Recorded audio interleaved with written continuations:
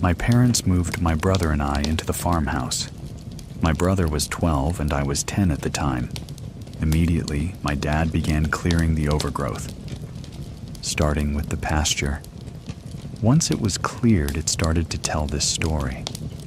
Scattered all across the pasture were tractors, large farming equipment, harvesting equipment, and it was like whoever had last used it stopped whatever work they were doing, walked away, and never came back. Later, we found out exactly what happened.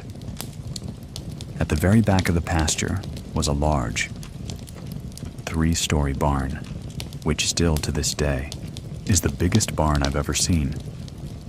The third floor there was a small dwelling that's actually where my great-grandfather had lived with his wife and son while they were building the farmhouse.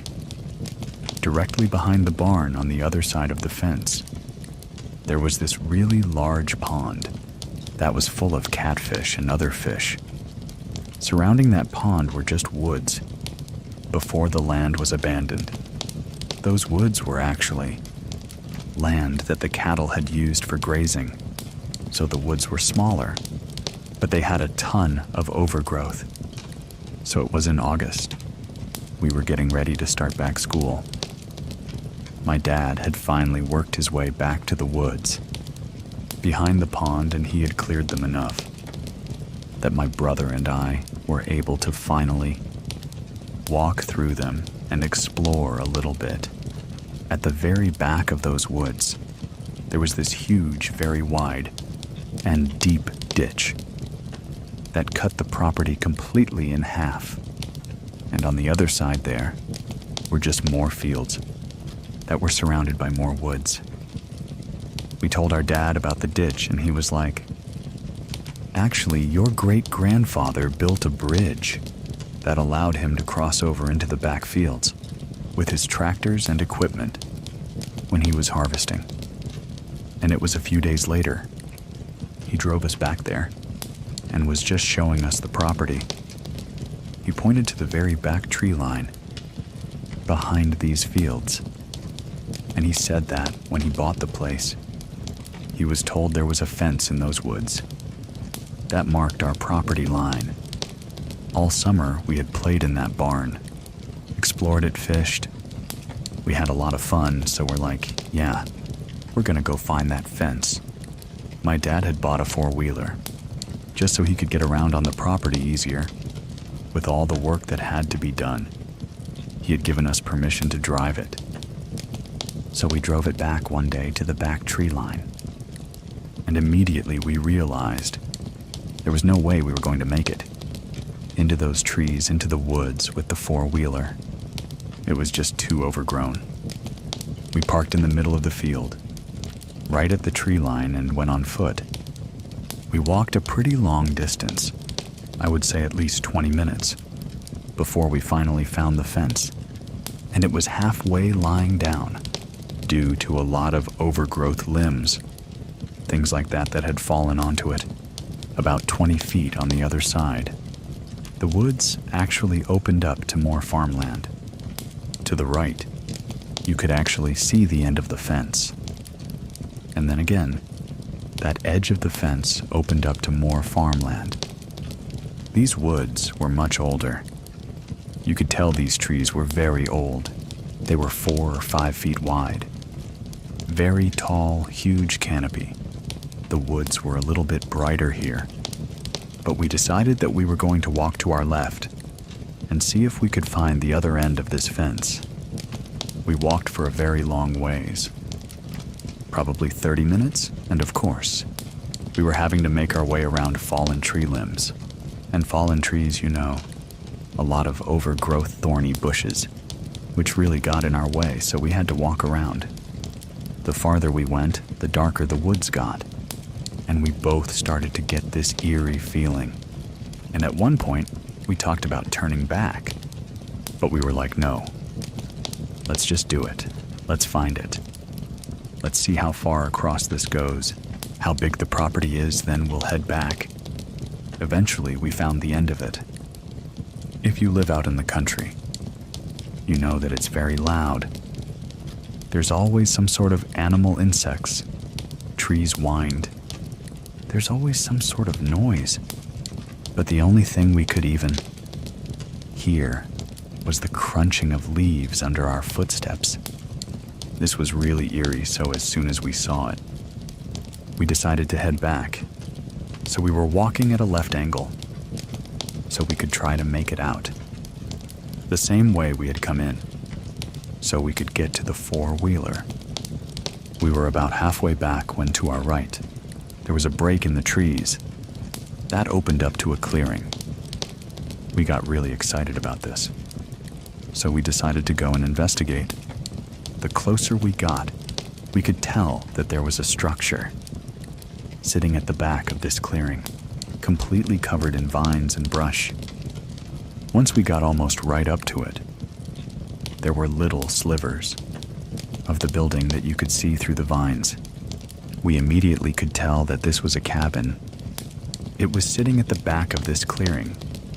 So we walked to the left and we found the front of it. It had 2 windows on the front. To the left corner was a window. The front door was right beside it. And then, the other window was almost directly in the center of the cabin. We decided to see if it was open.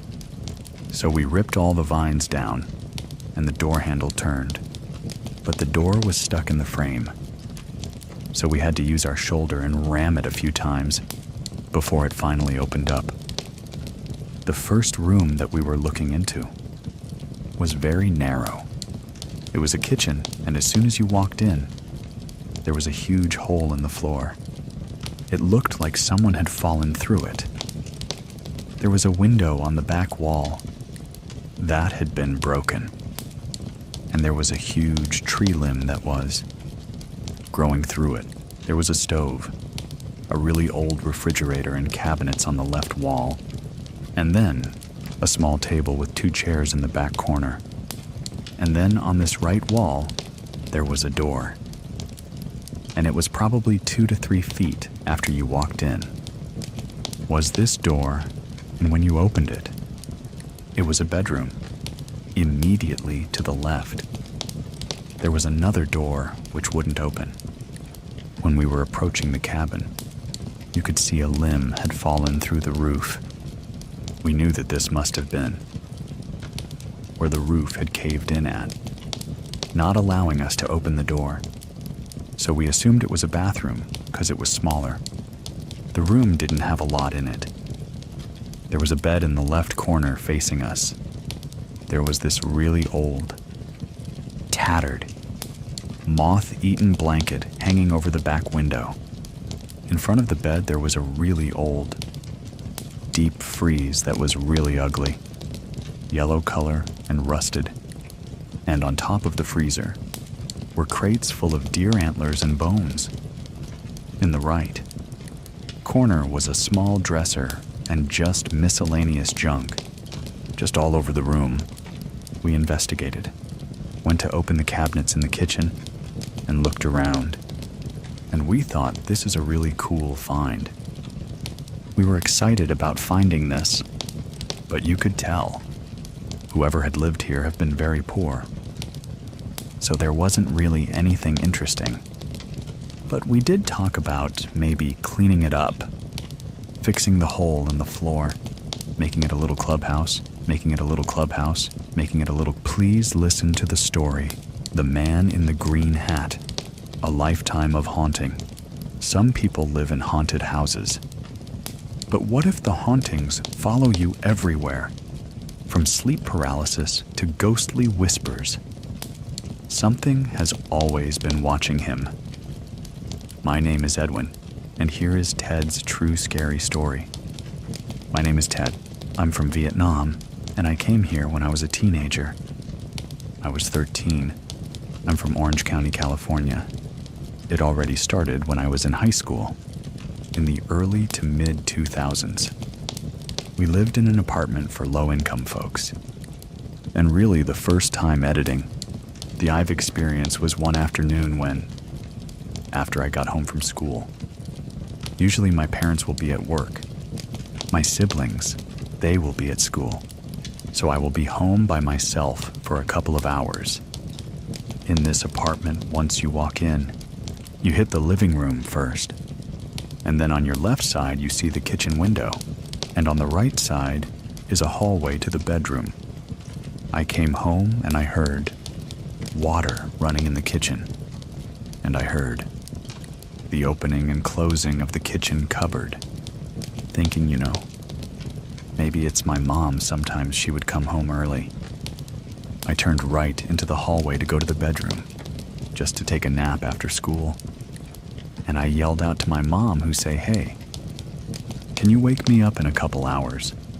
And I heard her reply. It was a raspy female voice. "Okay, Con. Okay, my son in Vietnamese." Voice was raspy, so I thought, maybe she's sick and she must have a cough. And that's why she was raspy. And that's why she don't come home early from work. So I went to took a nap, and then about an hour later, I got a phone call, and it was my mom. So I answered it, and she said, "Hey, what did you want to eat?" Because she had to stay late at work, and she was not going to go to cook dinner. And I realized that whoever it was in the kitchen early was not my mom.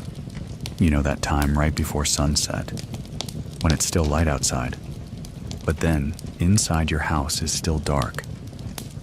It was pitch black, and inside was an eerie silence. And I told my mom, "Please come home early," and I was like a teenager. But I was still a kid. I sat up in bed, and I was so afraid. I didn't want to move, because I didn't close the bedroom door.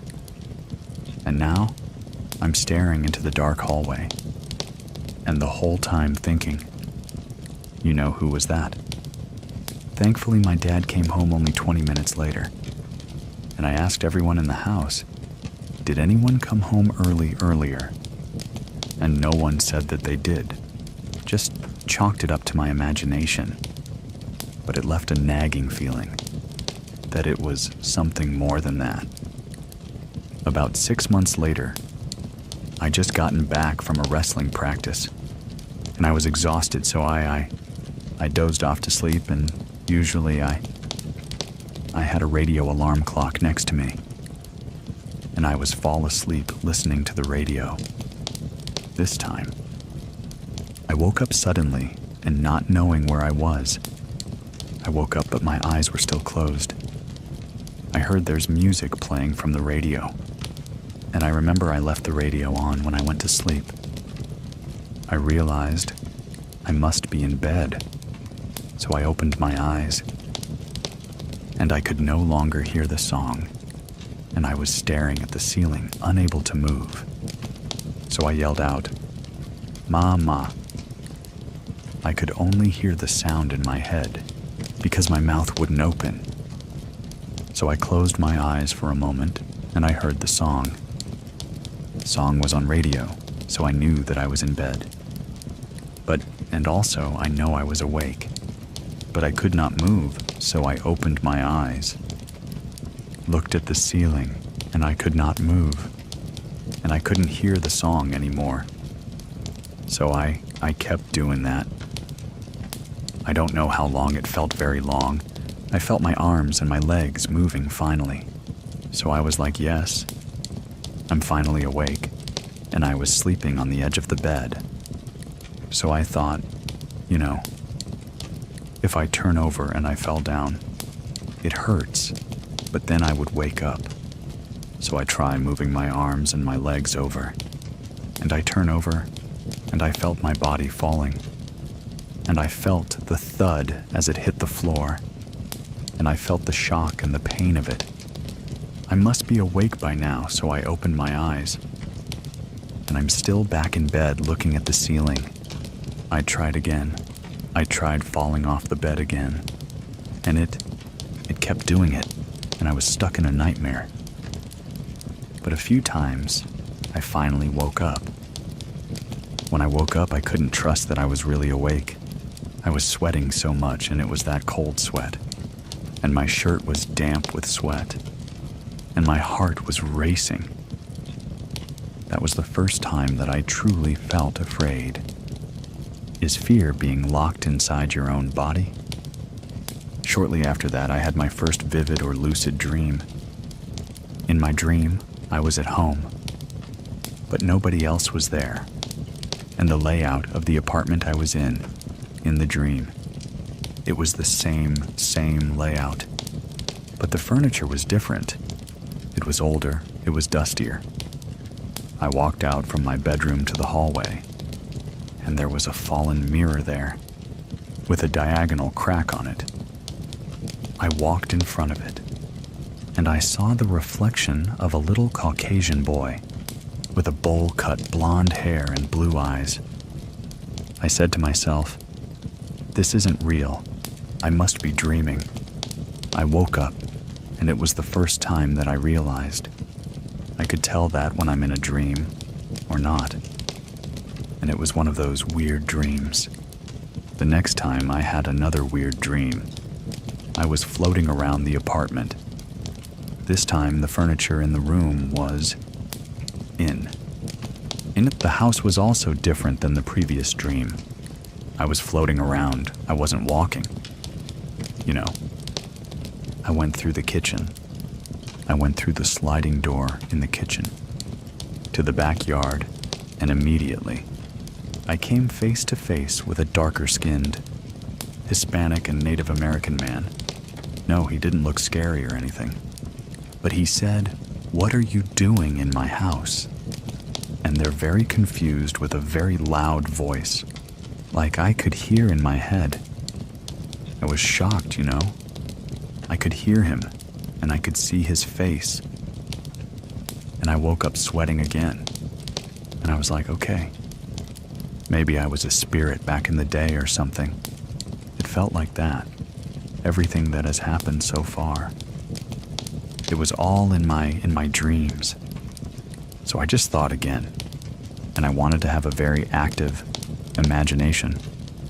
It's just, silly dreams.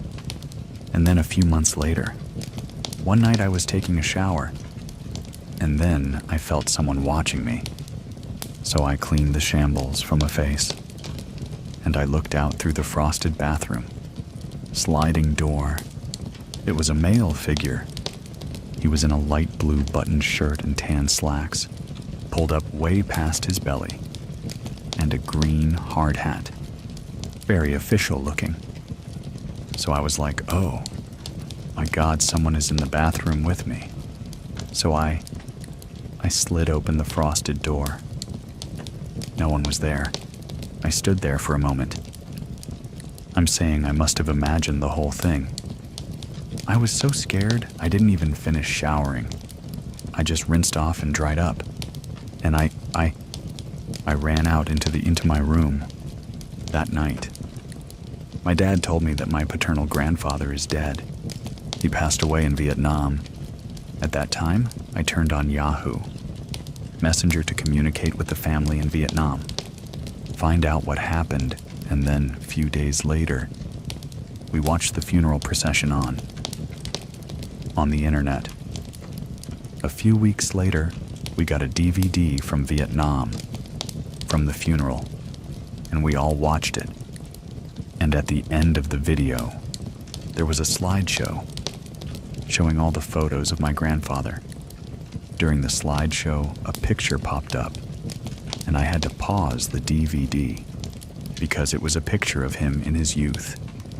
Volunteer uniform, light blue button shirt, tan slacks, and a green wide jungle hat. I couldn't believe it. My whole family is Catholic, but they do not believe in ghosts or demons or anything, because it's the house of God, and God wouldn't let any supernatural things happening. Just talking about it was not looked favorably upon. So I calculated what time that I saw that figure, and it was a few minutes after he passed in Vietnam. The following year, we moved to a different apartment. And the thing about Orange County, California is, it's home to the largest concentration of Vietnamese immigrants, and There have been a few generations that have been here before the 70s, before the end of the war. So we were excited to move to a new, more spacious 2-story apartment. At that time, I was going off to college, but I stayed home to save money. That's when the sleep paralysis escalated. I started seeing figures. I felt the bed move during the sleep paralysis episode. The stereotypical packmen staring at me. They had women straddling me while I'm in the sleep paralysis and looking at me. One time, I was sleeping in the living room on the couch, and I had sleep paralysis, and I heard someone walking up the stairs. So it was a 2-story apartment. So it's a second story who had stairs going up. So I was, in the living room. I had sleep paralysis. And I heard someone moving up the stairs, slowly but intentionally walking, so you can hear them, the first step. Dude. Dude. Dude. And a deep voicemail said, I'm coming to get you. And by this time, I'm used to it. So I knew how to wake myself out of sleep paralysis. I just used to shake my head really hard. And if I shake it really hard, I would wake up. I'm a very skeptical person. I like to think I'm rational. So I looked into it, and there was proposed theories on how or why sleep paralysis happens. It's the theta brainwaves, invading other type of brainwaves during sleep. And normally your body is paralyzed, so you don't act out your dreams. So sometimes you wake up and your mind is woken up, but your body hasn't woken up with it. So you're still paralyzed. And I rationalized it as it's just something that happened. It's a physiological phenomenon. It's not real. So I just kept on living my life. And with sleep paralysis, as you know, that is something common. And then one night, I was studying in the living room again. Well, early into the morning, around 3 a.m., I heard footsteps coming from the bedroom upstairs. Let's not tune abnormal. People in my family, they would come down for a glass of water. But this time, it was my teenage sister. She had a dazed look on her face. She was staring in a distance as she was walking through the living room, as she walked into the kitchen. So I thought maybe she's sleepwalking. And it's the first time I've seen someone sleepwalking. So I pay attention. I didn't want to wake her, because I read all the lore that you're not supposed to wake a person that's sleepwalking. You just guide them back to bed. So she walked to the kitchen, and she walked to the kitchen window. She opened imaginary door. She looked up and down, and then she closed the door. And she turned around and went back to bed. So a few weeks later, I found out, incidentally, from the landlord that the tenant before last, they had a brown fridge next to the kitchen window. The pictures he took before they moved out. Because before people move out back then, they just came in and took pictures to see if there's any damage. He dug it up, he showed me. And there was a fridge, exactly where my sister was, pretending to open the door. And I couldn't believe it, because it was exactly where she was at, in front of the kitchen window. But again, I wasn't allowed to talk about any of this in my house. So I explained it away as a coincidence. I just brushed it off. It's early morning. I went down to the kitchen again to get water. As I turned a corner into the kitchen, I saw someone sitting there in the dark, at the kitchen table. And the figure looked like my dad. I was like, "Hey, Dad, what are you doing awake?" He didn't answer me. "Oh yeah, I got some water," went back up. And the door to my parents' bedroom was open. I was drinking water, and I looked in, and I saw my parents sleeping in there, so I stopped. I turned on the light, and I ran downstairs. Of course, there was nobody there. Another late-night study, and I was laying on the sofa with a laptop on my chest after an hour in that position. And my back was hurting a little bit, so I set up to put my laptop on the coffee table. And just before I put it down, the table slipped like a good foot away from me. And the coffee table it was not too heavy, but it was heavy. I just held a laptop in my hands, and I was like, I froze. I'm trying to process what happened. In California, earthquakes aren't that uncommon. So I explained it away as an earthquake, you know. But I knew that it was an earthquake. The whole apartment, everything would be shaken and moved. And not just one coffee table. So now, I'm 2 years into college. We welcome into addition to our house. My baby sister was born. She was the joy of our lives. And I loved taking care of her and spending time with her. When she was 2, I was taking care of her one morning. And we were alone in the 2-story apartment. And after giving her a bath and I put clothes on her, I was going to take her downstairs to get something to eat. And I had turned a corner. And I was a couple of steps down the stairs. And she was about to go with me. When she's turned back to look at the bedroom hallway. And she said, "Hey, look, there's a lady there." So I just grabbed her and I just booked it downstairs. Again, I played it out as her imagination. And I didn't want to acknowledge it. Shortly thereafter, we had a roommate. He was a son of a family friend. So he came in to study, so we gave him a place to stay. He shared a bedroom with me. Now, the whole time, there was always something going on in the room that I slept in. Things like feeling being watched, waking up feeling someone sitting in the bed, with a depression in the mattress, and especially the door opening on its own. So outside of this bedroom is a bedroom hallway, and there was a loose piece of floorboard right outside of it. So if you walk slowly, you would hear the creak of the floorboard. At around 3 or 4 a.m., almost every single night, I would hear the floorboard creaking. And again, I just explained this as you know, someone in my family, just probably waking up to get some water. But the door kept opening by itself around 3 or 4 a.m. every night.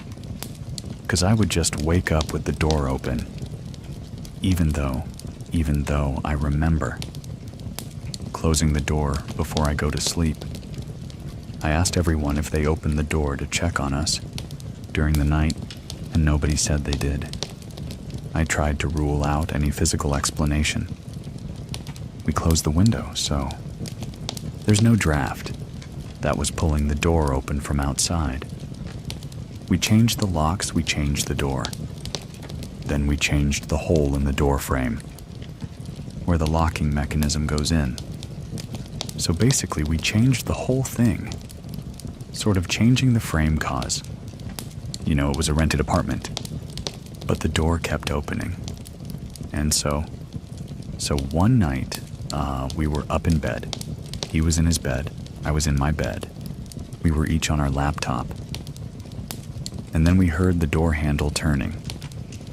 We looked to see who's checking on us, but the door creaked open, and the door had no turnback. There was nobody there. The door was in this place, and you had to turn the handle and push to open it. Finally, I got up and I closed the door and I locked it. Then I was convinced that there was no explanation for a lot of stuff. That was happening. The first EVP that we captured, my roommate was an amateur rapper. He would write and record a song. It was like a whole thing in the late 2000s. One afternoon I came back from class, and I saw him laying in his bed with his headphones on, editing his songs. This time he was staring at his laptop, and his face was like flushed, like he was like red, and he looked shocked.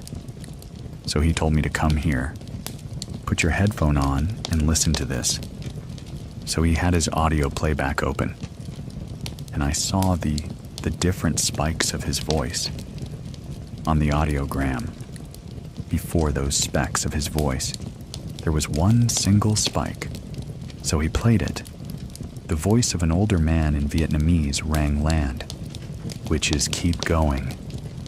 And he was visibly scared. And I didn't know what EVP was so surreal at that time. So I put a recorder in my room later and went to school. I made sure that all the doors were closed. All the window was closed. There was no one at home during the day. That people either went to work, or went to school.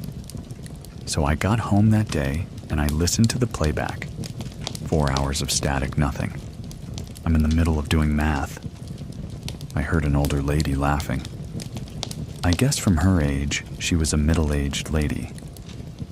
Again, I tried to rationalize it right. Maybe it was the sound from outside. But I checked with the neighbors.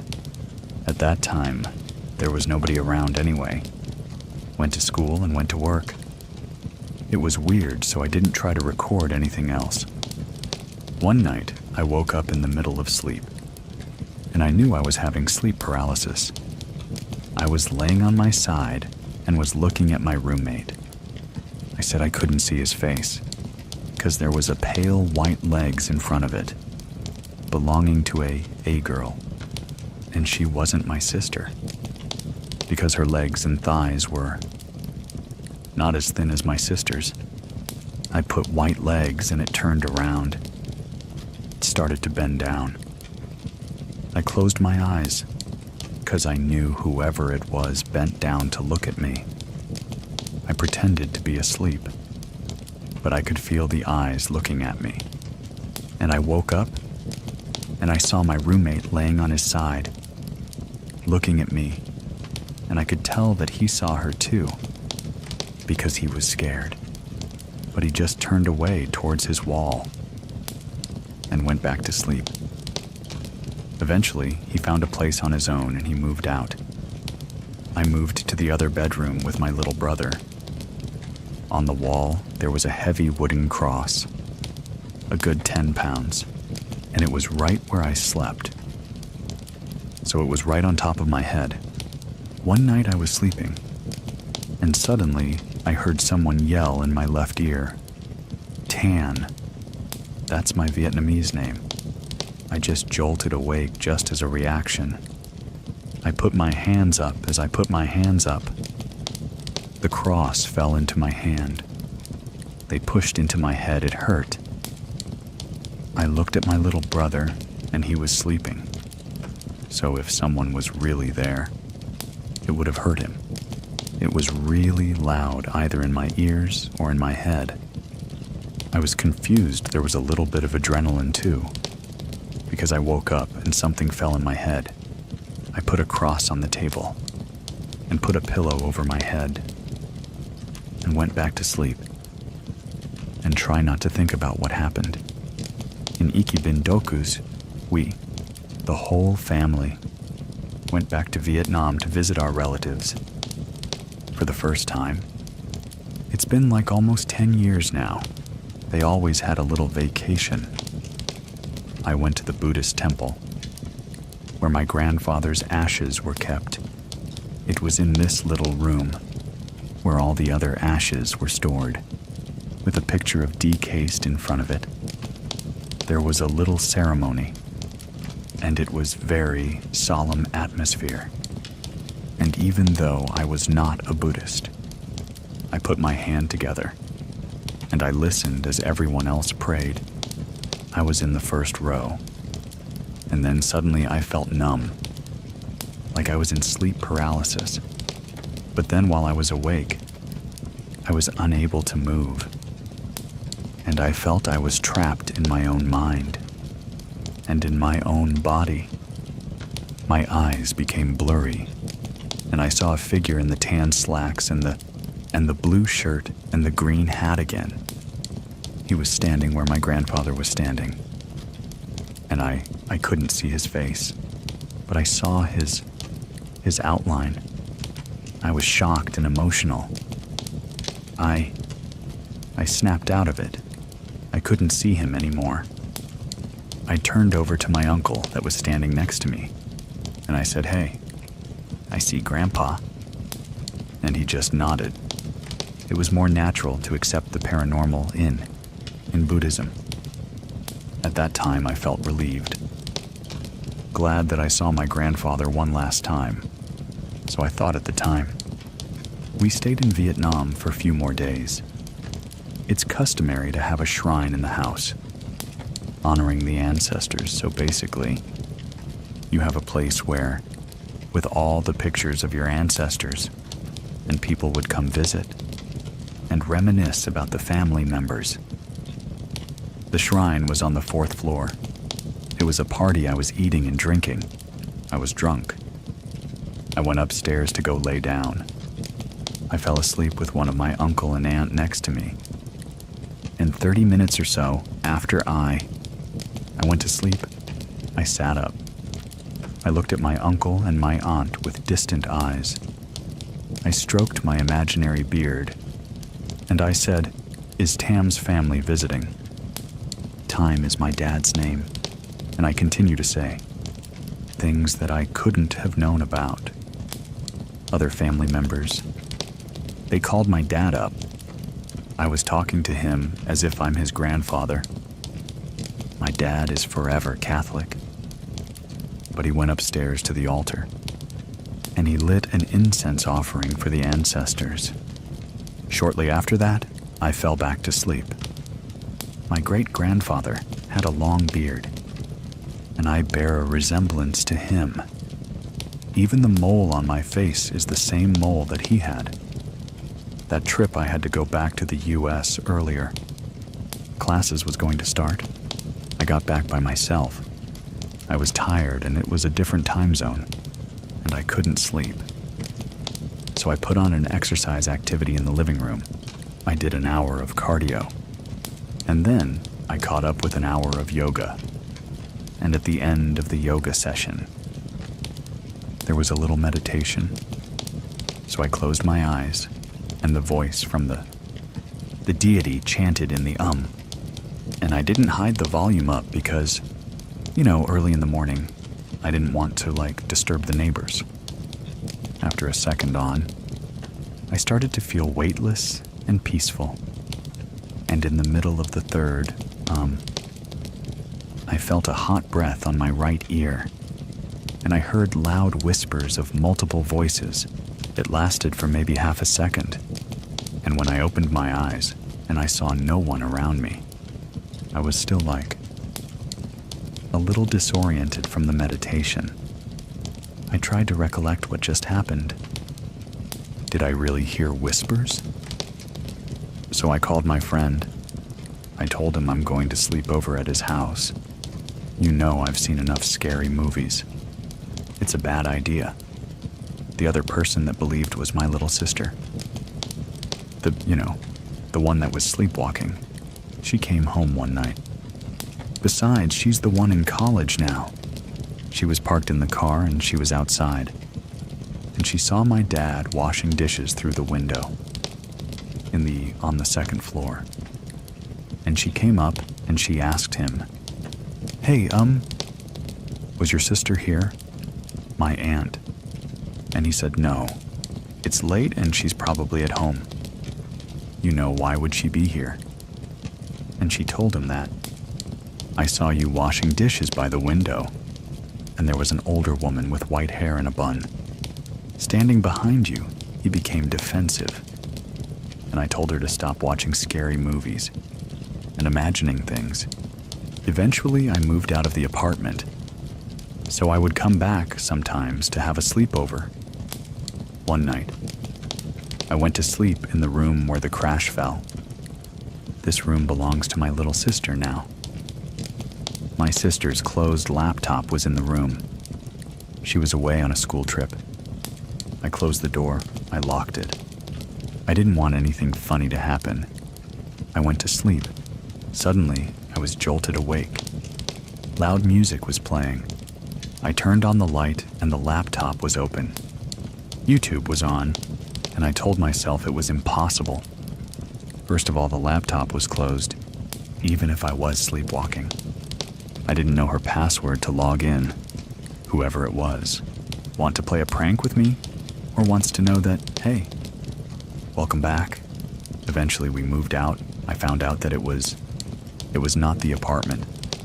It was me. So I moved on to professional school in another country. But my first day there, I was so tired. I just crashed on the bed. I didn't care if the bed was dirty or not. I just crashed. I was so exhausted. I opened my eyes to another sleep paralysis episode. I couldn't move. And I heard the door creaking open. It was an Asian woman. She was wearing those Chinese flowery pajamas, and she was young with a bowl-cut hair. She floated around my luggage. She went around it. Then she straddled me to put her legs on top of me. And she looked at me. We were having a staring contest. Her face was pale white. She didn't look evil. She was more like mischievous. She smiled at me. I smiled at her. I blinked twice. She blinked twice. Then she just cocked her head back and I could hear her laugh in my head. Then she got off me, and then I closed my eyes. The next morning, I told my flatmates what happened, and surprisingly, they were supportive. And they offered to switch rooms with me. And then I dug up the history of the town we lived in. And sure enough, there was a sizable Chinese immigrant population there. So, a year went on, I was in graduate school. One night I dozed off after studying for 14 hours. And you know, if you're in graduate school, you're studying full-time for 12, 16 hours a day. I remember it was a Thursday night when I went to sleep. And on Friday at around 2 a.m., I woke up with an uneasy feeling. And I opened my eyes, and I saw a pair of skinny girl legs, and asked myself, oh my God, it's the same strip reality episode. And I looked up to see who it was. I realized if I could look up, I'm not having sleep paralysis, I'm awake. And I looked up, and it was my classmate Macy. And she whispered Ted. And like a pillar of smoke, she just withered away. I sat right up because I could not believe.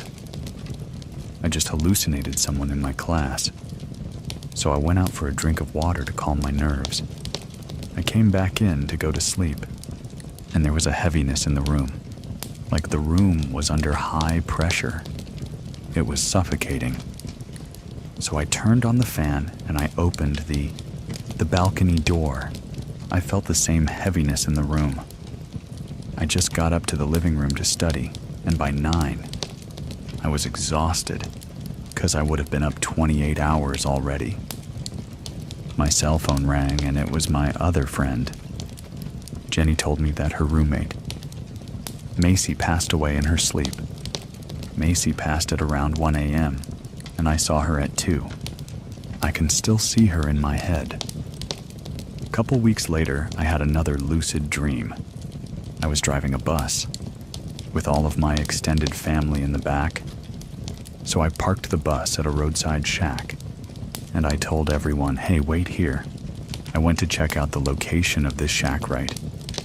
I stepped off the bus into the muddy ground.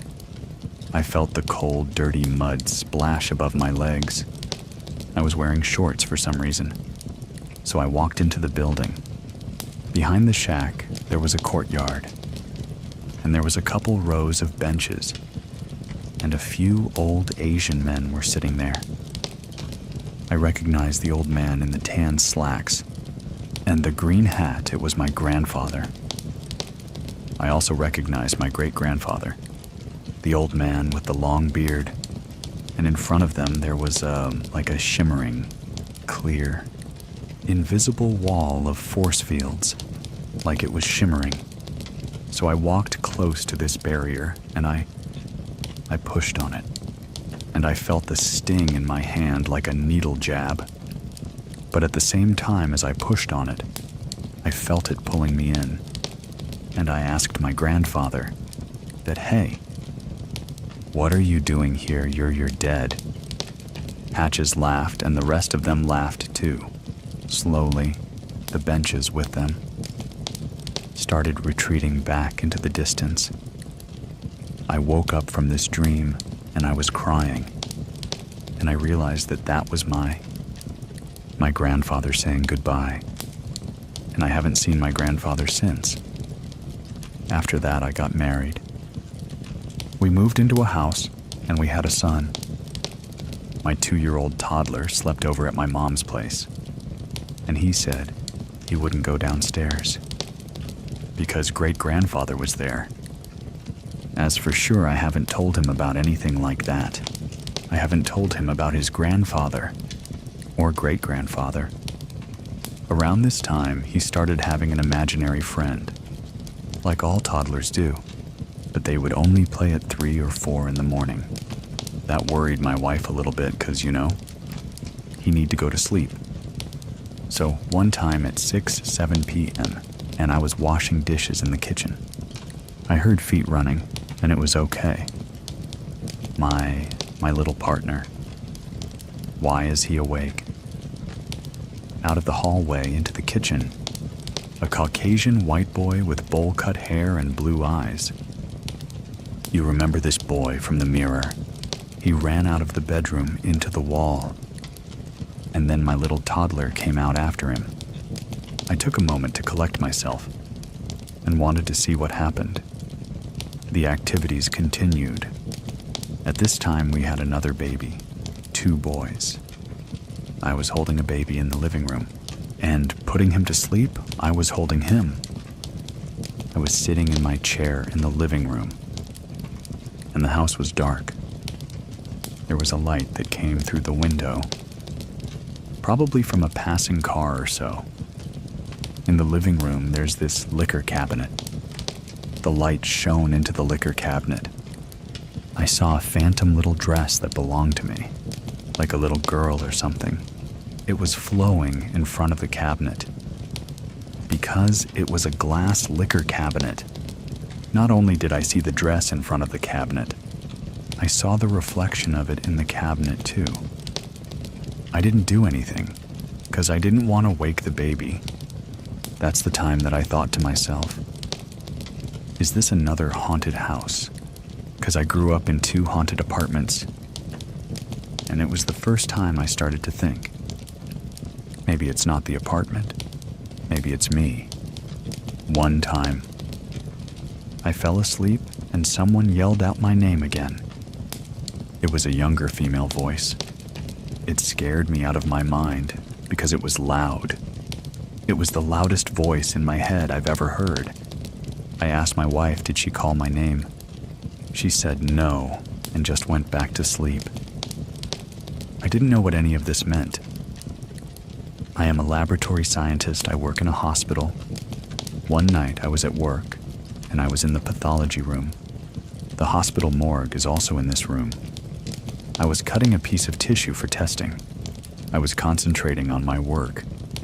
Behind me was a cupboard. Suddenly, a few plastic fly holders and clamps came flying out of the cabinet, across the room and hit the other side. It hit the wall. It didn't fall, it flew out of there. Violently flew out of there.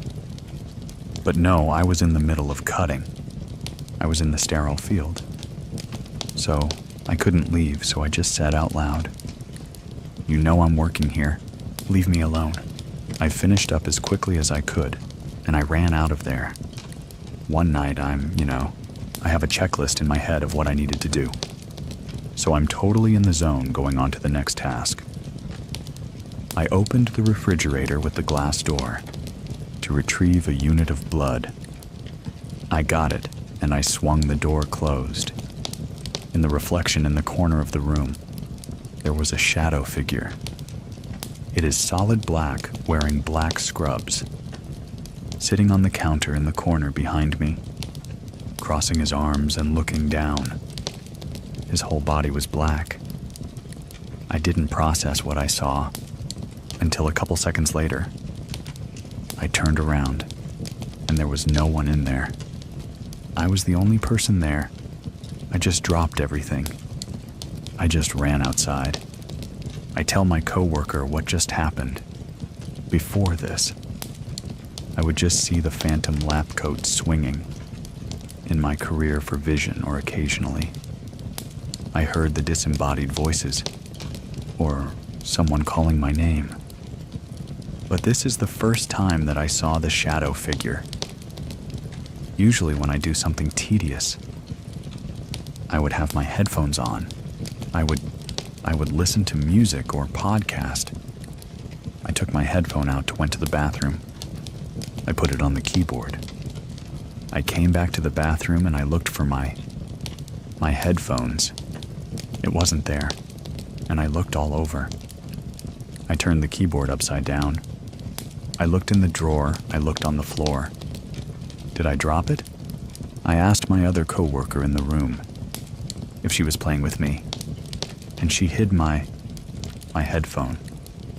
She said no, she was in her corner, so she went out, and I just spoke out loud. You know, I said, hey, can you not mess with me? I'm at work, and return my headphone. I got out of the room, so both of us went out. I went to get some water too. 3 minutes later, I came back and the headphones was on the keyboard, exactly where I left it. And remember, I turned the keyboard upside down to look for it. I've had this recurring dream where I was in the Vietnamese countryside. I was in one of the villages, in the kitchen. It was not a modern kitchen that we used to. It was a shack kitchen. There's a kitchen in the shack, basically. And it was a wood fire in the kitchen. I would dream I would help out with the cooking, stoking the fire, butchering the meat. And I remember reaching into the crevice. On the side of the stove, I can still see it. It was a darkened, half-burnt piece of wood with a fault crack at a handle. So at the handle, there's a crack, just to move the firewood around. And we wake up and not think too much about it. It's just another recurring dream. So it went to one of my trips back to Vietnam. That's one time we went to an ancestral home of a distant branch of my family. It was in the countryside, and it was a bit of a drive outside the city. It's a big property. I got to the kitchen, and it was the same shack kitchen. I had a surreal moment. I just stopped there, and I looked around. It was the exact same layout. The shelf was exactly the same. I felt a little lightheaded, and my arms and legs were weak, 'cause could not believe that I saw this in my dream. Dejero is when you had a feeling that you've done this before. But I knew exactly what this was. I know the kitchen. I went to the stove.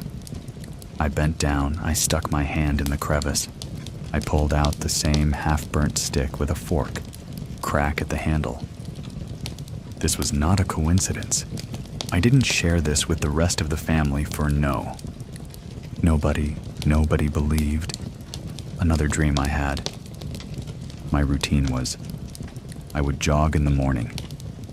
One time, I woke up to find one of my uncles standing next to me and put his hand on my chest and tell me to stay home. No, I don't need to run today. He looked just like my uncle, but the only difference, he had a thick mustache. It didn't make sense if he was living in Vietnam. Why would he be here in the US with me? I called and I talked to my aunt's uncle in Vietnam. I found out that my uncle was the youngest in the family. My grandma had a miscarriage after having him, and it was a boy. My aunt told me that it could have been him. The uncle that my grandma had had a miscarriage, and then a few months later, someone in my neighborhood was taking her dogs out for a jog. She was run over by a car whose driver ran a stop sign. I wanted to make the connection. But the timing of the day was off. I drop in the morning. This accident happened in the afternoon. Later, I realized that if I was destined to get run over that morning, but stay in bed instead, then maybe no one else had to take my place, and there would be no accident at all. But yeah, that's conjecture. I dreamed about a family of 4, playing on the side of a house. It was a Caucasian family. There was a green convertible. Personal driving, it was one of those old car AGTO, and they were writing their initials in the year. In the wet concrete on the side of the house. I didn't see what they were writing, but I know that's what they were doing. What else would you write in concrete? And it was a recurring dream. I didn't pay much attention to it, because it's just a dream. Sometime later in real life, we were looking to buy a house, and the housing market in 21 was very bad. Then one afternoon, after putting our names down at 2 different houses, with very low hope, we went back home. And on the way, we had passed by this house with an open house sign, and I told my wife, you know what? Let's just go in, let's try our luck. Went into the house, and I went out by myself. And I got to the side of the house, and just like when I was in that kitchen, I stopped. I was shaking. There it is, the green convertible, GTO. I walked to the side of the garage, and I saw the initials and the year in concrete. All of a sudden, it's like a rush of intensity. I felt everything. I felt the happiness. I felt the nostalgia. I felt a laughter. I felt a shiver, despite all the emotion that the property has experienced. It shared some of that with me. So the realtor revealed that the owners retired and wanted to move to the United States and needed to sell his house. Usually you need to outbid the other buyer. The price would just go up. However, the realtor told me that she was just instructed by the owner, just before we showed up, to settle for $20,000 over the asking price. So that's what we did. We offered $20,000 above asking price, and we got the house. The house has been good, and I haven't had any paranormal experience here. My wife asked me, "Hey, have you seen anything unusual?" And I said, "No, this is a good house." The last thing is, all the haunts that happen while we go on vacation, there's been 2 that are significant. So we went to Indianapolis to attend a cousin's wedding, and it was a large group of us. We booked a large multi-room house, and the first thing I noticed when I put up was, this is a very nice Victorian house. Oh, but it looks very nice historic. It was in the historic part of Indianapolis. So one night I went to sleep pretty late, and I was tired from a day of driving and attending events. My wife was in the bathroom getting ready to sleep. I closed my eyes, and the light was on in the room. It was bright white light, and I felt the room getting darker through my closed eyelids. So I figured my wife get out of the bathroom, and she turned off the light. When I opened my eyes, and what seemed like a second later, the room had a flickering yellow hue, as if the room was lit by candle lights. Standing at the foot of the bed was an older, white man in colonial attire. He had a saber or a sword by his side. I looked over to my right, and there was an older, white woman with salt and pepper hair, in a white nightgown. The older woman was looking into the distance, but the police officer was looking straight at me. I was scared. I pushed myself to sit up, and as soon as I sat up, the older woman turned to look at me. I realized I am awake. I'm wide awake. This is not a sleep paralysis. I closed my eyes. I didn't want to look at them. I saw myself standing on the sidewalk at an intersection. I looked up and saw the signs for the cross street. Pennsylvania and 22nd. A sedan was speeding in its cross intersection, but it hit a pedestrian. The pedestrian's face zoomed into mine, and I saw her face. It was an older black woman with short, buzz-cut hair. And then a name appeared in my head. Wendy. That's when I opened my eyes and I yelled out help. My wife came out of the bathroom, and she asked what happened. I told her what I've seen, and she said, "Let's just go to sleep." I was very unnerved by what I saw. It was 2 apparitions, and a memory or something of someone getting run over. So in the morning, I looked on the map. And Pennsylvania. 22nd is 1 street over of where we stay. We stay on the 21st in Pennsylvania. I rationalized that. I must have seen Pennsylvania and 22nd on the map while I was driving, and I must have incorporated that location into what I saw. But I had no explanation for the colonial officer and the woman. I had no explanation for the name Wendy. I Googled car accident in Wendy and that location, but nothing came up. I couldn't explain it. A couple nights later, I sat in the kitchen to talk to one of the uncles. It was early in the morning, again 2, 3 in the morning, and I sat on the table across from him. Behind his head on the wall was an oval vanity mirror. It was angled downward where I sat. I could see his reflection and mine. We were in the middle of a conversation, and I looked up in the mirror, and there was a dark shadow figure moving on the wall behind me. It stopped, waved its right hand, and continued moving out of view. I turned around right away, and of course there was nothing there. I didn't tell anyone until we got home, and I told my wife. The last thing that happened was in Chicago, Illinois. I visited Chicago in 22 to attend for graduation for my master's degree, though we stayed at a hotel near the university. When we put up in a taxi, the hotel did not look exactly like what I expected. It was a thin and long building, and of course it's in historic Chicago, so we went out to the floor that we were in.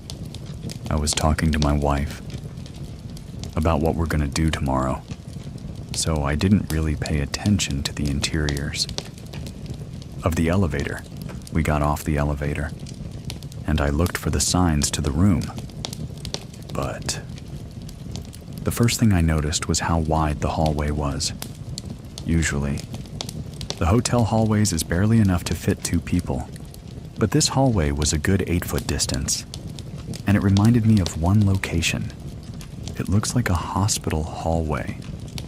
I told my wife, "Hey, honey, this looks like a hospital hallway," and she's like, "Yeah, it does. It's weirdly very wide." We passed a door frame on the way to the room, and it reminded me of the safety double doors that the hospitals would have. We made it to a room, and we went to sleep. It was late. I was fast asleep when I heard the alarms. In my head or in my ears, I'm still not sure.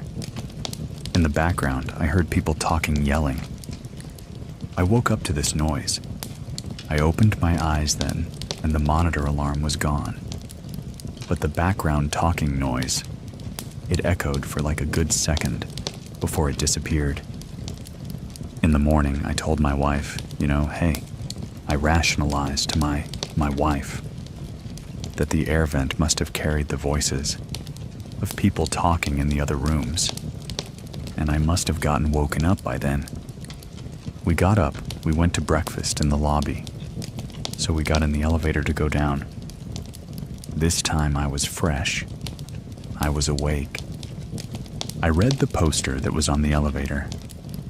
So this hotel used to be the Cook County Hospital. It's one of the first hospitals established in Chicago. It's a Civil War hospital. They had the first medical internship. And I'm a blood bank and transfusion specialist. And Cook County is the first hospital with the first institutional blood bank in the whole world. I read about it, but I never looked up what the hospital looked like. The wide hallway, the monitor alarm, the people speaking. It made sense then that I would hear it. I didn't feel scared. I felt emotional as a fanboy, basically, because I was in a historic location. I had to have a moment with myself to realize internally that it's not all these places. It's probably me, growing up with passive family, where we don't talk about these things. It's hard for me to come to that realization. I tried to rationalize and disprove as much as I could, but I would accept the things I could not. With paranormal activities, you'll only get it if it happens to you. Auditory apparitions, they're fine as long as they don't make a noise. It's the ones that talk to you that's extra scary. Because the second sense of hearing is more of a confirmation that this is real. This is happening. When you have two or more senses confirming that it's happening, it's no longer something subconscious. It's real. It's conscious. Just a side note here. Our storyteller today mentioned Wendell, a missing link in his story. He had no idea how it was connected to anything. Well, it turns out our editor and sound designer, Sarah Voorhees Wendell, got us scared today when she heard it. Was it just a coincidence? If you have a true story that you want to share, head on over to TrueScaryStory.com and fill out the form. And if you're following the show, we'll get to hear another story next week. Anyway, thank you very much for listening. Keep it scary, everyone. See you soon. Please listen to the story Farmhouse Nightmares. Some memories never fade. She was just a child when it happened, alone in the dark, unable to move. She heard it, and she knew she was not alone. My name is Edwin, and here is Liz's true scary story. My name is Liz. This situation happened 1976. I was 8, my older sister was 10. Back then, my parents divorced, so we had to go into the foster care system. The night that we left, we had to go to what they call an emergency shelter. Home. We grew up in the city, so here we are driving maybe an hour and a half, 2 hours, and it's all farmland. It was dark. You've got one house. Another house, you won't see it for another couple miles. That's where Mr. and Mrs. Moore lived. They lived in a farmhouse. Looked very scary the night we got there, of course. But as the days and weeks and months went by, we actually really enjoyed ourselves there during the day. It was nice because they had horses and they had chickens, and we played outside. Every night, Mrs. Moore would say goodnight to us, and then she would close her bedroom door, and, she would go to her room. At the time that this happened, it was myself, my sister, a young girl, and her brother. The three of us girls shared a big bedroom, and the young boy was in another room. So it's a 2-story farmhouse, and you go up the steps. Straight ahead was her room. So you open the door, and to the right is where the young girl would sleep. Then, to the left would be my bed to the left, and my sister's bed on the right, with a window in the middle against that wall. That night, I don't know why I felt just unease. I couldn't sleep. And when I think about it now, I think, did I sense something? My head is turned to the right with my left ear exposed, meaning I didn't have the sheets over my face or anything. I couldn't sleep, but I had my eyes closed. And then, all of a sudden, I see the shadow, but look to be of a man come in the room, come straight and then turn left, coming either to my sister's side or my side. I can see that, but yet my eyes are closed, and I know I was not sleeping. I couldn't scream, I couldn't cry, I couldn't do anything, I couldn't move, I was frozen, but I could just see it coming. It started to hover down over me. Now this shadow was darker than dark. Like I said, there was a window. The moon was out and you still couldn't see the shadow. And he was tall, very tall. So he hovers over me and he starts to get closer and closer. And then he starts whistling in my left ear. And each time he whistled, I could feel him getting closer. And then he touched me. When he touched me, which felt cold, I woke up. It was like I was in this trance. And then I woke up and I started screaming. And I was crying. Mrs. Moore comes in, turns on the light, and she says, "What the devil's going on here?" I said, "There is a man here." He whistled in my ear, and he touched me. "There is a man here." I just kept repeating it and repeating it. She thought it was nonsense. She didn't believe me. My sister and the other girl just their eyes were kind of big, wow. You know what's going on? She said, "I'll go to bed. Enough of this nonsense." And she said, "And who opened the door?" And I said, "He did. He opened the door." Still, she didn't believe me. So she closed the door and she went back in her room. Of course, she turned off the light. And my sister says to me, "Liz," she says, "I believe you because I think it came to me first." I'm crying and I wiping the tears off my eyes. And I said, "Well, why didn't you say something?" And she said, "Well, I didn't think anybody was going to believe me." She tells me that she sees the shadow, and she, too, said it looked like a man, a very tall man. It's coming towards her, which is weird because I can see it coming towards me. And she said she was holding on to her sheets, and she wanted to cover her face because it was starting to hover down over her. She said it took everything she had to put the sheets over her head, over her face, and she said when she did that, what woke her up was me crying and screaming. I never saw it again, but other things have happened. It just was not the Shadow Man. My first encounter with what I may call the paranormal happened probably a year before my parents separated. I was home alone with my baby sister. My dad was working. My mom was working at night from time to time. She cleaned offices at night, and I remember her taking my older sister with her. Now, nowadays you're going, okay, wait. She's 7 years old. No one leaves her 7-year-old like that. But back then, in the 70s, anything happened. We were in this apartment. And just to kind of give you a visual, there was a living room. Then there was a small little dining. And right across from it was a kitchen. And then straight ahead, to the left was my parents' bedroom. Then down the hall was our bedroom. And the three of us shared it. That night, I'm sitting in the living room.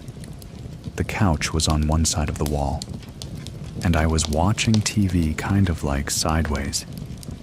Sitting on that couch, and my sister was on the floor. She was playing. I think I might have had a blanket on the carpet for her. I needed to get her a diaper. I got up and I went straight down the hallway into our room, opened the door, and as soon as I opened the door, to the right of that room is our closet.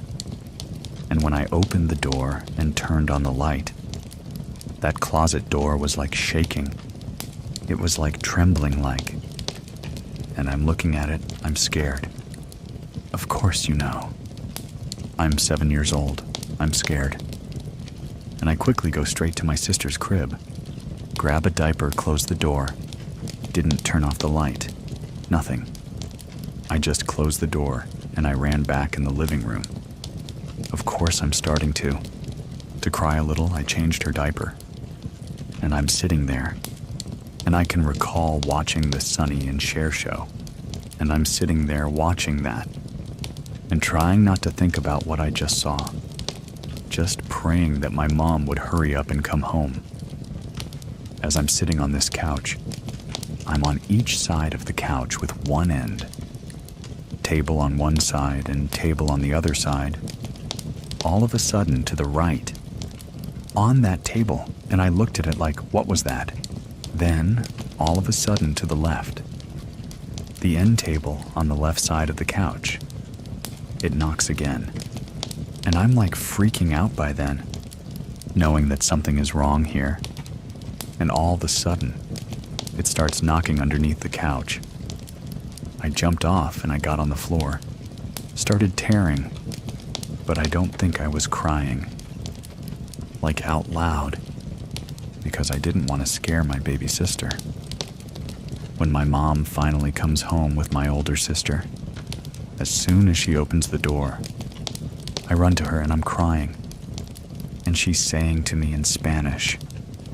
She says, "Mijita, ¿qué te pasa?" which is honey. What's wrong? I started telling her. The closet door in the bedroom was shaking. This table was knocking. And then it knocked again on this table. And then it knocked under the sofa. I guess because we're Hispanic. And we have that background of beliefs in the paranormal. And all these other things. And the thing she asks is how many knocks? And I'm looking at her. And I'm like, 3. 3 on this table. 3 on that table, and 3 under the couch. And then she proceeds to tell me, which now when you think about it, it's like, okay, why would you tell me that? Mom, at like 7 years old. And she said, well, that's the devil. Thinking back on that, with knowledge I have of some things, that's mocking the Holy Trinity. So you know when you're 7 years old, you're not going to make up a story of 3 knocks each. And that was the first time that an encounter of, for me, I call it evil. I call it evil. I've had many evil encounters, but I've had other types of paranormal encounters. Just maybe not necessarily all bad. That one, though, was bad. The next story would be when we left Mr. and Mrs. Moore's house and found like a permanent foster home. We actually stayed the most with Mrs. Moore's best friend, Mrs. Clark. She was a widow. Her husband was the local pastor, who had passed away long time ago. We came to love her and her huge family. I mean, she had like 7 grandkids, grown kids, and she did open her home to other foster kids. Not just me and my sister. And my sister, again, is my older sister. My younger sister stayed with my mom. I think we may have had a 4th of July party. We had to walk down this road. Very dark road again. It's that same road, it's dark. It's farmland. And we were walking. Maybe there's about, maybe 10 of us. Towards what I call like a fork in the road.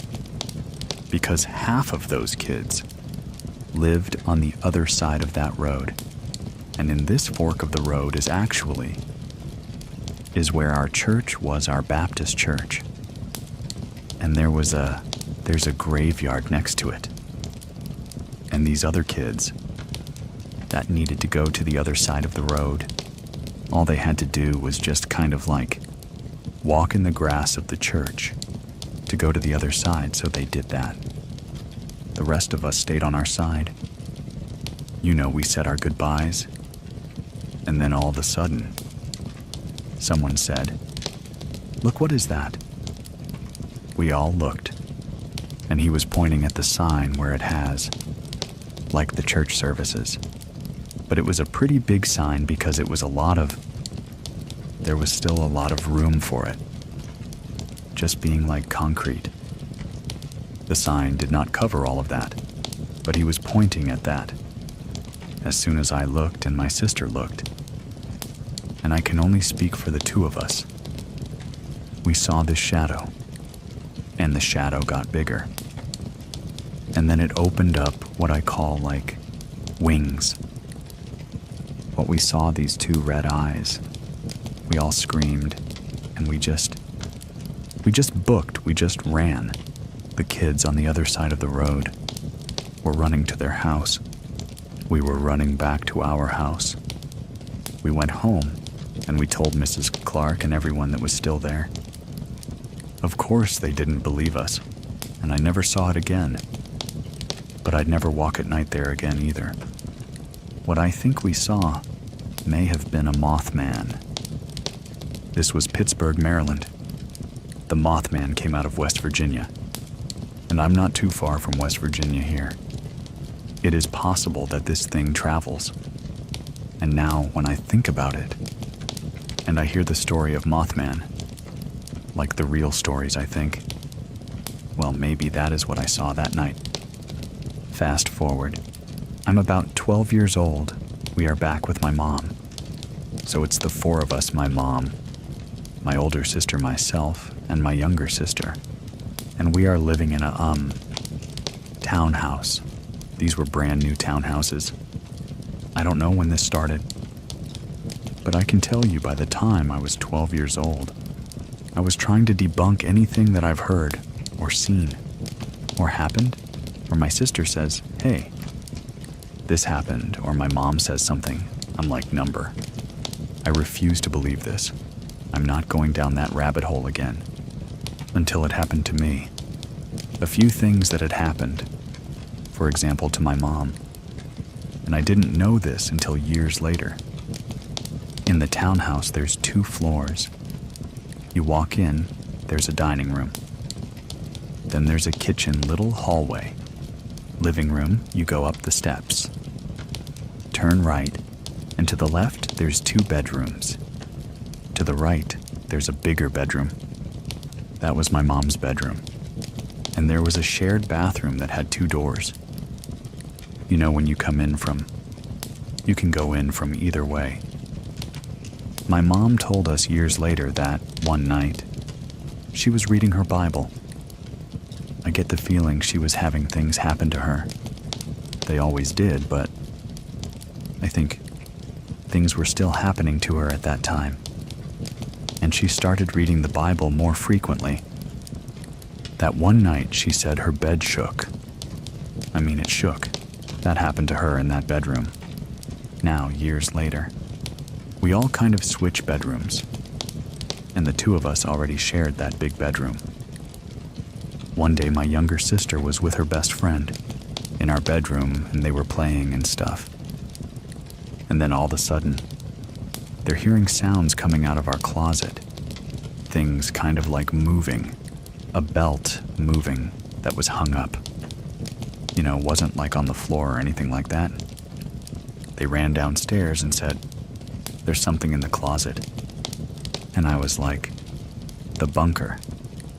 I'm like, "Now there isn't." I went upstairs. I opened the closet. I see my belt hanging and, see nothing. And I said, "It's all good." I ignored that. One time, the 3 of us went to my younger sister's best friend's house. Her parents weren't there. But we went over and we watched a movie, ate popcorn and things like that. Now, Heather had a dog, so the dog was with us. We're sitting in a game room, and it was near the kitchen. But you couldn't see the kitchen. from where we were sitting. I remember that when we came in and went in the kitchen, there was like the local newspaper on the kitchen counter.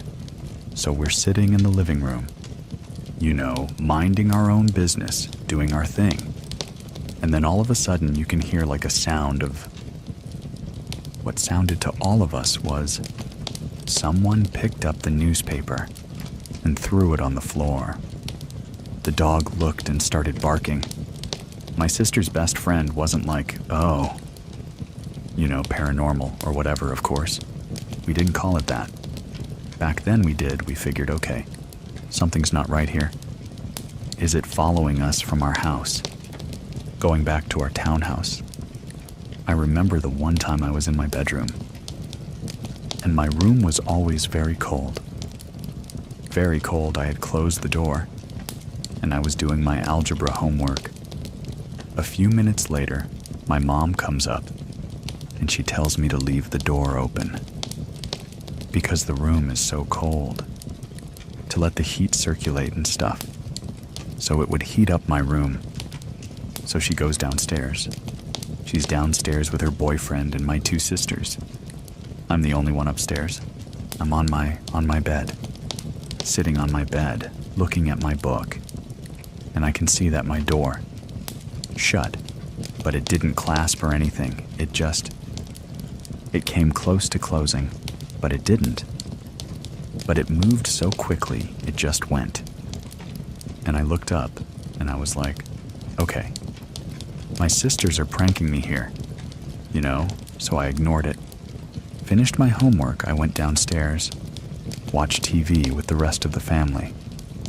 And I said, okay. By the way, I said, which one of you tried to close my door? And they're like, what are you talking about? I said, Mom told me to leave the door open. She left it open, and I did.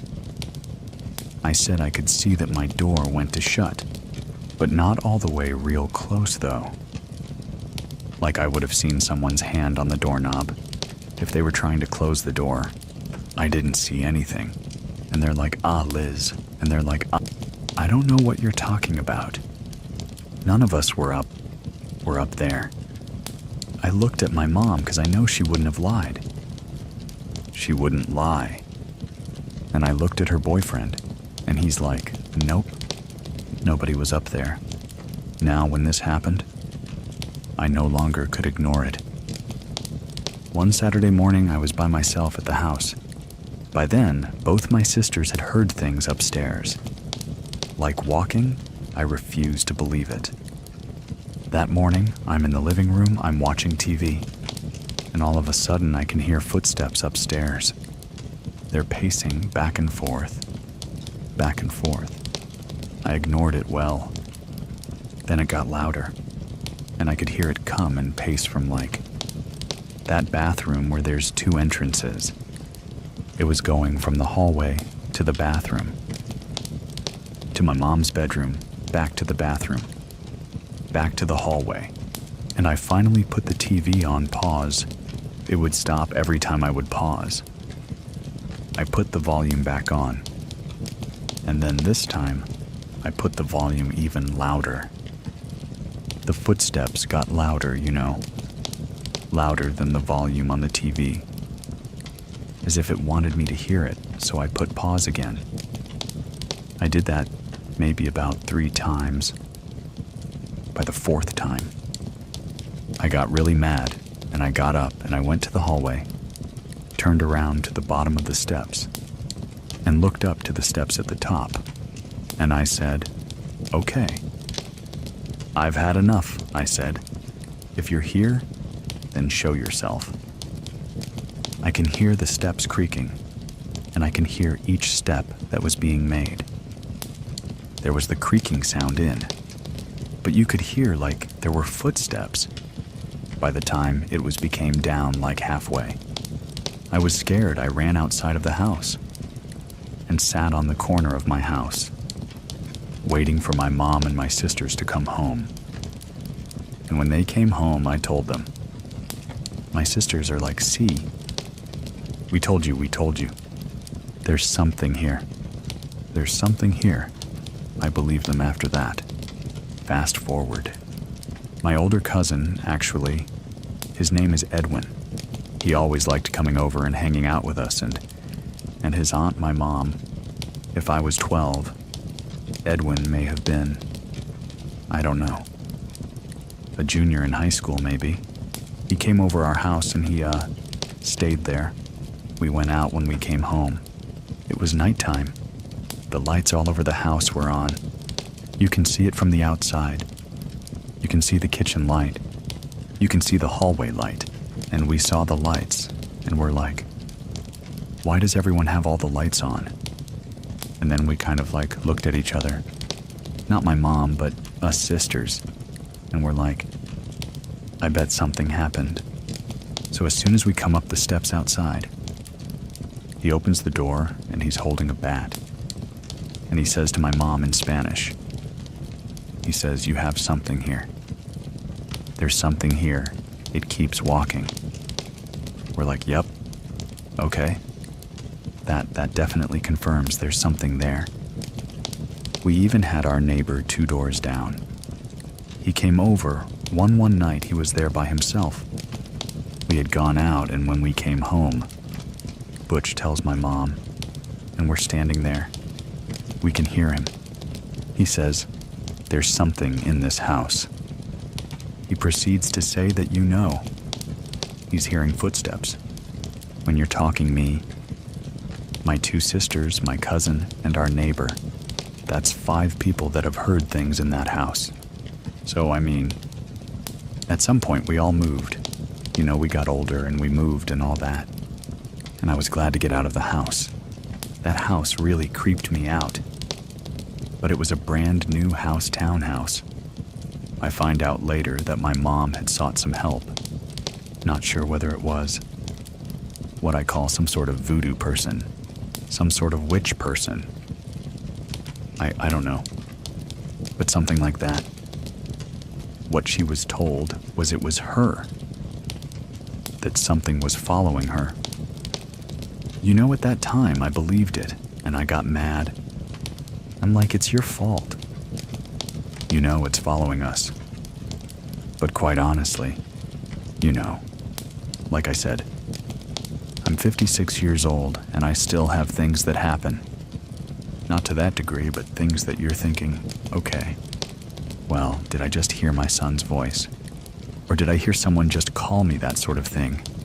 But not every situation of the paranormal is bad. There's good things, and there's bad things. If there's a story that you want to share with the rest of us, head on over to TrueScaryStory.com and fill out the form to not miss out on the next week's story. Make sure you're following the show. Thank you very much for listening. Keep it scary, everyone. See you soon. Please listen to the story, The Mistake of Never Saying Goodbye. Despite many warnings, Brooke and her friend decide to play with the Ouija board, a decision they would come to regret. My name is Edwin, and here is Brooke's true scary story. My name is Brooke. My first experience ever with the supernatural happened in Irvine, California at my grandma's house. My grandma still lives in the same house. She bought the house in the mid to late 50s. I was 6 or 7 years old.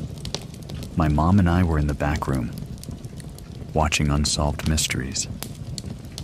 So it was pretty late at night. The TV was on. I was sitting on my bed. My mom was to the left of the TV doing her eyebrows. Very laid-back night watching the show together. All of a sudden, the sound in the room disappeared. There was no TV, no nothing. You could have heard a pin drop. I zoned out on the wall out of nowhere. This huge gust of wind blew all of my hair back. I look at the door to the bedroom. There is this huge shadow figure. No facial features, but it was the shape of a human. It was so tall, it almost surpassed the top of the door frame. After a few seconds goes by, it instantly realized that I had seen it. It turns and starts sprinting down the hallway. I jumped up from my bed, I run down the hallway and stop. I just knew not to follow it. All the way to the end of the hallway, out to the door. It makes it to the front door and it disappears. I'm standing completely confused. I go back to my room and it's as if nothing happened. My mom's still doing her eyebrows. The TV is still on. She didn't even ask me about what happened. So it was honestly as if time just stood still. From that point on, I would see things, hear things. We moved around quite a bit when I was growing up. And it didn't matter what house we were in. Something just chose to follow me. I would hear my name being called a lot of the time.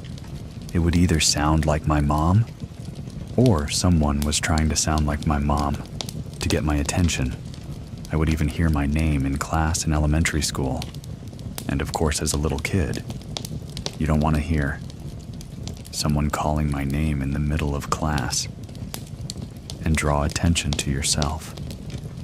I didn't want anyone to think I was crazy, so I kept it to myself a lot of the time.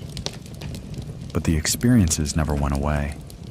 They slowed down once I hit my early teenage years, 11, 12, 13. But they never fully went away. Even to this day, I still experience a shift in the energy in the room and this overwhelming sense of dread. It didn't matter what house we were in. Sometimes it would happen during the day. A lot of times it was at night. Just this overwhelming sense of I'm not alone. Someone is watching me. Fast forward to middle school. I'm 12 years old. We're living in a townhome. Still in Irvine, but out of Grandma's house. Me, my mom and dad, my brother and sister. My parents decide that it's not working, and they tell us that they're getting a divorce. Dad moves out. He has his own place. That doesn't last long. And he ends up back at my grandma's. And he meets my stepmom. They get married. They have my youngest sister. And we move into a house in Northwood, not far from my grandma's house. At all this house. The first time that we did a walkthrough of that house, it didn't feel right to me. Downstairs, no problem.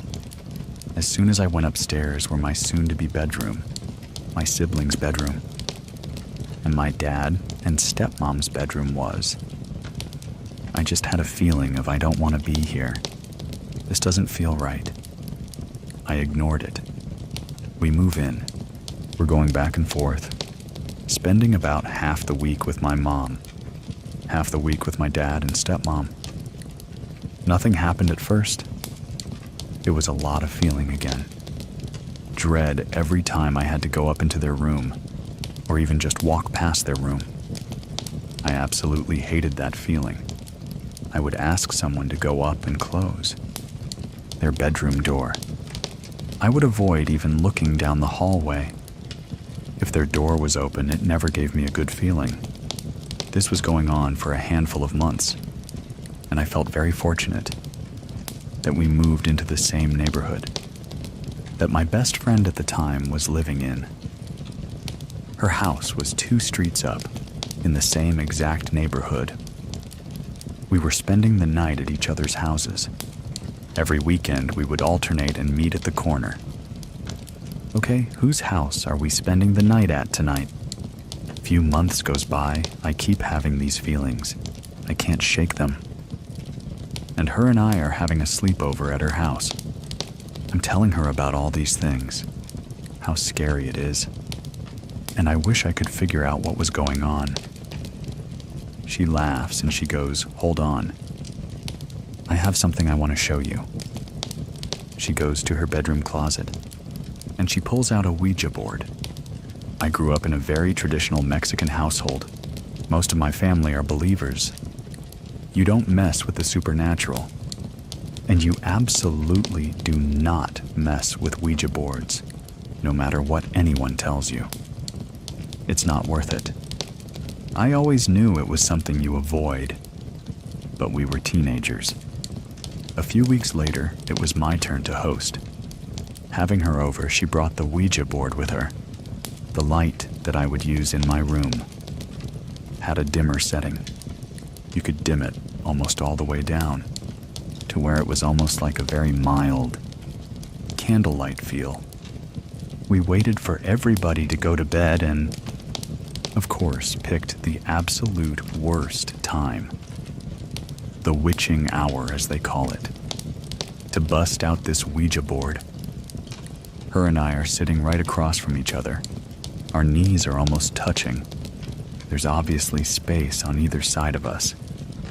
It's just her, and we have my light all the way on. We're sitting there, she takes it out, explains to me how it works. We both place our hands on the Ouija board. She's like, okay, what do you want to ask it first? Do you have an idea of what could be in the house? Is it an adult? Is it a child? I don't know. Let's just ask it if there's a ghost in our house. She says, okay. We put our hands on the Ouija board. She asks the question. The little piece starts moving. So of course I'm like, okay, you're moving it. This isn't really happening. She starts freaking out, and she's like, no, I'm not moving it, I promise you. It keeps moving all the way to yes. I start panicking. I ask her to stop, and we sit there for a second. Clearly, there's something here. I'm not going crazy. What do I ask it now? She thinks about it for a second, and she goes, why don't you ask its name? We put our hands back on. She asks the question. It slowly moves to GE as it's getting closer to the letter O. My lights dim by themselves. I start accusing her of moving it again. And she's like, no, I promise you I'm not moving it. The lights dimmed on their own. It spells out G-O. George, maybe. We're trying to figure out what this name could be. Going back and forth, we're both a little scared. We put our hands back on the Ouija board. She asks the last question, halfway through it moving. The lights dim again. I feel this overwhelming sense of dread. That same feeling. Every time I walk past my dad and stepmom's room, before I can even say anything to her, there's this sensation between where her and I are sitting. We are not sitting alone. I could very vividly feel the pressure of someone's leg. Against mine, I get up. I run and turn the light all the way back on. She's full panic, eyes wide. Did you feel that I said yeah? What the heck was that? We are completely freaking out. Don't want to wake anybody up. The lights are on. She puts everything away. Went to sleep. Looking back, I realize now, the biggest mistake that we could have ever made is not saying goodbye. We go to sleep, I honestly forget about it. We giggle about it in the morning over breakfast. She goes home, we're back at school Monday. Nothing really happens. Halfway into that week, I get a call from her around dinner time. She's at her mom's. She sounds freaked out on the phone. She's like, hey, have you been feeling anything since our last sleepover?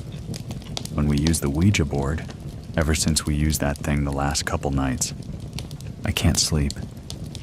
Every time I close my eyes, there's somebody in my room. Fast forward to a few nights later. I go upstairs, I get ready for bed, shut all my lights off, get into my bed, pull the covers up, close my eyes, and I start to settle in. Within 5 minutes, there's this ringing in my ears. Wasn't super high-pitched, but enough to make me uncomfortable. I sit up, get a little nervous, and I'm like, okay, you're making it up. Just close your eyes and go back to sleep. I lay down, I get comfortable again. This time, the ringing is louder. Now I feel this pressure on my chest. I tell myself, don't open your eyes. I could feel someone staring at me almost nose to nose. If I opened my eyes, it would be right there. The pressure in my chest is getting heavier. I get the courage to sit up and open my eyes. There's nothing there. I had to sleep with my light on that night. And of course, my dad gets up in the middle of the night. And he shuts it off for at least 6 months. Any time that I had to go to my dad's and stay there, that would happen every single night. Unless I kept my light on. I kept getting in trouble for falling asleep, with the light on as soon as the lights would go off. This thing would be right in my face. When I was trying to sleep, I couldn't even use the dimmer anymore. They would shut themselves off. This started happening a lot. I felt so crazy I knew that my dad would be upset if he found out that I brought a Ouija board into his house so I didn't say anything. My friend started experiencing the same thing. A few weeks goes by. I go to spend the night at her house. We are baking, watching movies, having a great time. Her mom goes upstairs to go to sleep. Her and I are alone. Her and I are starting to chat about the things that have been happening and the things we've been feeling. At the house, the only light that's on is the chandelier. She's like, let's grab our stuff. Let's go upstairs. We'll hang out in my room the rest of the night before we go to sleep. She goes up the stairs first, gets to the very top of the first set of stairs, and stops dead in her tracks, staring at the wall. I'm standing at the bottom of the stairs like, what are you doing? Why are you not going to your room? She doesn't turn around. She doesn't move. She doesn't look back at me. Nothing. She just says, don't move. I'm standing there terrified. What are we not moving for? What do you see that I'm not seeing? I slowly turn my head just barely to the left. There is this little boy sitting on the chandelier, legs wrapped around the bottom, staring at her and I. Do we run? Do we walk? What do we do here? I said. Just ignore it if you give it attention. It's only going to get worse. Walk upstairs, don't look over that way again. Her and I start with a walk, and of course, it turns into a run. We're terrified. We get to her room, sweating, freaking out. There's no way that really happened. It didn't. Go spend the night at her house for a few weeks after. That she told me. There was a few other times after that. Incidents that she saw him. I don't know if ignoring it is what helped it go away for her. But after a handful of times, it stopped happening. I had a few more experiences after that. I just thought, this was going to happen for the rest of my life. I'd be in the bathroom getting ready for school. Someone would shake the door violently. I'm alone. There's no one there. Things like that happened for several months afterwards. A few more weeks goes by. My little sister was a baby at the time. It was just me, her, and my stepmom home, alone. She's upstairs falling asleep in her bassinet. An hour goes by, and she starts crying. Something woke her up. I go to look at the monitor. I see a hand gently patting her back. She falls back asleep. I'm like, oh, perfect. I don't need to go up there. My stepmom made it up there as she went back to sleep. She's fine. 2 minutes later, my stepmom walks in the front door from outside. I said, did you just come in from outside? Or were you upstairs with the baby? And she's like, no. I was cleaning out my car. I didn't say anything. I just sat there. I went back and looked at the video later. And of course, there's nothing on there. I have nothing to show for it or to prove it. After a couple days, I started really just trying to visualize what I had seen, to see if I could put together what the hand looked like, or whose hand it could have been. I remember there being this green emerald ring on the middle finger. That's the ring that my grandma wore pretty much every day after that experience. And seeing what I believe was her on the camera, soothing my sister, everything just stopped happening. I was able to sleep normally again. My friend wasn't seeing stuff anymore.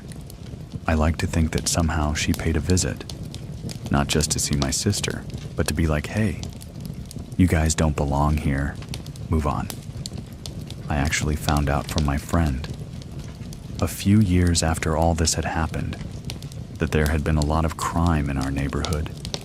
Prior to us moving in, there was a park right across from our house, right across the street, that you could see from my bedroom window. I found out a few years later that a man that lived in the neighborhood for several years took his life at that park. I don't know if because our house was in such close proximity to the park, if maybe there was just this bad energy from stuff that had happened there, or from what happened with him lingering in the area. But I can definitely say, I'm still a firm believer that stuff is real. I have not used a Ouija board since 10, and I'll never use one again. I definitely still have experiences. I'm about to be 32 in November, and stuff still happens. It's not nearly as bad as it was. I make jokes about it now. I feel like keeping it lighthearted. It won. Doesn't scare me. But it also doesn't welcome in the darker, maybe more sinister, spirits that could potentially make themselves known. The most recent experience I had was actually about a week ago. My grandfather unfortunately passed away early May. It was very unexpected. I took the loss really hard. I get married in a couple of weeks, and he was so unbelievably excited for the wedding. I was given some of his things. I just feel badly. Wanted something of his to keep around. I have a picture of him from barber school. He was a very proud barber for over 60 years, on the same shelf as his photo. I have a pair of beads of his that he wore all of the time. He loved to wear necklaces, and I have his hair cutting scissors. A week ago, I was getting ready for work, and out of nowhere, the light started making this weird buzzing noise and was dimming itself almost in frequency. There was no music on, no TV on. And I giggled and I was like, "Oh, Grandpa, you came to visit? I've been waiting for you." As soon as I said that, the lights shut themselves off and back on. They started making that sound again, and dimming in frequency. The more that I talked to him, the more the lights started doing that. They would get really bright and then really dim again. It was him paying a visit. I still talk to him every now and again, and the lights will do their thing. I'm sure a lot of that is just having his stuff in our apartment, but I definitely still have experiences to this day. I'm just grateful that they're a little bit nicer now than they used to be. If you have a true scary story that happened to you, and you want to share it with the rest of us, go to truescarystory.com and fill out the form. You can always reach out to me in case you have any questions. Anyway, if you like the show, drop some stars for us in the ratings and reviews. I'll be back next week with another story. Thank you very much for listening. Keep it scary, everyone. See you soon. See you soon. Please listen to the story Roommates. In a small college town in the Midwest, a group of roommates moves in, expecting a fun summer, until something unseen makes its presence known. My name is Edwin, and here is Brain's true scary story. This took place in 2020. It was in a little riverside college town in the Midwest. It was 5 of us girls who were just moving into a new college-style house. Some of us had already graduated from school, so we were going to just all be there for an extra year. whether that be working or just finishing up school. One of the girls of the house that we were moving into had already lived there for a few years, and we were all friends with her. 4 of us moving into the house were brand new. We moved in, though, mid-May of 2020. Unfortunately, we had left by the beginning of August of 2020, so it was short-lived. Just to understand the story, I will have to lay out what the house looked like. It's very important to know what levels, what rooms. Everything makes the story easier to follow. It was a 2-story house. When you walk into the front door, though, it was a stairwell that separated the levels, so if you went down the hallway, straight through the stairwell, it was a little hallway that led to the basement. The basement was just storage. Nothing really that important. When you walk into the stairwell, directly off to the right, there's another door that leads to the main level. And then obviously when you walk in, there's a stairwell as well that goes up to the upper level. That also has a door that leads into that top. On the main level, there are 2 bedrooms with its own bathroom and its own kitchen. And that's also where the main living space is, with the living room that we all share. Upstairs, there's also 3 bedrooms, and it does also have its own bathroom and its own kitchen. How it was all split off is also very important, of who was in what room. I had leased one of the rooms on the main level of the 2, and then there was the other girl who had lived there full time, lived in the other room over the summer. I had another job back in my hometown, so I was going to be traveling back and forth. So I actually sublet out my room downstairs to someone that I knew for that summer, just so it was paid for, and then I would just come back every once in a while to visit. Upstairs, there were the 3 bedrooms. 2 of them, again, were going to be there full time, and the 3rd roommate was not going to be there all summer long. So it worked out that when I would come to visit, I would just stay in her room so I had a place to sleep. Stay put my things while I would be visiting. In the beginning, mid-May. When we had moved in, everything was really fun. It was the beginning of 2020, obviously. So COVID was hitting. We didn't have a lot of options of things to do, so we spent a lot of time together. We watched movies and played games. One of the girls had access to the rooftop from their rooms. We would sit out there and listen to music. It started off really well those first few weeks. The subleaser had moved into my room at the end of May, so I had gone home to start my job. A few weeks later, though, I had come back to visit and was staying in the room upstairs. The girls had mentioned some weird things happening. Nothing had really been off. No weird occurrences had happened with the tenants that lived there before, and we all knew them so. This was very strange that these things were happening. It started very small. That night, all of their doors were closed. So the 2 girls that were living there, as well as the empty room, all of the doors were closed. At night, when they would sleep, the girls stated that when they were sleeping, either trying to fall asleep, or they'd wake up in the middle of the night from it. They would hear humming coming from the hallways.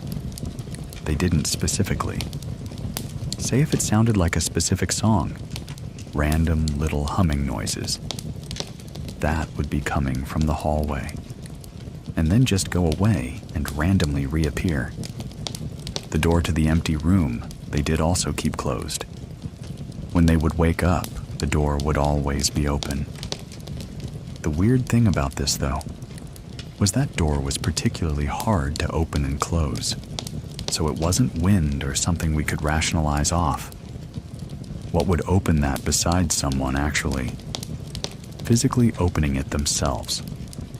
Something that we still don't understand to this day is that is the only room in the house that has a padlock on it. Don't know why it was there. We don't know who had put that on there. And eventually, we did start. Sing it when the door wouldn't stop opening. And eventually, closing in the middle of the night. At that point, things were still fairly new. We were rationalizing off those little occurrences that were happening, but it just felt heavy upstairs. Whenever I'd walk around, I would creep around the corner first, or walk really slow, like I felt like I had to establish and see everything in the space before I would feel comfortable walking into it. I just was so curious. I felt like something was seriously watching me all the time, no matter what room I was in. Bathroom, kitchen, it was bad. One of my first real experiences was while I was taking a shower. A lot of these events happen so fast, and it's really hard to always remember the order of operations. But this definitely happened towards the beginning, when I was in the shower again. It was the same feeling of being watched. I kept looking outside the curtains, and I know sometimes you do that when you're alone, and you kind of a little paranoid. But I seriously was looking out very frequently, looking behind me. I felt a little tickle on my neck, but I was again trying to rationalize that, saying, I'm in the shower. The water's running on me. I'm washing my hair. But I tried the end of that shower as soon as possible. Once I got out, I did bring up to the two girls that lived upstairs when they got home that I took a shower. And it felt weird, you know. I felt like something tickled me. But I think I'm just overreacting. They looked at me and they said, "Oh, we don't shower alone. If someone's taking a shower in there, they leave the door open, or someone's sitting on the toilet next to them. Because when they're in the shower and they're alone, or no one's near them, their hair will move. Like someone's picking up their hair, picking at it or rubbing their back. The shower, and this also happens to the sink, will just turn really hot, scalding hot all of a sudden, and they'll just kind of jump out of the water. They just will not be alone in that room." Their reactions when I had told them about the shower, and when they were explaining to me, you know, how they don't shower without someone with them. It seemed more matter of fact, like it was happening so often that they were like, duh, why would you shower alone? I was freaked out, and they were freaked out by all of the occurrences. But that was just something that had happened so often. I think they were just, unfortunately, used to it at that point. We were having a lot of fun together, so we kind of put up with it for a while. And they just brushed that off, until it started to get worse. This only happened upstairs, so the girls downstairs really didn't experience anything. I'm not quite sure if they believed the girls upstairs, but I experienced it myself. With all of these things occurring at night, with the humming, the door opening. We started sleeping with our lights on. We tried to rationalize that. Maybe if we left the lights on, it wouldn't do those things. We'd trick it to think we were awake. One of my roommates in particular, Megan, had the typical college lights, the sticky lights that are around your ceiling, and you have a remote that turns them on and off, and they can change color. The lights would turn off, so you would try to keep the lights on to sleep, but they would just randomly turn off. She kind of tried to experiment with it, and move the remote that she had under her, or sleep with it under the bed. For some reason, if something's touching it, it can't.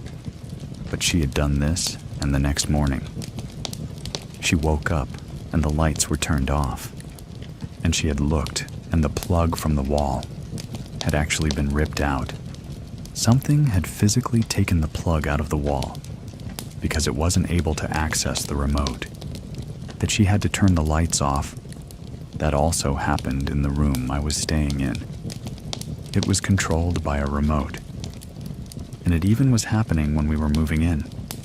We just thought, oh, these lights are broken. Why do they keep turning off? But we still don't really understand. I guess after all of this. But we think it might be related to what was happening in Megan's room, but we're not quite sure. At this point, we don't know what's going on. We have an inkling that it's maybe something messing with us, but we don't really know. We haven't seen anything. It's all been things that we've been trying to rationalize. Maybe bad plumbing, maybe bad electrical, maybe the house is moving, so the door is opening. But then, it started to become more frightening and obvious. My one roommate, Sarah, was targeted by these scary things, a little bit more than others. One of them was she was up in her room doing homework, watching TV, and she had randomly heard blood-curdling scream coming from downstairs. Just horrible screaming. Thought someone was injured. So she ran out of her room, ran down the stairwell, burst into the living room, and then went and checked on the roommates to see what was going on, and both the subleaser, as well as the other roommate that lived downstairs, were both just chilling in their room, watching Netflix, not doing anything. No noises, nothing. So that happened multiple times. You would be upstairs and just hear noises downstairs, and nothing would be there at all. We all had very vivid dreams as well.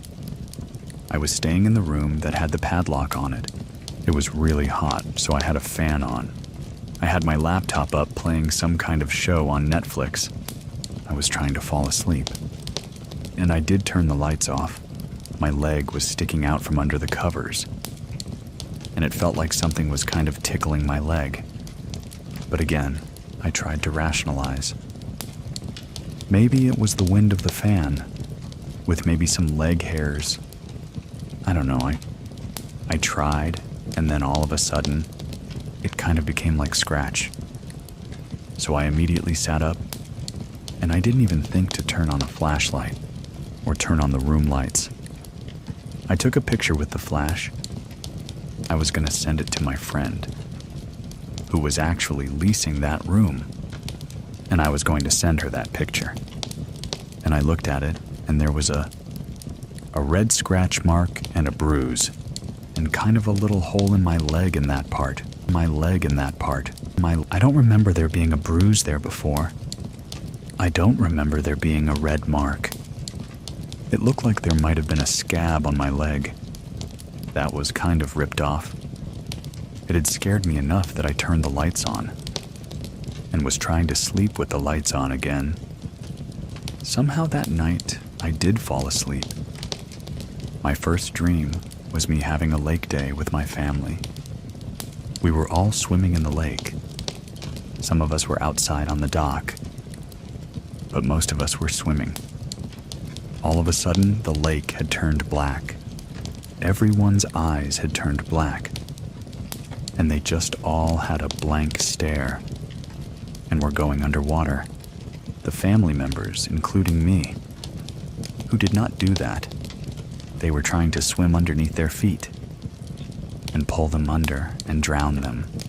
And I remember in my dream taking a t-shirt and trying to cover my feet so, like, I wouldn't get pulled down. Then all of a sudden it snapped, and I was in a field.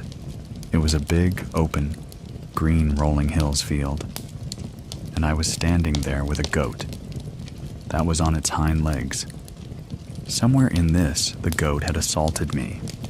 I then woke up because I had wet the bed. I have never wet the bed before in my life. Adult life, middle school childhood. I even called my dad to ask. I I said, "Is this a habit that maybe I'm reverting back to?" And he's like, "No. You never did through my college years. Never." Obviously, I was mortified. This wasn't my bed, so I got up immediately. I took all of the sheets down to the washing machine. I threw them in and I called my friend, just wanting to be transparent and let her know and apologize. And she said, "Wait, wait, wait, wait, wait, wait, wait, back up, back up," she said. "What was in your dream?" And I had mentioned the dream. And she said, "Bryn, do you not realize that the goat is an animal, representative of the devil?" And I processed that. I said, "Yeah. You're correct saying that." So from that night on, I never slept in that room again. I moved all of my things downstairs, and I slept in the living room. Even in the living room, though, even though there was no really occurrences downstairs, the dogs that were my roommates would still bark at dark corners randomly. They would bark at the door that led to the stairwell. They would just bark at it incessantly at random, although those things would happen again. I didn't know if that was just dogs being dogs, but I felt a lot safer downstairs. But yeah, after that, nope, never slept in that room ever again. And I don't think anyone else has. None of our roommates have. At some point during all of this, I was at my hometown and Megan, my roommate, had told her mom, and her mom was concerned enough that she called the medium to try to come in to see if she could help. When we were telling the medium about what was happening, she said that it sounded like there might be two things there. She said she would be willing to help. And she did say, "I want to do a drive by the night before, just to get a feel for the house, before I actually come in." She did a drive by and by the morning. She had blocked all 3 of their phone numbers and never got back to us. So at that point, we were kind of just on our own. We also did a lot of research on the house and couldn't find any dirt on the house. We couldn't find anything about any kind of weird offense, any crimes. The house was right next to a Lutheran church, so we have no idea if that had anything to do with it. The house was also under construction. On the external parts of it, they were doing new windows and new walls, so we were just trying to grasp at any, maybe, reason why these things would have happened to us, and no one else. Unfortunately, things did not get any better. They actually got more physical again. I had mentioned that I had a bruise on my leg. Sarah had bruises all over her body. I even mentioned when I woke up the next morning, "Look at what's on my leg," and she said, "Oh, I have those all over me." So she had bruises all over her body, all up her legs, her arms. One weekend she had left to go camping, and all of the bruises had gone away. When she came back within a few days, they were all back. They just felt something touching them when they would be sleeping. So both of them really didn't get a lot of sleep. So both of them were kind of just mentally not there for a few months. Sarah also had an encounter where she was in her room, and she was working on homework, and she had all of her things kind of spread out on the floor. She was just working, head down, legs crossed, leaning over, and she had a mirror, a glass mirror. So not one of the kind of plastic, cheap ones you can put over your door. She had a glass mirror that was leaning up against the wall. She had looked up at one point. She saw something moving, and the mirror was actually tipping over onto her, and she was able to catch it. If she didn't look and see it and catch it, it probably would have smashed over her head. the most concerning part of that, besides her potentially getting injured. Was this mirror was leaning against the wall? If it were to fall, it should have slid. The bottom of it should have come out from under it, and should have slid and fell flat, but it tipped up and over, and she had to catch it to stop it. Megan, at night, had a few encounters as well of being touched, just like Sarah had this first night. It was most vivid for her. She was laying in bed, obviously had the lights on, and she could see handprints crawling into her bed, on her sheets. Once they got close enough, she could feel the pressure of the blankets getting tighter around her and on her. That happened more than one occasion. Soon, it started actually showing itself. But we still don't know what this thing really was. Megan one night was asleep. She had woken up because she heard something in the corner of her room. She sat up and looked, and there was a little boy standing in the corner of her room, just looking at her. She described him maybe as like 6 years old. Didn't really get enough of a look to get outfit or anything, but definitely saw a little boy standing in the corner of her room. She looked away, and it wasn't there. The door at the top of the stairwell. It started moving in the middle of the night, and opening and closing and knocking. Someone would be knocking at it, so they would start locking it when they would be home, or when they would be sleeping. And you'd have to use the key to get into the upstairs. Even when they locked it, the knocking still continued. But they started hearing, like someone trying to get in with a key. And one time, they actually came home, and Sarah had seen some kind of little boy moving around the key that had been in the door, and then it had gone away. So they had seen this apparition of a little boy multiple times, but again, the medium had said that it seemed like there might be multiple things, and these things were scaring us. It was like meaning to make us feel uncomfortable. So we don't particularly believe that. It might have just been this little boy trying to mess with us, all of our dreams, and just the horrible feelings we had. It felt like something might be acting as a little boy, or there might be multiple things that were there. We still to this day don't really understand why all this happened. We didn't really talk about it for a long time. I was honestly hesitant to come on and share it, because the people that lived in there before us never had anything. But ultimately, it became so overwhelming and furious, and just ultimately scary. They weren't sleeping, we weren't sleeping. I wasn't able to be in the house anymore. We all left the house by the beginning of August. We were getting subleases, and we all had different places to live. We're still not sure if. Maybe it followed one of us into the house. We're not sure if anything continued after that.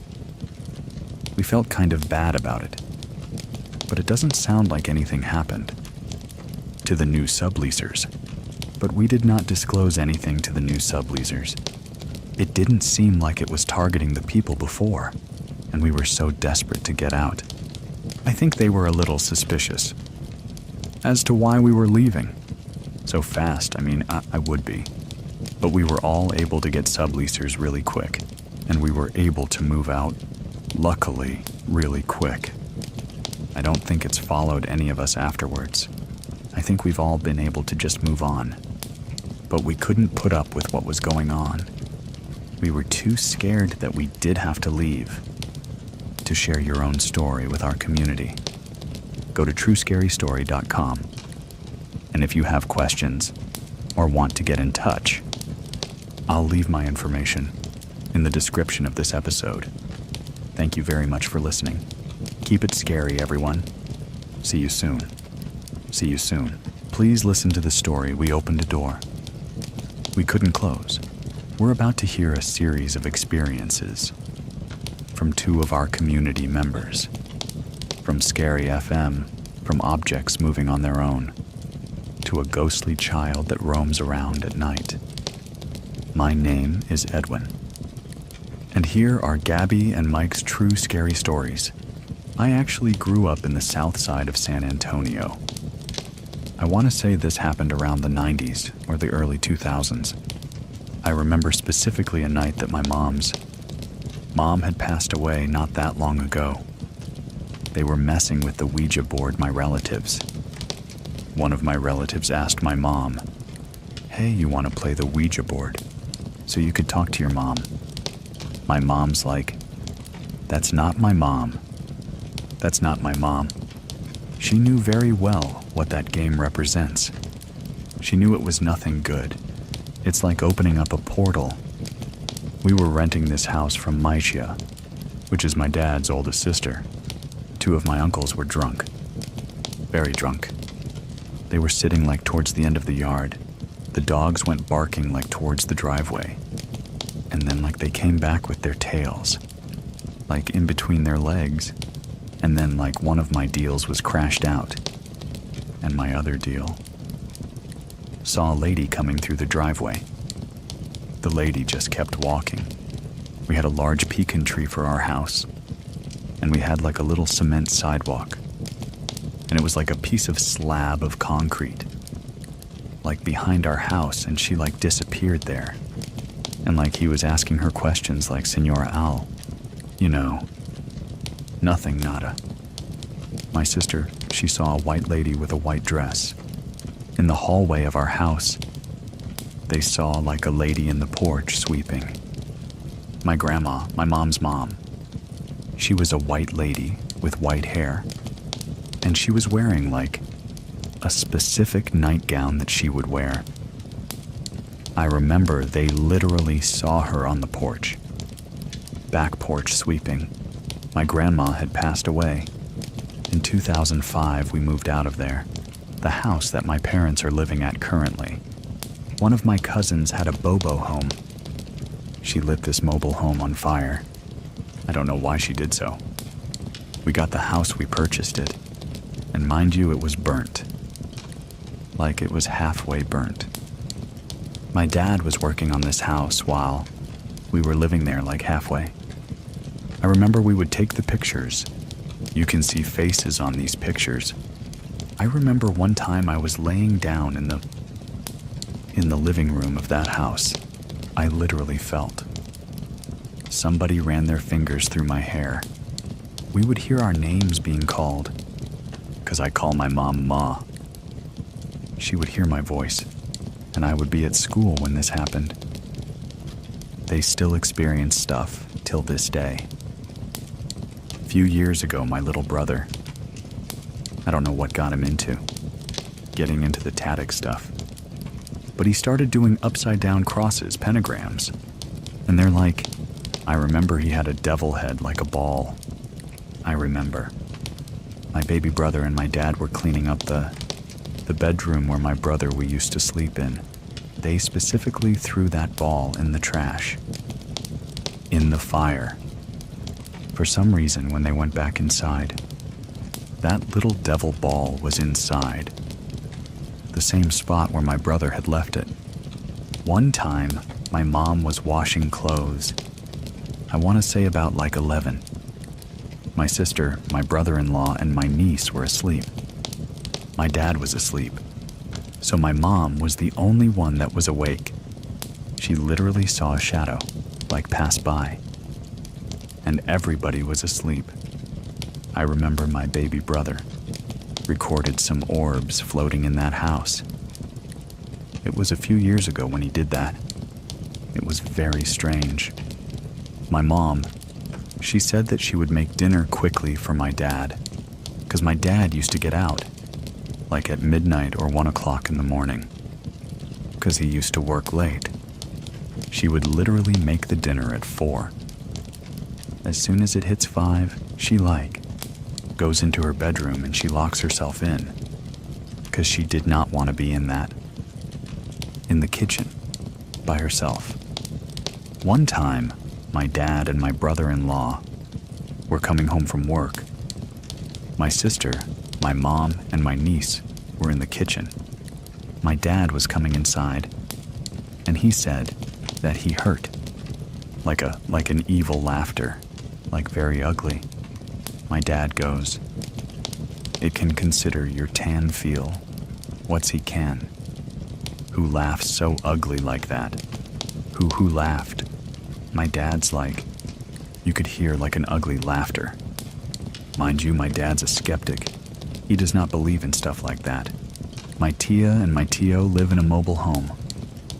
Apparently. It used to be like an Indian burial ground there. This was like a bad situation that happened in like my dad's side of the family. The kids were taken away, so it was my mom, my dad, my tia, my tio, my cousin.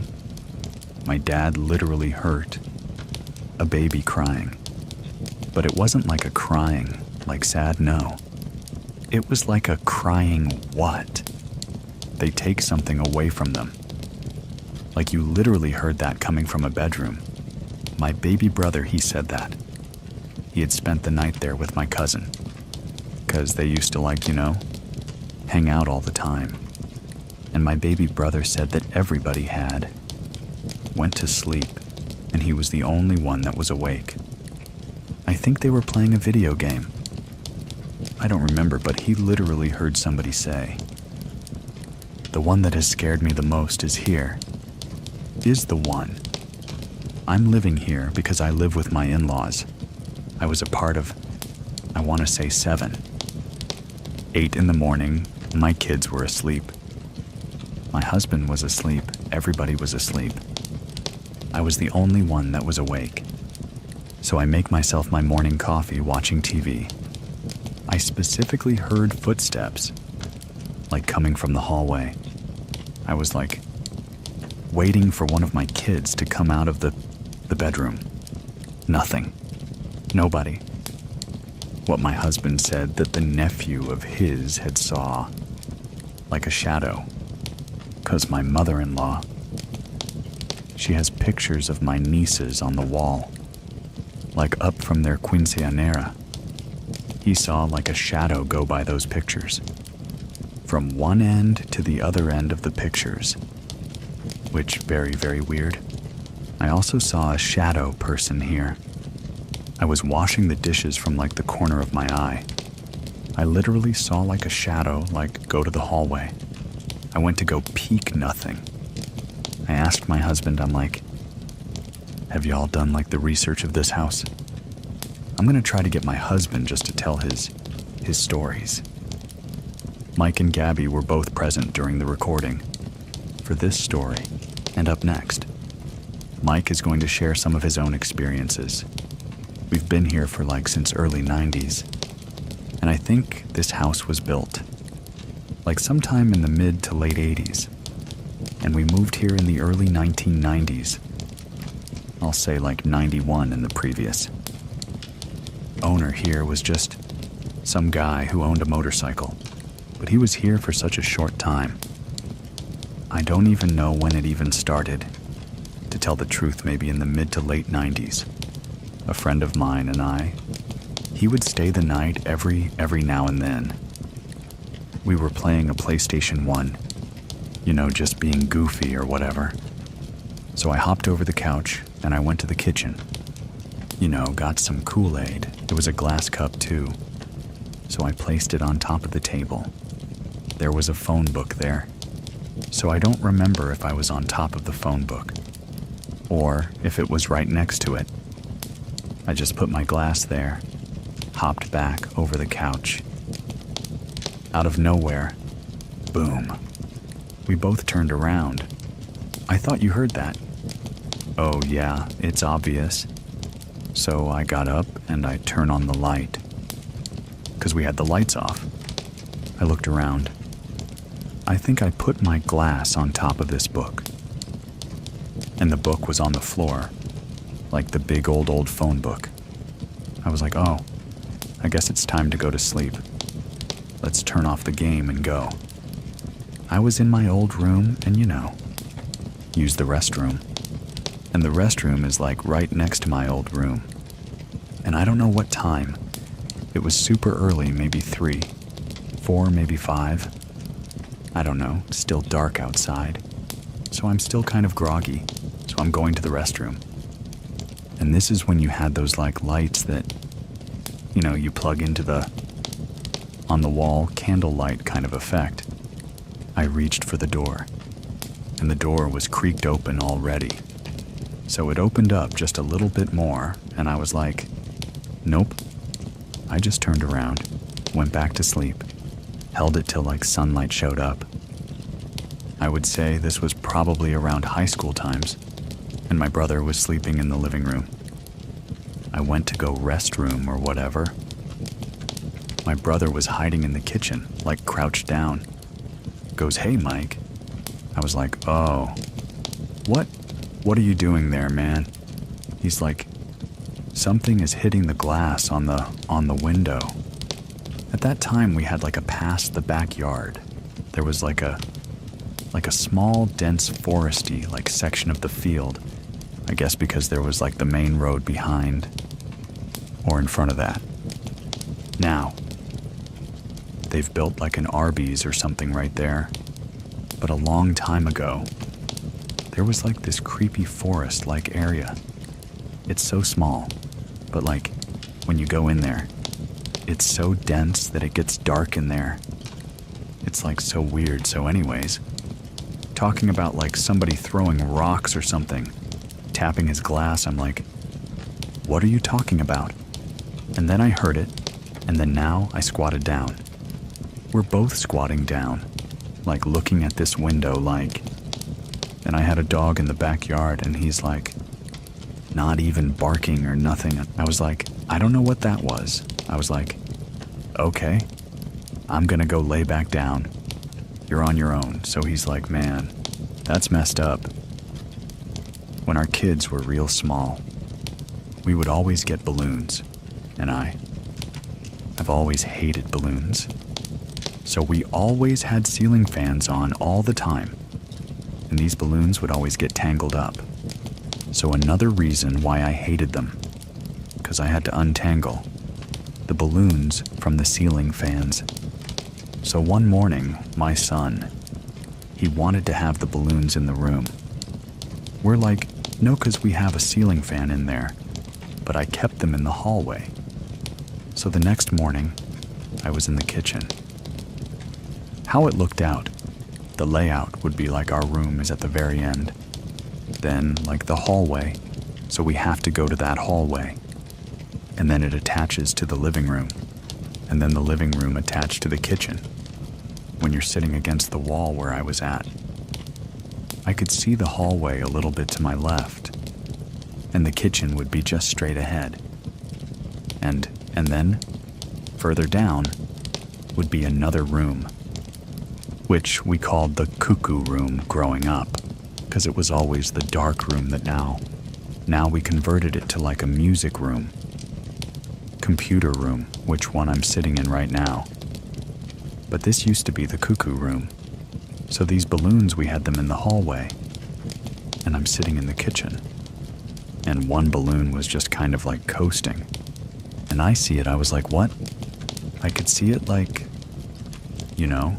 moving just one balloon. Hey, it's coming out here.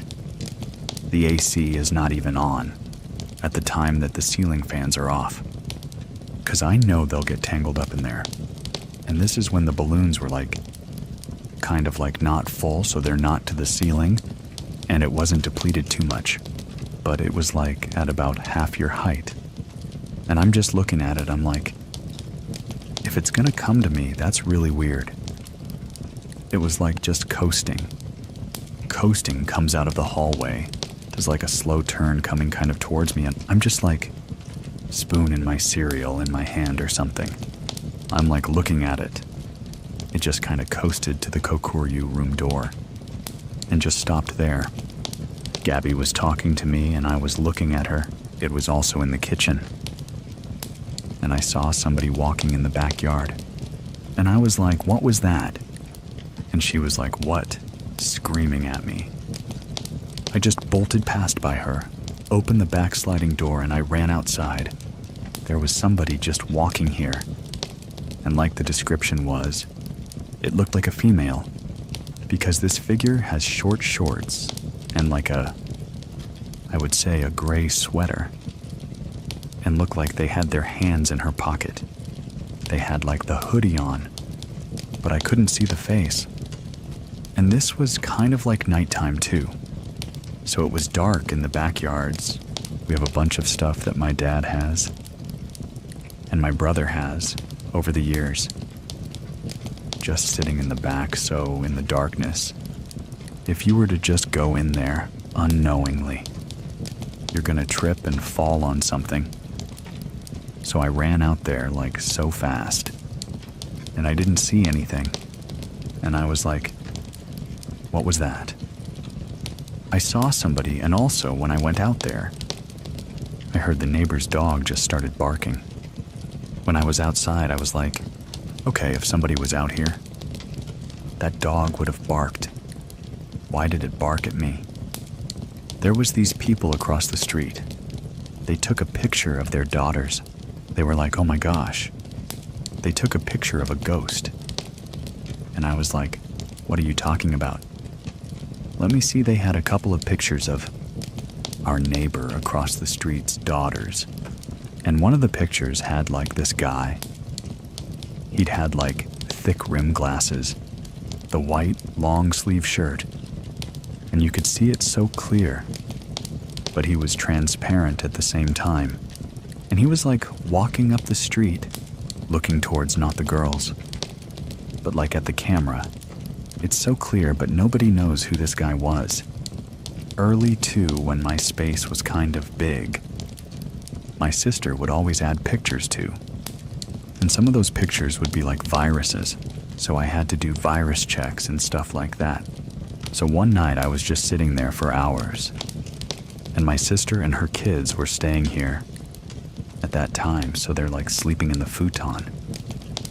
I'm just sitting there, you know, on this laptop, and in the corner of my eye, I saw something move, so when I took another look, I saw a shadow. I swear it looked like a little child. Like child's height, like my nephew's height at the time. Short like a small child. It moved and then it ran into like a parent's room, or like that hallway where the washroom was at. Because during that time it was kind of a garage. But it was being built into those rooms. I got up and I was like, was that my nephew? I know he's asleep, and I was like, that's kind of weird. My boys were pretty small. Gabby and the boys were asleep. I, go to the hallway, go to the living room, go to the restroom, and I hear footsteps. It sounded like it came from maybe the hallway. Came to the door, and I'm like, oh, it's probably the boys. They probably have to use the restroom or something. So I have to quickly finish my thing. And I hear run stop and then run back. Like maybe they got scared and ran back into the room. I come out, open the door. Nobody's out there. I'm looking okay. That's weird. Go back into the room. And I go to my boys and see Gabby. And they're all asleep. I was like, what was that was so clear? Like somebody barefooted ran. Feet running from far away to close and then back. Told Gabby about that. She heard something similar too. And when our firstborn was small, right? I think we had the baby monitor, and it was kind of... Those things kind of sometimes work. Sometimes they don't, and I think we had it on. And we heard a baby cry from the hallway. And I was like, I think I heard him cry. So we ran over there to go check. And he was sound asleep. If he cried, he would have been awake. I don't think it came from the monitor at all. It's so strange. Everything that's happened with me. It's like I never really got scared. I guess I did. At first it was like kind of creepy. But now I'm like, I don't really care. But I always get real interested like hyped up when something I see or hear. If there's something here, it's not harmful for sure. If you want to share your own true story, visit me over on True Scary Story, links to. Everything will be in the description of this episode to get next week's story early and all of our catalog without ads. Try out Scary Plus over on Scary Plus. Thank you very much for listening. Keep it scary, everyone. See you soon. Please listen to the story. A warning from my mother. What happens when eerie encounters refuse to be ignored? One man's life has been haunted by inexplicable events. But now, avoiding the supernatural may no longer be an option.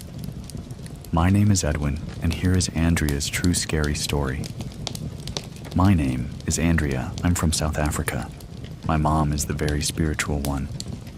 And because I'm Portuguese, we are part of the Christian Catholic religion.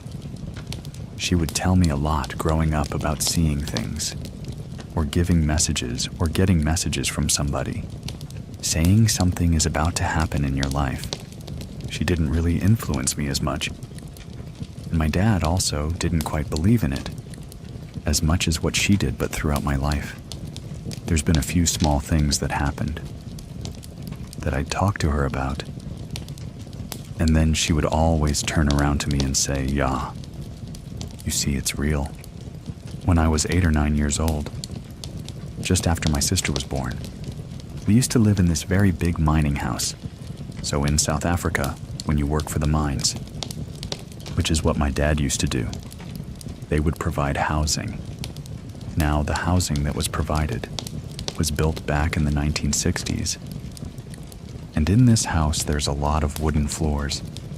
You could hear quite well when somebody was walking around through the hallways towards the bedrooms, towards the sitting room. It was quite difficult to sneak around the house. The first encounter occurred one night when I was taking a bath in my parents' bathroom. All of our rooms were on the same side of this house. If you walked down the hallway facing the rooms, my bedroom would be on the right, and my parents' would be on the left. The bathroom would also be on the left, but it would be just before my parents' bedroom. I was taking a bath in their bathroom this one evening. My dad was working late due to some incident that happened at the mine. I was playing with my toys in the bath when I heard footsteps coming down the hallway. I could tell that this was my mom walking towards the bedroom. When I saw her walk past, I greeted her and kept playing, thinking everything's normal. She went to fold up laundry in the bedroom.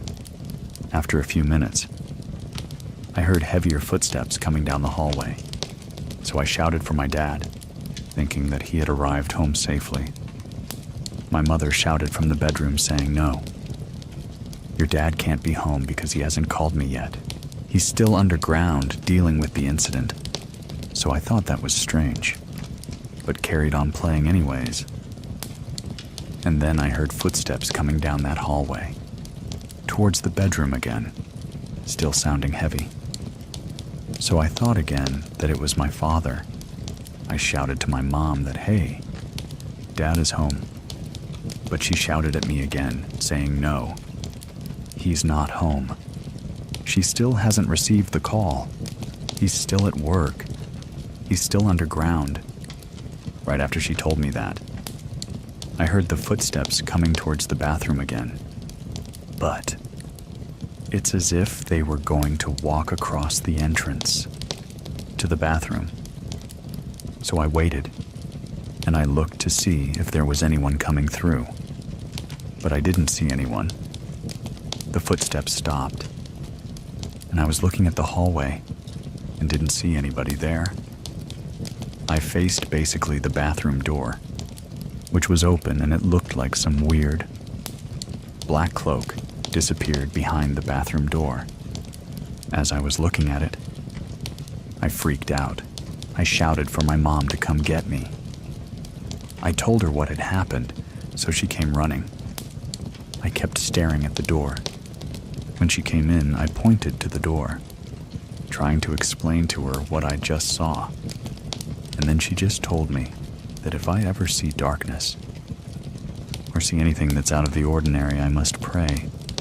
She would always be watching over us, with regards to the spiritual world. You know, the paranormal. And sometimes she would even tell us things that either hasn't happened yet, and then it would happen, or you know something that we wouldn't have told her, but she knows about it. It's actually frightening sometimes. I'm even getting goosebumps right now, thinking about it, and I have a funny feeling that when I am done here, I'm gonna probably get a phone call from her, saying that, no, were you talking about me? 'Cause stuff like that happens. It's weird. This was a few months later. I used to have a pet hamster named Alex in my bedroom. If you go straight into my bedroom, my bed would be on your left. Then I would have a desk at the end of the bed, and then I would have this huge window facing our back garden. While I had my hamster Alex, I had him in a cage, and the cage was always on that desk in front of the bed. When I tried to go to sleep during the night, I would hear the squeaking coming from his little wheel that he would run on. I think it was a few days before the event. He somehow escaped from his cage, and he ran out of my window. We looked inside the cage. We could not find it. We searched quite thoroughly for it, and we just couldn't find Alex the hamster. Few days later, after he had disappeared, I went to bed quite early because it was a school night. I woke up during the night feeling uneasy, as if something is watching you, or someone's there in the corner, just staring down at you with this pressure on you. It's quite a strange feeling. I sat up, and I didn't hear my parents in the television room, so I assumed that it was late enough, that they were already sleeping. I tried to go back to sleep. I heard the footsteps coming down that hallway again. At first, I thought maybe it's my mom, because my mom would stand up, take the dogs outside for them to go and do their business, and then she would come back inside. But it would have been a bit strange if it was just her on her own, because normally she would have the dog's footsteps following behind her. I just kept feeling like there was some sort of pressure surrounding the atmosphere in my room. But I heard the footsteps, and they started getting closer to my bedroom door. My bedroom door would normally be closed enough that I could still have a bit of light coming from the hallway if somebody turned on the light. But there was no light at all. So I know for a fact that it wasn't my mother. Then the feeling of a supposed anxiety got worse. The footsteps kept coming, stopped right outside my door. Something pushed my door lightly so that it could open a bit. And I saw it opening, and I thought, okay, you know what? My mom is just checking up on me. She's making sure I'm sleeping. Because it is a school night, but nobody poked. Head around to see me nothing. And I began to hear my hamster's wheel start squeaking, as if he was running on it, but running super fast. That's when I just freaked out. I threw the blanket over my head. I screamed out in terror. When that squeaking got so loud, it's as if it was right next to me. Mother came running from her bedroom, asking me what's happening. Stopped. We checked the cage. No hamster. After that event happened, we went outside of our front door. So the front door to the whole household was actually quite close to where my bedroom door was. So I always thought that he escaped through the window and into the garden. And the next day, I found him in the garden right in front of the the front door, which was amazing he came back. My mom said that something was kind of affecting me, so she said that we need to call somebody to come and cleanse the house, to get the house clean. But my dad was always very against the idea. This would cause quite a lot of fights between them. Money wasn't a problem for us. We were very fortunate. But my dad was always under a lot of pressure at work. Whenever he got home, there would be quite a lot of negativity from his side, because his work was not easy. Especially for the mines in South Africa. It's quite a difficult job to do. So he was under a lot of pressure all the time. Because of that, my parents used to fight quite a lot. So I could hear them sometimes screaming at each other, shouting. My dad would be the first one to really raise his voice. But my mom used to keep saying this thing to him of, "You are bringing such negative energy into our household, and it's affecting your son. So that's basically affecting me." We moved around quite a lot because of my dad's work. So we moved into this brand new house. We had an upstairs and a downstairs. This is why. This makes these events a bit strange for me. Because nobody has lived in this house at all. We were the first family to live in this house. This was about 2 years after my sister was born. This one night, my sister and we were downstairs. My sister was sleeping on a 2-seater couch. Opposite me and I was on the other. Similar 2-seater couch watching TV. My sister's sleeping. She's tossing and turning a little bit, but nothing is bothering her as much. Next, out of the blue moment, she wakes up, she looks at me, and as if it was a ticking time bomb, she just started screaming, as if somebody was physically hurting her.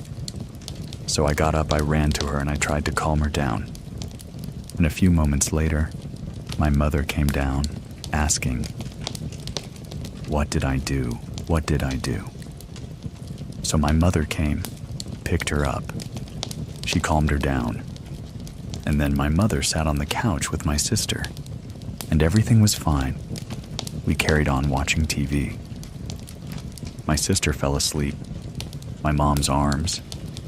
My mom put her down next to her, just to give her a more comfortable position to lie in.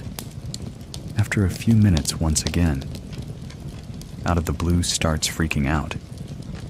Just didn't make sense. But she did this thing where she would sit up. She starts screaming. But then she's pushing something in front of the couch. She's like extending her arm away, as if something is attacking her from under the couch. So she just kept extending her arm, trying to push something away. We are going towards her. My mom picks her up, and she's still got her arm extended, pushing whatever it is. We both freaked out by what's happening. So my mom just takes her, starts praying. Still don't know what happened.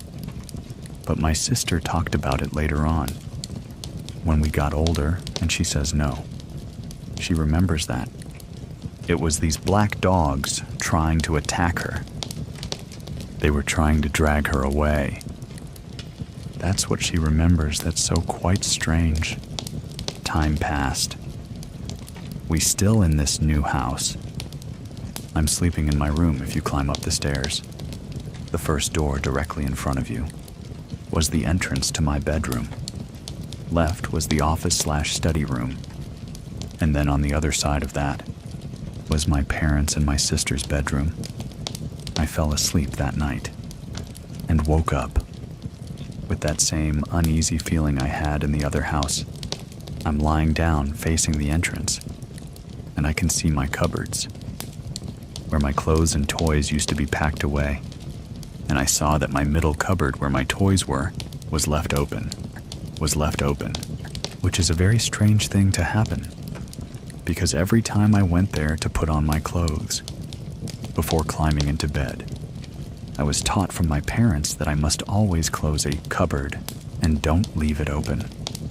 I could see like an outline of the shelves, and it was very bright, like white.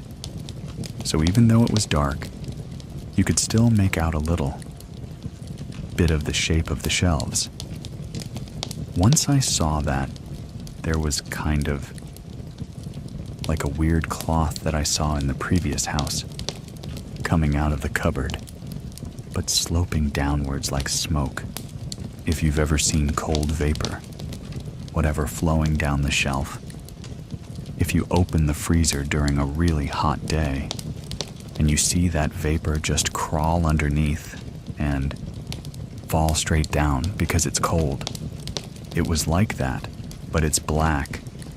I tried to close my eyes, didn't want to look at it, but I looked at the cupboard again, and that's when I saw these two.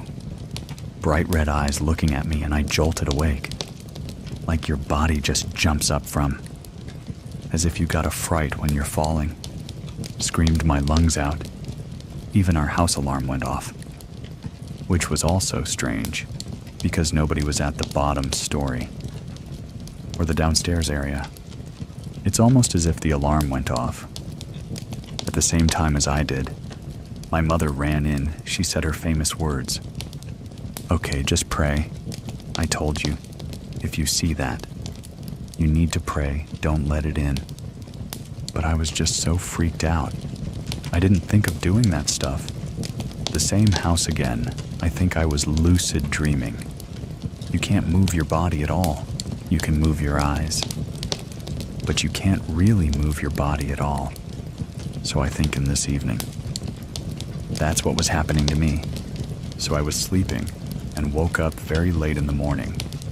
Can't remember the time, probably off to about 2 a.m., and I couldn't move my body as if it was like... With an instinct, I looked at the cupboards, where I saw that shadow face thing with the red eyes. But my cupboards were closed. Didn't see anything. So I thought, okay, I'm safe, I felt comfortable. Then I decided to look at my bed, my headrest. That was a big mistake. So I saw this face, like a face that had a mask above my head. It started forming, but it did it in such a way that it's like it just starts appearing out of thin air, solidifying this very vivid, detailed image of a face in front of you. I don't know whose face it was, because it looked like it was wearing a mask. I freaked out. I felt this heavy pressure. I didn't know what to do. I couldn't move, but I tried to see if I could wake my body up. I kept trying to move. It still kept coming towards me after it had formed. Eventually, I got feeling in my body and I punched at the face, kind of like a fight or flight response. I remember seeing my arm going through it before he disappeared. Since then, if I ever have like a lucid dream, or if I'm ever awake, but I can't move my body, I will keep my eyes closed, because I don't want to see that again. There was just such a horrible pressure after that, and I think that's why I just tried to fight it. My mother would always try and be in control, and she would always cleanse, even if my dad didn't believe it.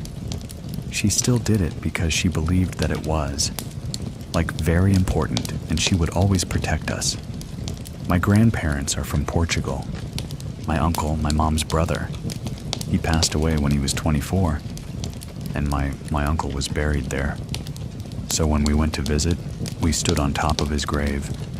And since that first time, I always have, like, a comfortable feeling that he's around me. You know that I know everything is fine. And my mother says that he is always around the kids, always around my sister and I. He is our guardian angel. He is protecting us. And I think that's sometimes why I see things, even if I don't believe them. I will still experience small things. My mother is quite a big role in all of this stuff because of her being more religious. So everything, ironically enough, kind of ties around her. I used to have an ex-girlfriend in high school. Her mother passed away when she was about 3 years old. So she hasn't had a mom for many years. It was quite sad, but, you know, she carried on. So we started going out. She used to tell me about her mom, and, I used to see her. Pictures of them when my ex was a little baby, with her mom on her mom's lap. What happened with this story was, she told me about her mom, and she would sometimes have quite vivid dreams, as if her mom was still around her. I always thought, I don't think there's anything there. Maybe there's no meaning to the messages that your mom's trying to give you in your dreams. So she would say that her mom in her dreams would say, no, that she's found someone that she can talk to. And I thought, okay, that's very weird. Then she says that her mom felt a pulling force towards another person. It wasn't me, because I didn't really feel anything change, and nothing happened to me specifically. However, because we were going out, and her mom kept telling the daughter that, oh, I'm feeling a pulling force. She was actually feeling that pulling force to my mom, so I disregarded everything she said. But a week after that, my mom says, listen, she's not feeling well. There's someone that is bothering me. When I'm trying to sleep, and I asked my mom, what do you mean I don't understand? Who is someone? So my mom says no. She woke up, she saw this lady talking to her, and she wanted my mom to try and communicate with her daughter through my mom. She kept bugging my mom for 2 nights, and my mom eventually had enough, and she came to me and said, listen, I need to have a talk with this girl. I need her to come over now. I need to sit down, because this lady is bothering me the whole time. I cannot sleep, it's messing me up. So much so that my mom even looked sick. My ex came over, we sat down around a table. My ex didn't have to say anything. My mom told her everything about her mom, how she passed, why she wants to communicate with her. She wore glasses, a specific accessory that you need for every day. So she says no. She wore these black glasses, and she did this. And these are the common things that she would want you to remember her for. And my ex broke down in tears, saying she can't even explain, because she never told me all of those details to me, so that I would tell my mom no. My mom knew all of this stuff all by herself. That was very scary. Still, these things happen. And my mom still says you are sensitive to it. Even if you deny it, you still gonna see it because you're sensitive to it. But I don't know, I'm 27 years old now. It's freaky that it still happens. They say that dogs can see this sort of thing. We have a little pickiness. Sometimes during the night, he stares at the door and he barks and he doesn't stop. This one last event happened about 2 weeks ago. I normally set my alarm for 5 a.m. or 5 a.m. so that I can drive to work, because it's about an hour's drive. But what happened this morning? I forgot that I actually switched it off. So my first alarm went off. I would normally snooze it. Then my second alarm would go off 30 minutes after the first one. But this morning I switched both of them off. Don't know how, but that happened. Now it's 6 in the morning when I always leave for work. I was in dreamland. I heard this scream.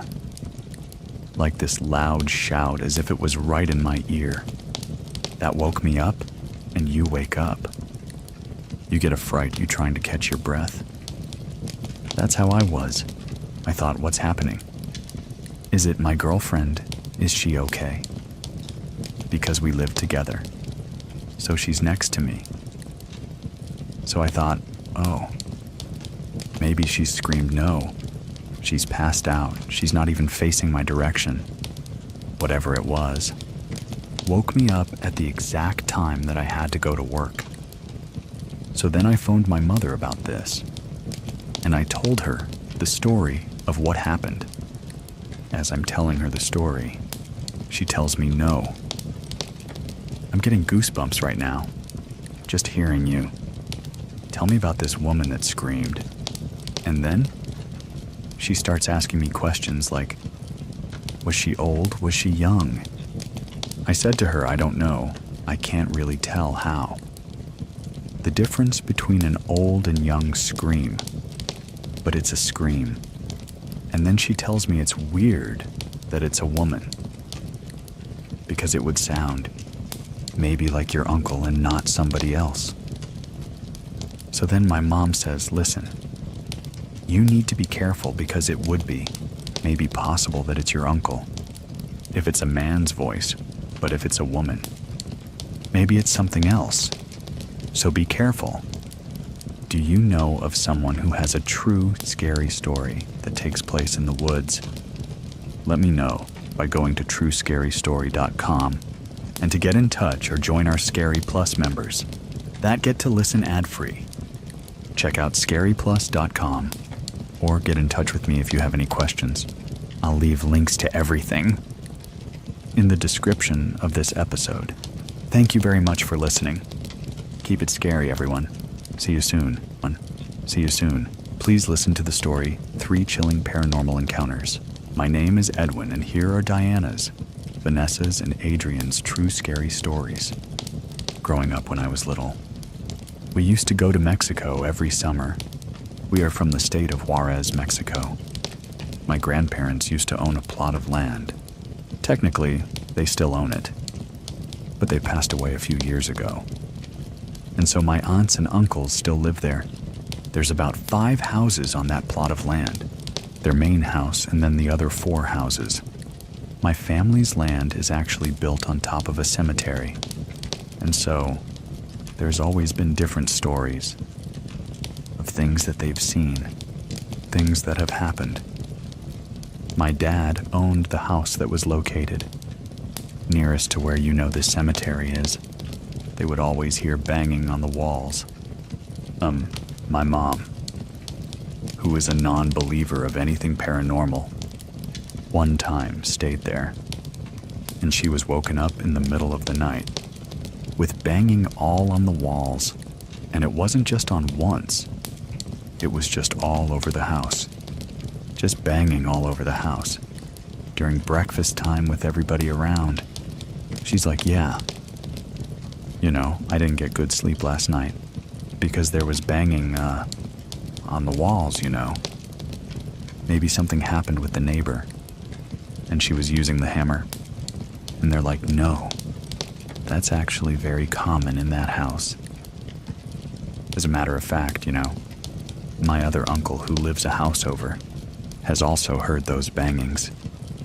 And so he came out in the middle of the night to see who was, causing chaos out there. He brought some type of weapon out with him, just to make sure he had, something to protect himself with, because he really thought it was a person. And he said he went all around that house and did not find anybody there.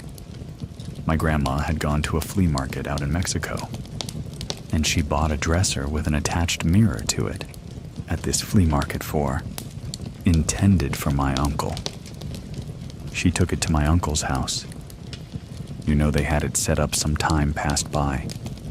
One night my uncle was asleep and something woke him up. He felt this uneasy feeling, like somebody was just looking at him. He woke up, and he was kind of scanning the room. It's dark. He can't really see anything. He's still half asleep, and in the corner of the room, he sees a little boy who's about anywhere from 8 to 10 years old. He's just looking at him, and he tries to call out to him to get his attention. Little boy is not moving. He's not doing anything other than just staring at my uncle, so my uncle decides to grab, like his cover or a pillow to throw at him to. Get a reaction out of this little boy to see what are you doing in my room? The little boy jumps from where he was to the dresser and disappears into the mirror. Fast forward maybe the next summer. My adult cousin and her son, who was at the time around that same age, Went to Mexico to visit for the summertime. We all know we all go back home to visit for vacation. My uncle lends her his room, so she could sleep in there with her kid, in the middle of the night, at around the same time. Her little boy starts shaking her mommy. Mommy, mommy. Wake up, there's a little boy. Oh, mijo. Go to sleep, go to sleep. You're dreaming, there's nothing there, mommy. Mommy. There's a little boy, and he's smiling at me, and his teeth are ugly. No, mijo. There's nothing there, go back to sleep. Finally, he gives up, and he goes back to sleep. During breakfast the next morning, my cousin is complaining of how tired she is because her little boy didn't let her sleep. And they are telling the story to my uncle, who's in a house that belongs to, and my grandma. And so my uncle and my grandma kind of just stare at each other because they know what happened to him. She goes on to tell them that, yeah, he kept trying to wake me up, that there was a little boy in the room, and that the little boy was smiling at him. And my uncle is like, well, that kind of happened to me too. He proceeds to tell her his story. Needless to say, my cousin and her son did not sleep there. The following night, that same dresser and mirror ends up in the possession of an aunt of mine here in the United States. My aunt, very superstitious. She had gone to see like a witch doctor at this time. The mirror and the dresser are put away in the garage. She knows the story of this mirror. Why she has possession of this mirror, I don't know, even though she knows the story. Anyway, she goes and sees a witch doctor for unrelated reasons. And this witch doctor gives her this little blanket, which is like a little pillow. A green one and a red one. One was intended for like luck, and the other one was intended for money. And she always carried these little pillows with her, in her purse. One day she was rummaging through her purse, and she notices that those pillows are gone. At the time, my aunt had, teenage sons. And so she kind of confronted them about it, and was like, hey, you guys were going through my purse. My little pillows are gone. Why were you guys going through my purse? They all deny. They're like, no, Mom. It wasn't us, we didn't do anything like that. They end up finding those pillows by the mirror, in the garage, and no idea how they got there. Once that happened to her specifically, that's when they're like, okay, no, we need to get rid of this mirror. Something is wrong with this mirror. We got it at a flea market. It's in Mexico, so something or somebody must have done something to this mirror that, would have caused, like, this little boy to get stuck in there. And so ultimately, that's what led to their decision to get rid of that mirror. Everything stopped, like there was no other occurrences with the little boy or anything going missing after they broke it. Essentially, we've always been scared that that land was built over a cemetery, because there's been other, like, small occurrences that have happened, but I think that's the creepiest one. This took place May of 2015. Me and my husband were going to New Orleans for the first time. We have a timeshare thing, so we were able to get a 2-story room. We were going to be there for 2 whole weeks. For whatever reason, they would not let us stay in the same room. For both weeks, we had to stay in one room for 1 week, and then they had to check us out and put us in another room for the second week. This happened the last Friday that we were there, on the first week, if that makes sense.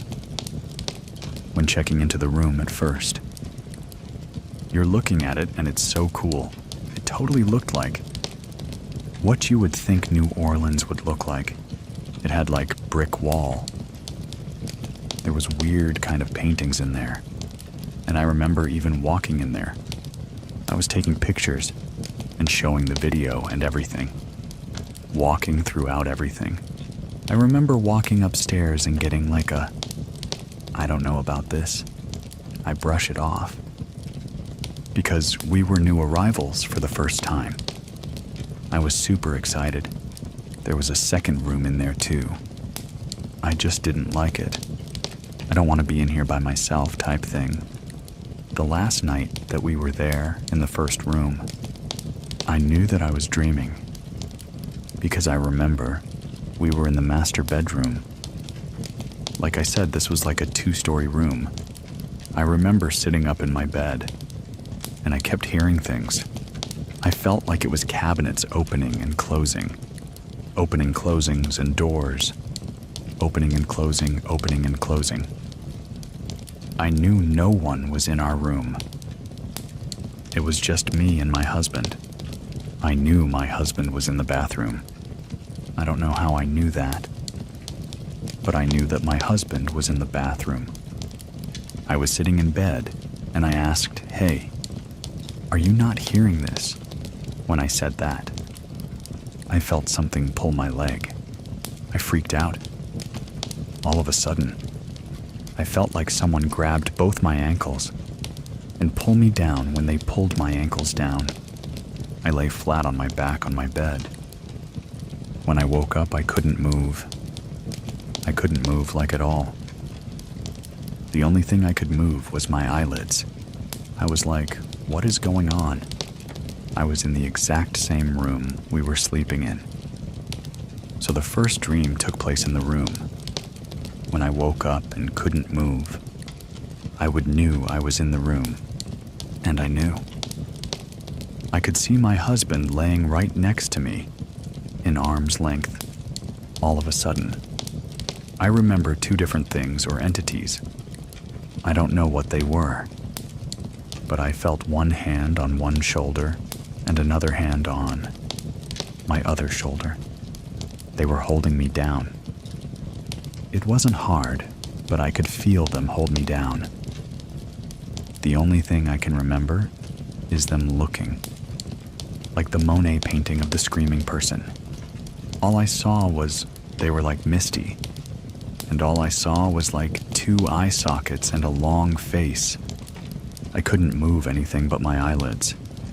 For the life of me, I just wanted for him to wake me up, because he was right next to me in bed. All of a sudden, I hear both of those entities. In my voice, in my own voice. I felt like they were making fun of me. I felt like they were mocking me. Like, how you can't talk, how you can't talk. I could feel myself wanting to cry. I just closed my eyes. I was praying to Jesus. I was praying to God, Holy Spirit. I was praying to everybody. My dad had passed 3 years prior. So I even called out to my dad like, "Dad, if you can hear me, please." I had called out even to my grandfather, my paternal grandfather who had died in 2012. I was like, "Please help me, please." As soon as I called out to my grandfather, within maybe 10 seconds, I woke up. I was able to wake up. I immediately woke up my husband, and I was like, I just had a bad dream. I didn't want to tell him everything, because I knew he was dead asleep. So he just comforted me. But I ended up praying for the next 20 minutes, and just thanking God that I was able to wake up from that dream. That was the scariest thing that I ever experienced. I ended up telling my mom at least a year later. She freaked that she was like, "What? Oh my God, I can't believe that happened to you." She totally believed me though. She's like, "I'm sorry that happened to you." I remember the resort that we were staying at was called the Quarter House. It was built in 1830. I know it was really old, and I thought that was really cool because I was like, oh my God, We're staying in a fairly old building. I love history of stuff, but I did not think that that was going to happen. I just thought it was cool because it was really old. If I would have known it was haunted, I would not stay because I'm like such a scaredy cat. Even to this day, I have dreams within dreams, but they're not like that, where I wake up like sleep paralysis. But I've had dreams within dreams. This happened to me 19 or 20 years ago. I'm 38 years old. I come from a Hispanic family, and we tend to be friends with our cousins because we have so many of them. I would hang out with a girl cousin of mine very often. One day, she invited me over. Her mom had got a new place. I hadn't been there. I took a bus across town to get to this address. When I got there, my cousin was there with her older sister. Right away, they're like, "Hey, glad you're here. We were just about to go to the store. Do you want to go with us?" I was done with the California heat. And I was like, "No, I'll stay here." And she says, "Great. My daughter, she's asleep. Keep an eye on her. We're just going to go to the corner convenience store. When we get back." They leave, and I stay there watching TV. As soon as they leave, the door closed. The little girl sits up and starts asking me over and over again, "Where's my mommy at? Where's my mommy at?" I would answer her every time. It's almost as if she just didn't hear me. Speaking to her, and would continue to ask. After a while, I just figured, I'm just gonna watch TV. Sit here, little girl, still asking me the same questions. But it could have been 15 or 20 minutes. I hear the metal door, it swings open. Makes that sound that you hear on these doors. Then I can hear the wooden door swing open. Then I hear my cousin. She's laughing, as if they're joking. She says, "Ha, Joanna." I hear what sounds like a plastic bag landing on a wooden table. The exact sound you hear of a cheap corner store bag. I look at the little girl, and I respond to her. "Your mom's home." I walk into the kitchen. There's absolutely nobody there. The doors are closed. Everything's closed. There's nothing there. I walk right back to the room thinking, what did I hear? What's going on? The little girl's still sitting there, but now she's staring at me. She starts asking me all over again. Where her mommy's at, she's probably asked me 15, 20 times where her mom's at. In the same tone over and over again. A few minutes later, I hear the wooden door rubbing across the floor. I hear my cousin again laughing, and I hear her say, "Ah." F in Joanna. I hear the bag with the soda hit the table. I'm too scared to get up. I sit there for a minute. I'm not saying anything to a girl. She's still asking me for her mother. All of a sudden, my cousin pops her head around the corner. I jump up, run to the kitchen, and I tell her, "I heard that you guys came, but you weren't here." Both my cousin and her older sister just staring at me, like it's not a big deal. After I tell them what happens to me, they tell me when my mother gets home, "We want you to tell her what happened to you." An hour or two pass. My aunt gets home and she's not surprised.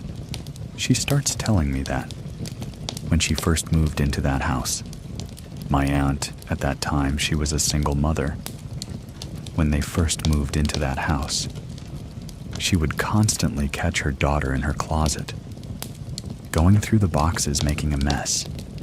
My aunt, getting tired of telling her to get out of the closet, she tells her, "What are you doing in there? Why do you keep going in my closet? And what are you searching for?" Her daughter looked at her and told her, "The little girl is telling me that there's toys in here. That's why I'm in here." She tells me she spoke to the owner as she asked him, "There's been weird things happening in this house. Has anybody ever said anything? Or told you anything the owner himself was like?" I've had a hard time keeping this place rented. I have heard some things I don't believe too much. I haven't experienced anything myself. He never stayed there. He said that.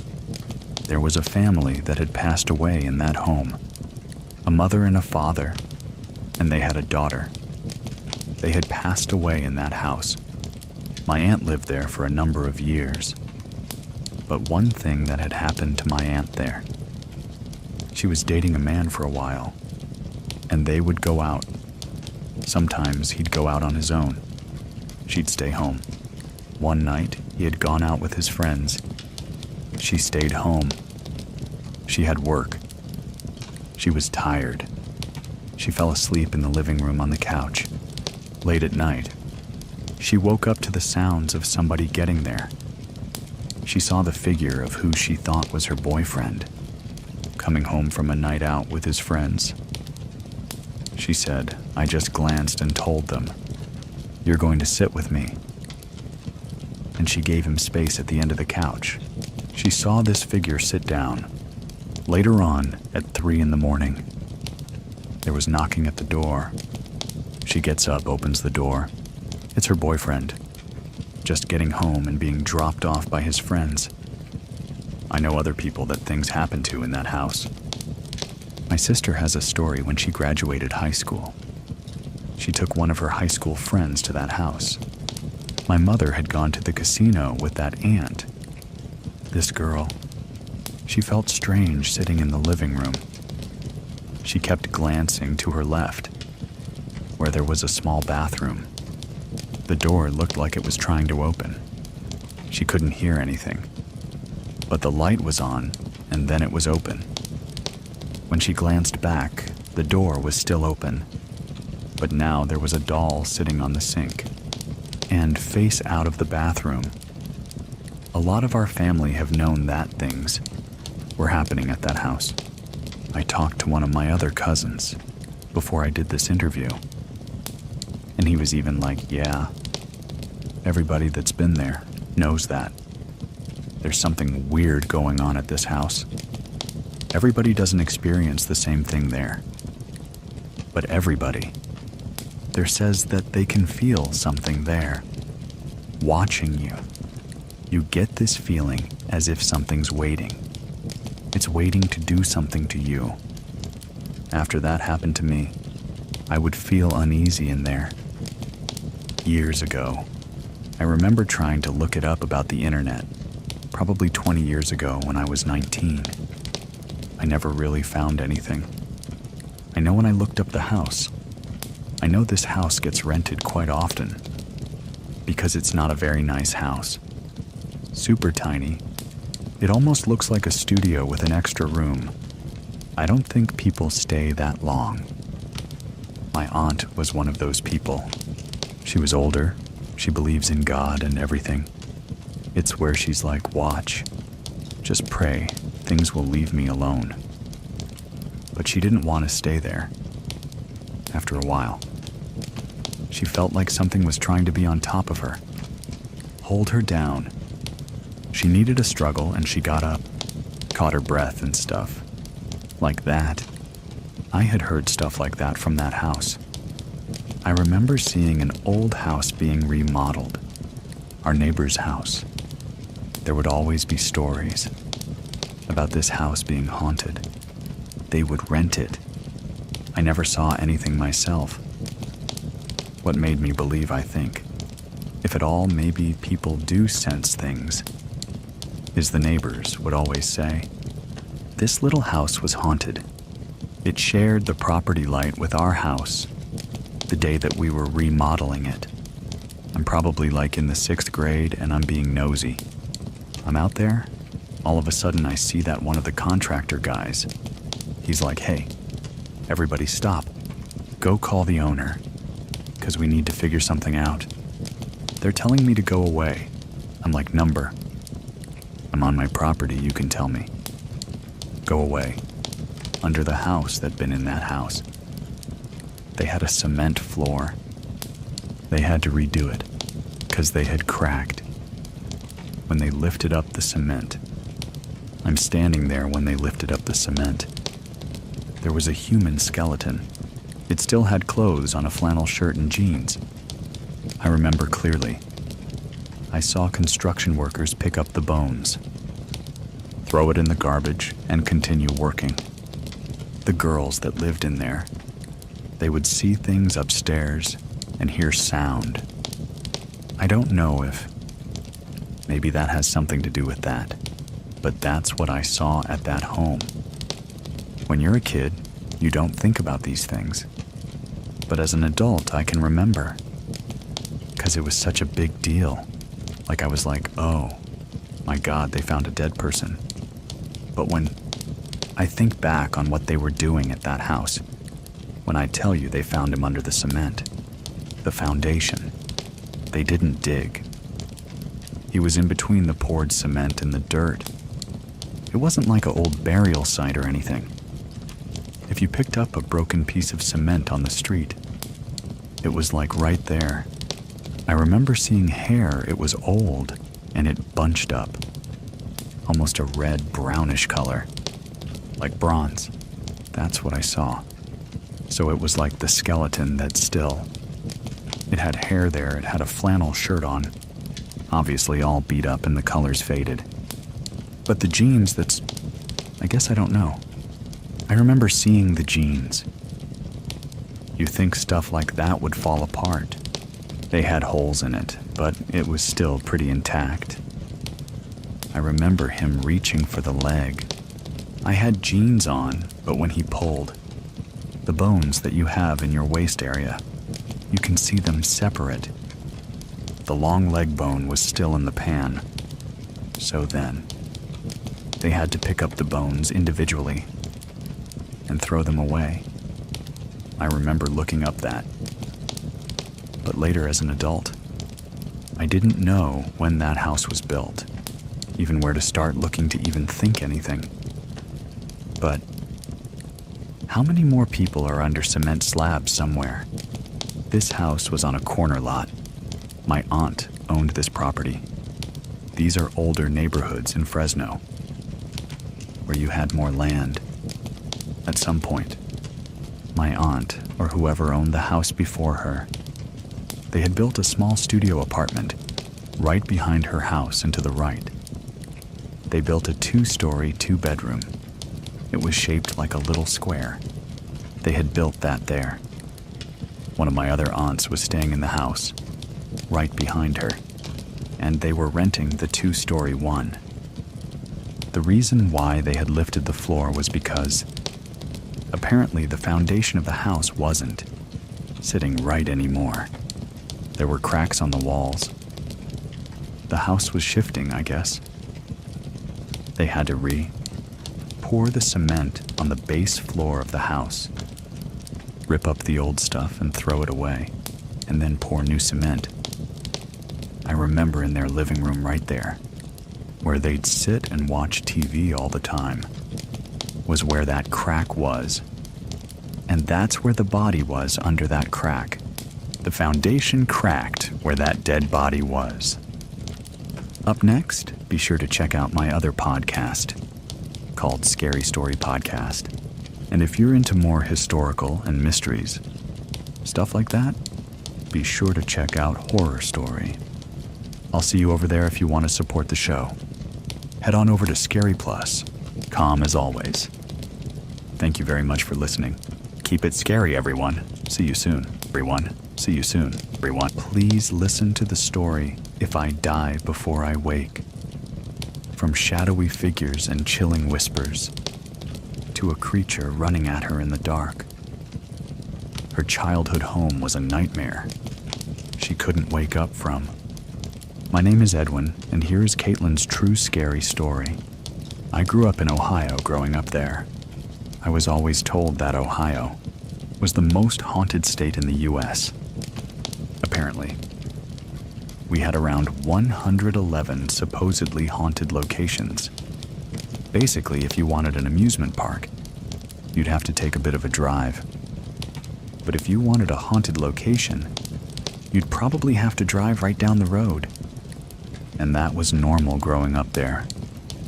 I grew up learning about the paranormal. My mother even told me. I grew up around it before I was even aware. I was told everything about life and death, angels and demons, and my mom even gave me a teddy bear. That spoke a prayer. Now I lay me down to sleep. I pray my Lord my soul to keep. And if I die before I wake, I pray the Lord my soul to take. The prayers scared me some nights, thinking about why I wouldn't wake up the next morning. And some nights I felt protected no matter what. My mom told me stories about how someone in the family had passed away, and she used to wear cat-shaped glasses. Apparently during my birthday party, a balloon had floated to the ceiling, and I had pointed to it and said to my mother, "There was a lady with pointy glasses holding it." My mother cried that day.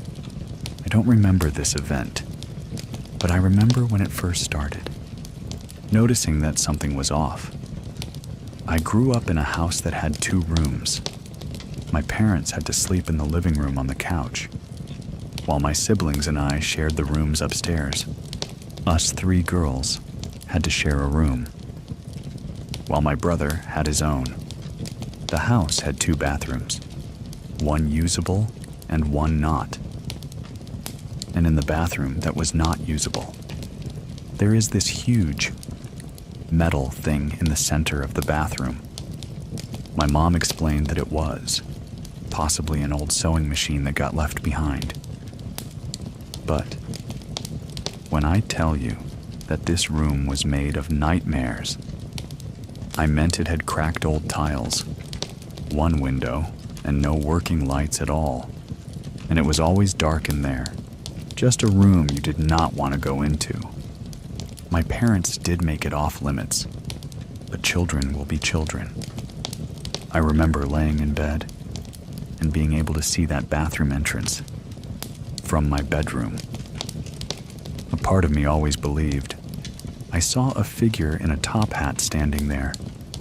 Imagine that as a child, a man figure, just standing at your doorway next to the bathroom. That always scared you.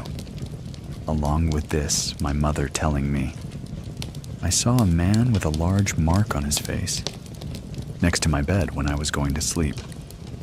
I don't recall this either, but apparently I was very shaken by it. I started crying. My uncle was babysitting us kids.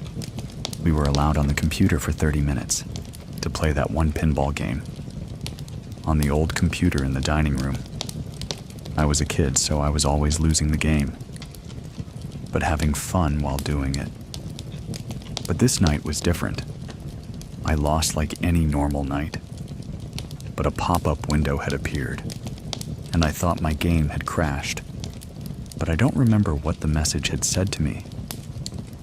I remember though seeing a pixelated demon head opening, closing its mouth while an awful noise played. It was dark and deep laughter that became so immensely and loudly distorted that you could barely tell was laughing. I screamed and ran for my uncle, who was already on his way. I was so shaken by this as well. I slept against him on the couch to my favorite TV show at the time. I chalked this up to be possibly a computer virus. It was the early 2000s. Viruses were going crazy at that time. You see, I like to try to debunk it. I want to be a rational person. But sometimes, there are things that we can't rationalize.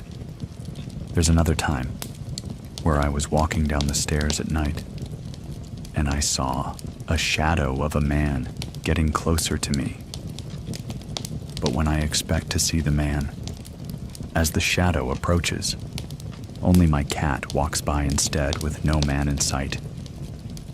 Another time, my dad invited his brother over, and as the adults played cards and board games, my sister and I were upstairs, singing to our Disney Princess radio. Out of nowhere, we heard a bang. Upon looking at the window, we saw a hand The fingers and palms were all different colors. We could hear all the adults downstairs. My uncle, my dad, and my mother. We didn't own a ladder. And my dad and uncle walked around the house multiple times while my mother consoled us. That's when I realized I wasn't imagining things, because my sister saw it too. And from that point on, things got more aggressive and more terrifying, more physical.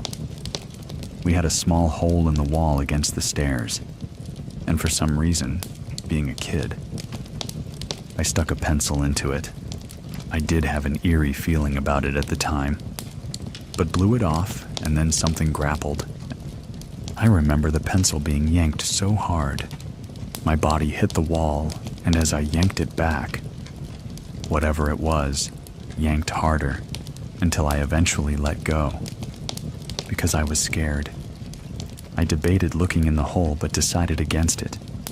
Rats or mice can't tug on stuff that hard, and I can't rationalize it. Maybe my father was on the other side, working on the wall, but no. This hole was pitch black.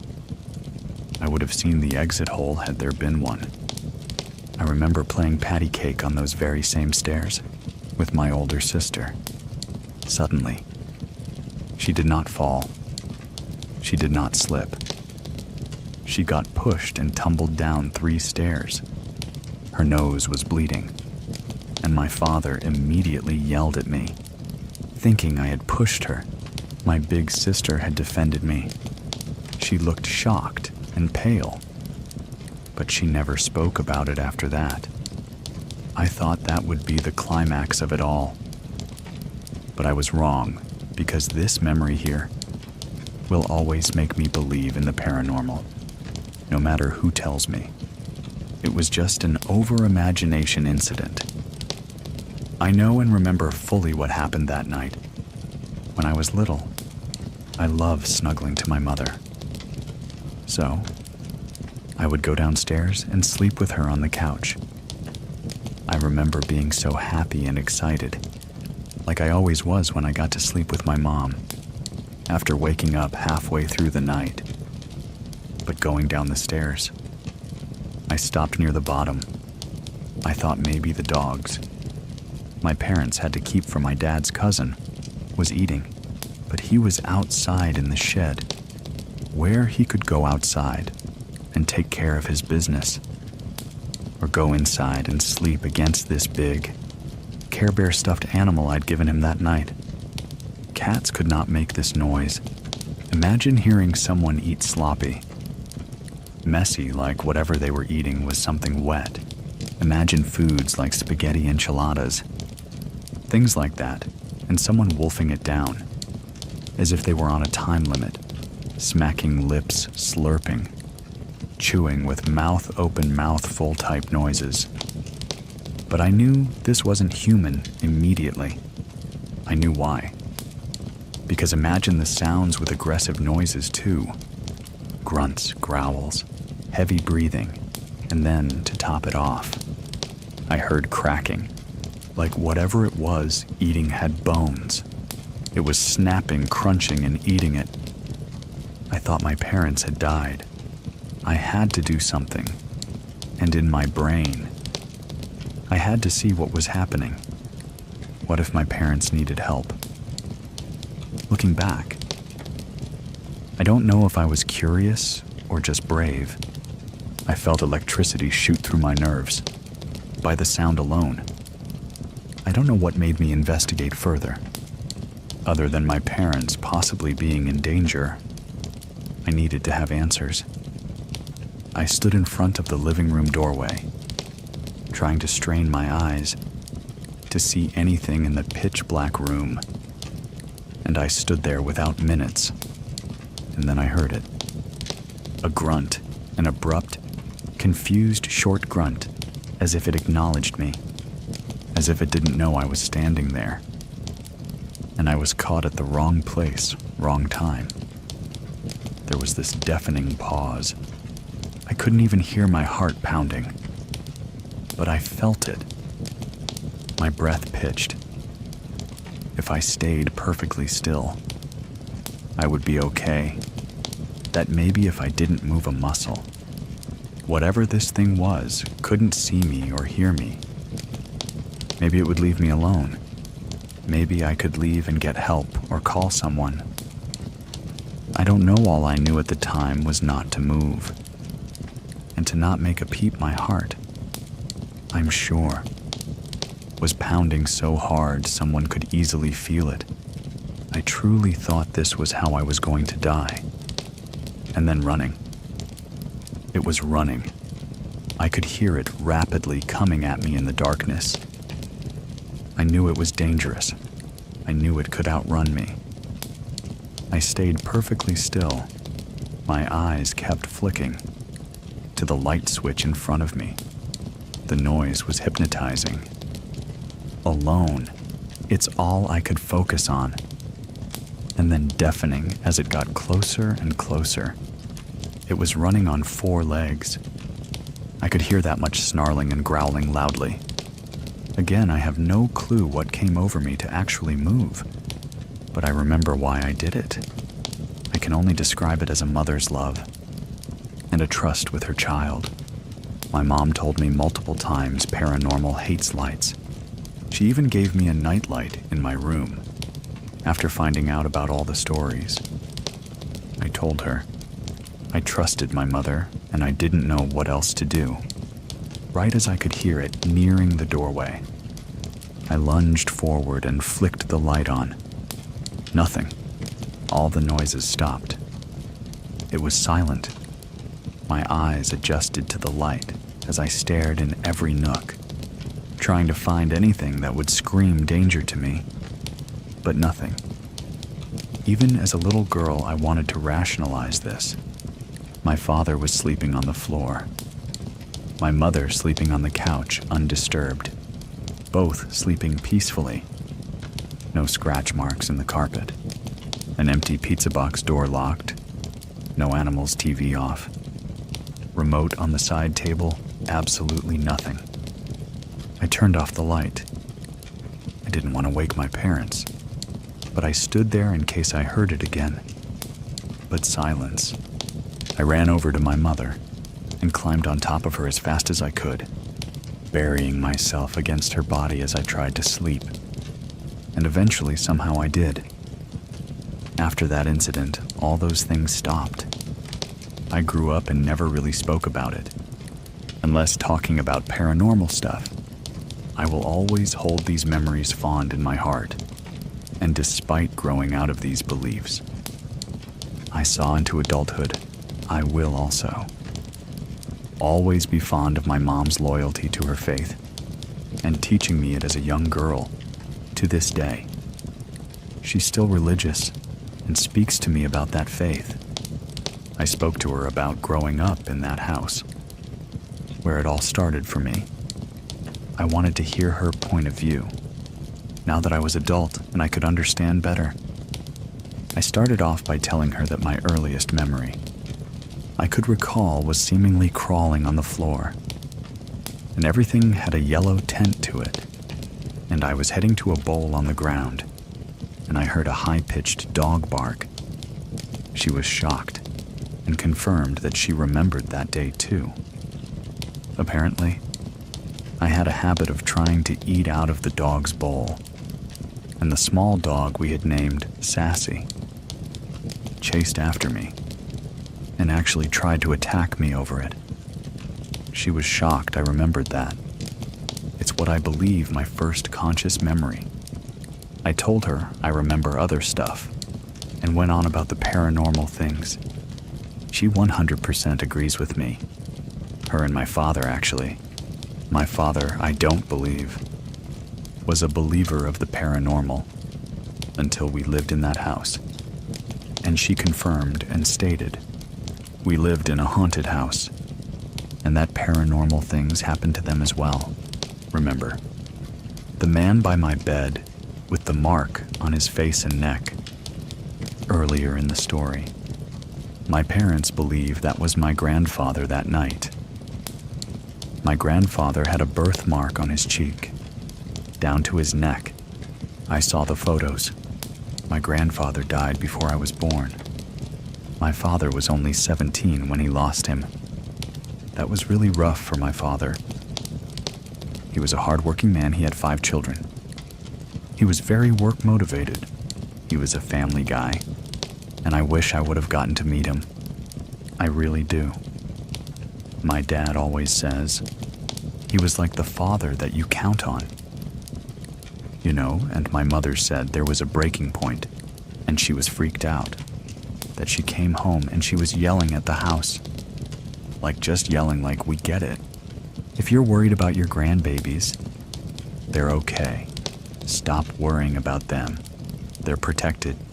They're safe. They're this.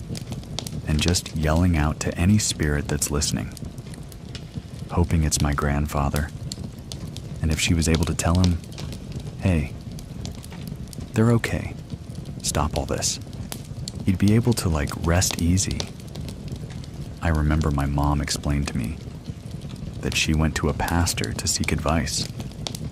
I know. She told me that the advice she did receive did help. But upon hearing this, I wondered if my grandpa was checking on us. In the shadow of the man. What if that was him without me noticing?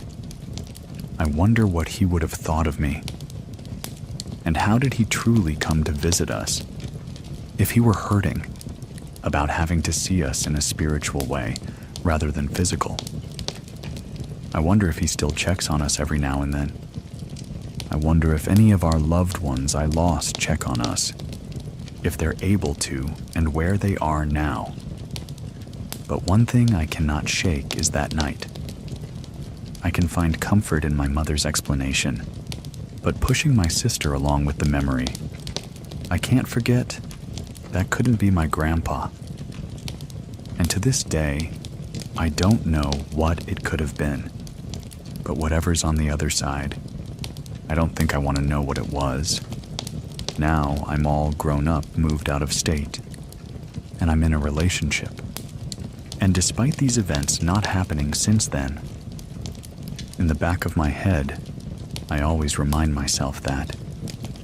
When I walk to the bathroom at night, when I'm home alone while my girlfriend's at work, when I least expect it as I enter a room, what if it comes back?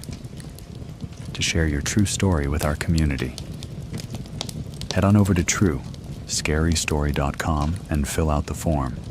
Everybody gets a response to get in touch with me. You can find links to everything in the description of this episode. Thank you very much for listening. Keep it scary, everyone. See you soon. Please listen to the story, Demon in the Barn, while exploring an abandoned farmhouse in rural California. 2 friends came face to face with something dark, an encounter so chilling that it still haunts them. Decades later, my name is Edwin, and here is Dory's true scary story. I grew up on my grandparents' and great-grandparents' property in the Central Valley of California. In the 1800s, my family settled there. I'm not sure how they got the land. I think they got it from the Native American Indian tribe. That was in the area. I think it was the Miwoks. My great-grandparents built a big, huge custom home on the property. Had peach orchards, then walnut orchards, almond orchards. Then my grandparents built a big ranch house on that property as well. When I was a teenager, we moved onto the property, onto a separate house next to my grandparents' house. So we spent a lot of time outside. I had horses and whatnot. Our property was 40 acres, and we were up on a bluff. The bluff overlooked the top of walnut orchards. So we would go down, especially in the summertime. We'd either ride the horses or walk. And we'd take this one road that went straight down, of almost a mile, and our property ended at the river, to a day where this story comes into play. This summer, my friend and I, we were going to walk down there just killing time. We usually went to the east. This time I said, let's go to the west. Because last week, when I was with another friend riding our horses, I rode past this old house that was sitting back off the river, off the road. You could tell from the road far away it's abandoned. I said, let's go check it out, see if there's anything cool there. So we start walking down there. It's a small little white wooden, one-bedroom little square house. Immediately behind it is a very large wooden barn. It was clear that this house was probably built like in the 20s turn of the century.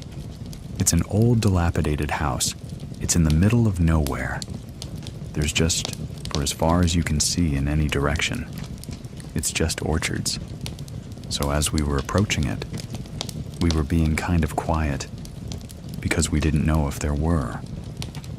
Like any other random people out there. We were just two girls. So we wanted to be careful that we weren't going to bump into some scary dudes down there. So we kind of did a big circle around the barn in this house to make sure nobody was there. And we were quiet as we were doing it. This barn is massive, huge barn, the size of a 2-story building. But there was no second story in it. It was just really high rafters. The doors to the barn were slid open.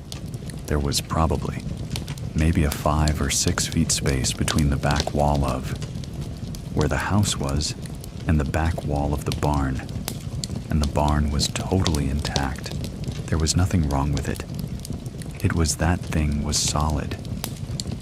The house, on the other hand, half of the walls, one half of the house. There were no walls left. Trees had crashed into it. Branches, the leaves were everywhere. The front part of it was intact. But the back wall of the house and the back, right side of the house, the walls were gone. But you can still see kind of the footing. 3/4 of the wall will still stand.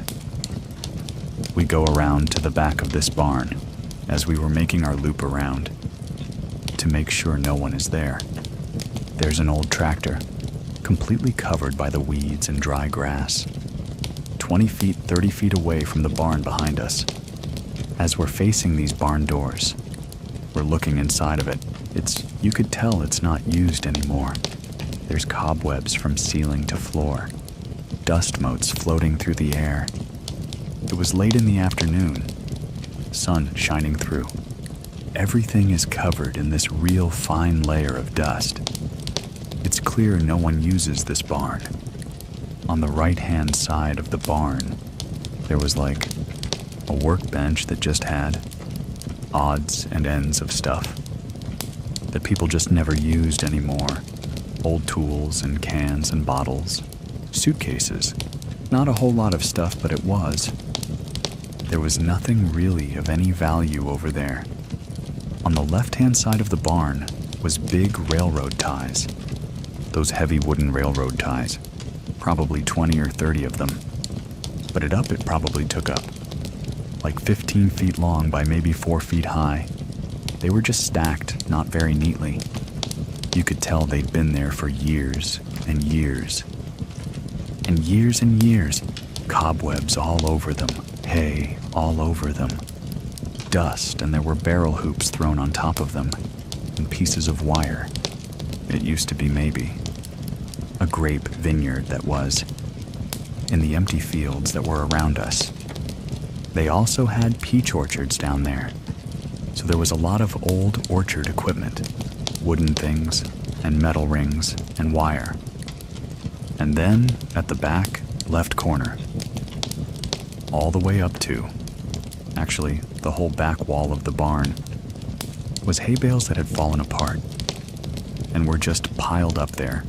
It was probably 5 feet high, by maybe the width of the house. There must have been tons of bales of hay there, that fallen apart over 10 or 20 years, and it's just laying there covered in dust, covered in cobwebs. So as we walk through, we're kind of breaking through a few cobwebs, and I'm afraid of spiders. So I'm giggling about, I don't want to see any spiders. And we walk around and we're looking. Maybe we'll see some old cool tool or some cool bottle or something interesting. Fun old antique.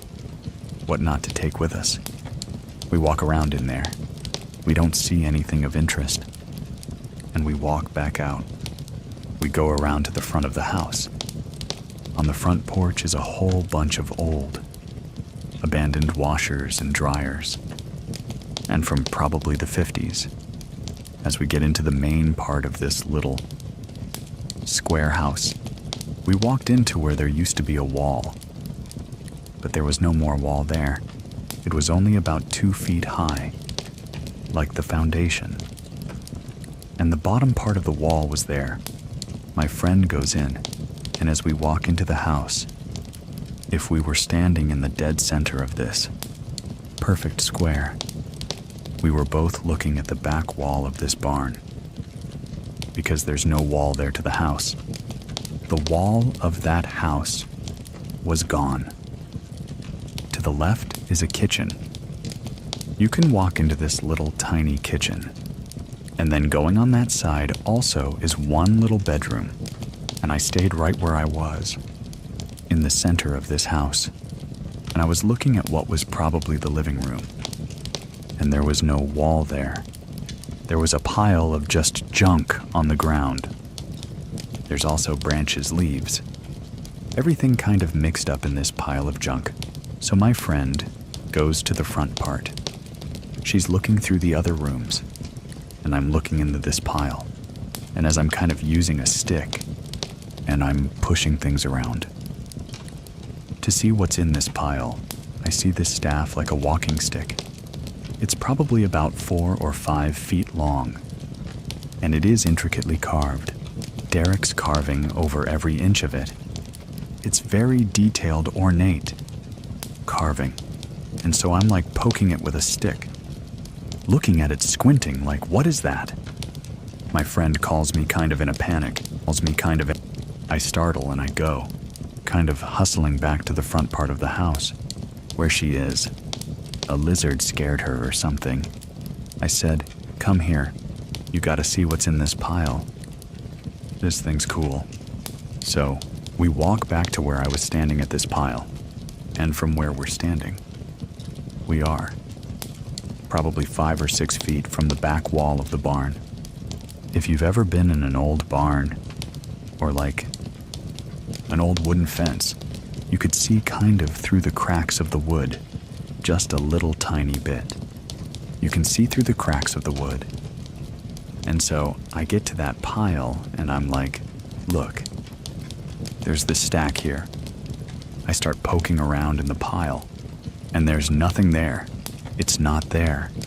And she goes, what? What did you see? And I said, there was this stick.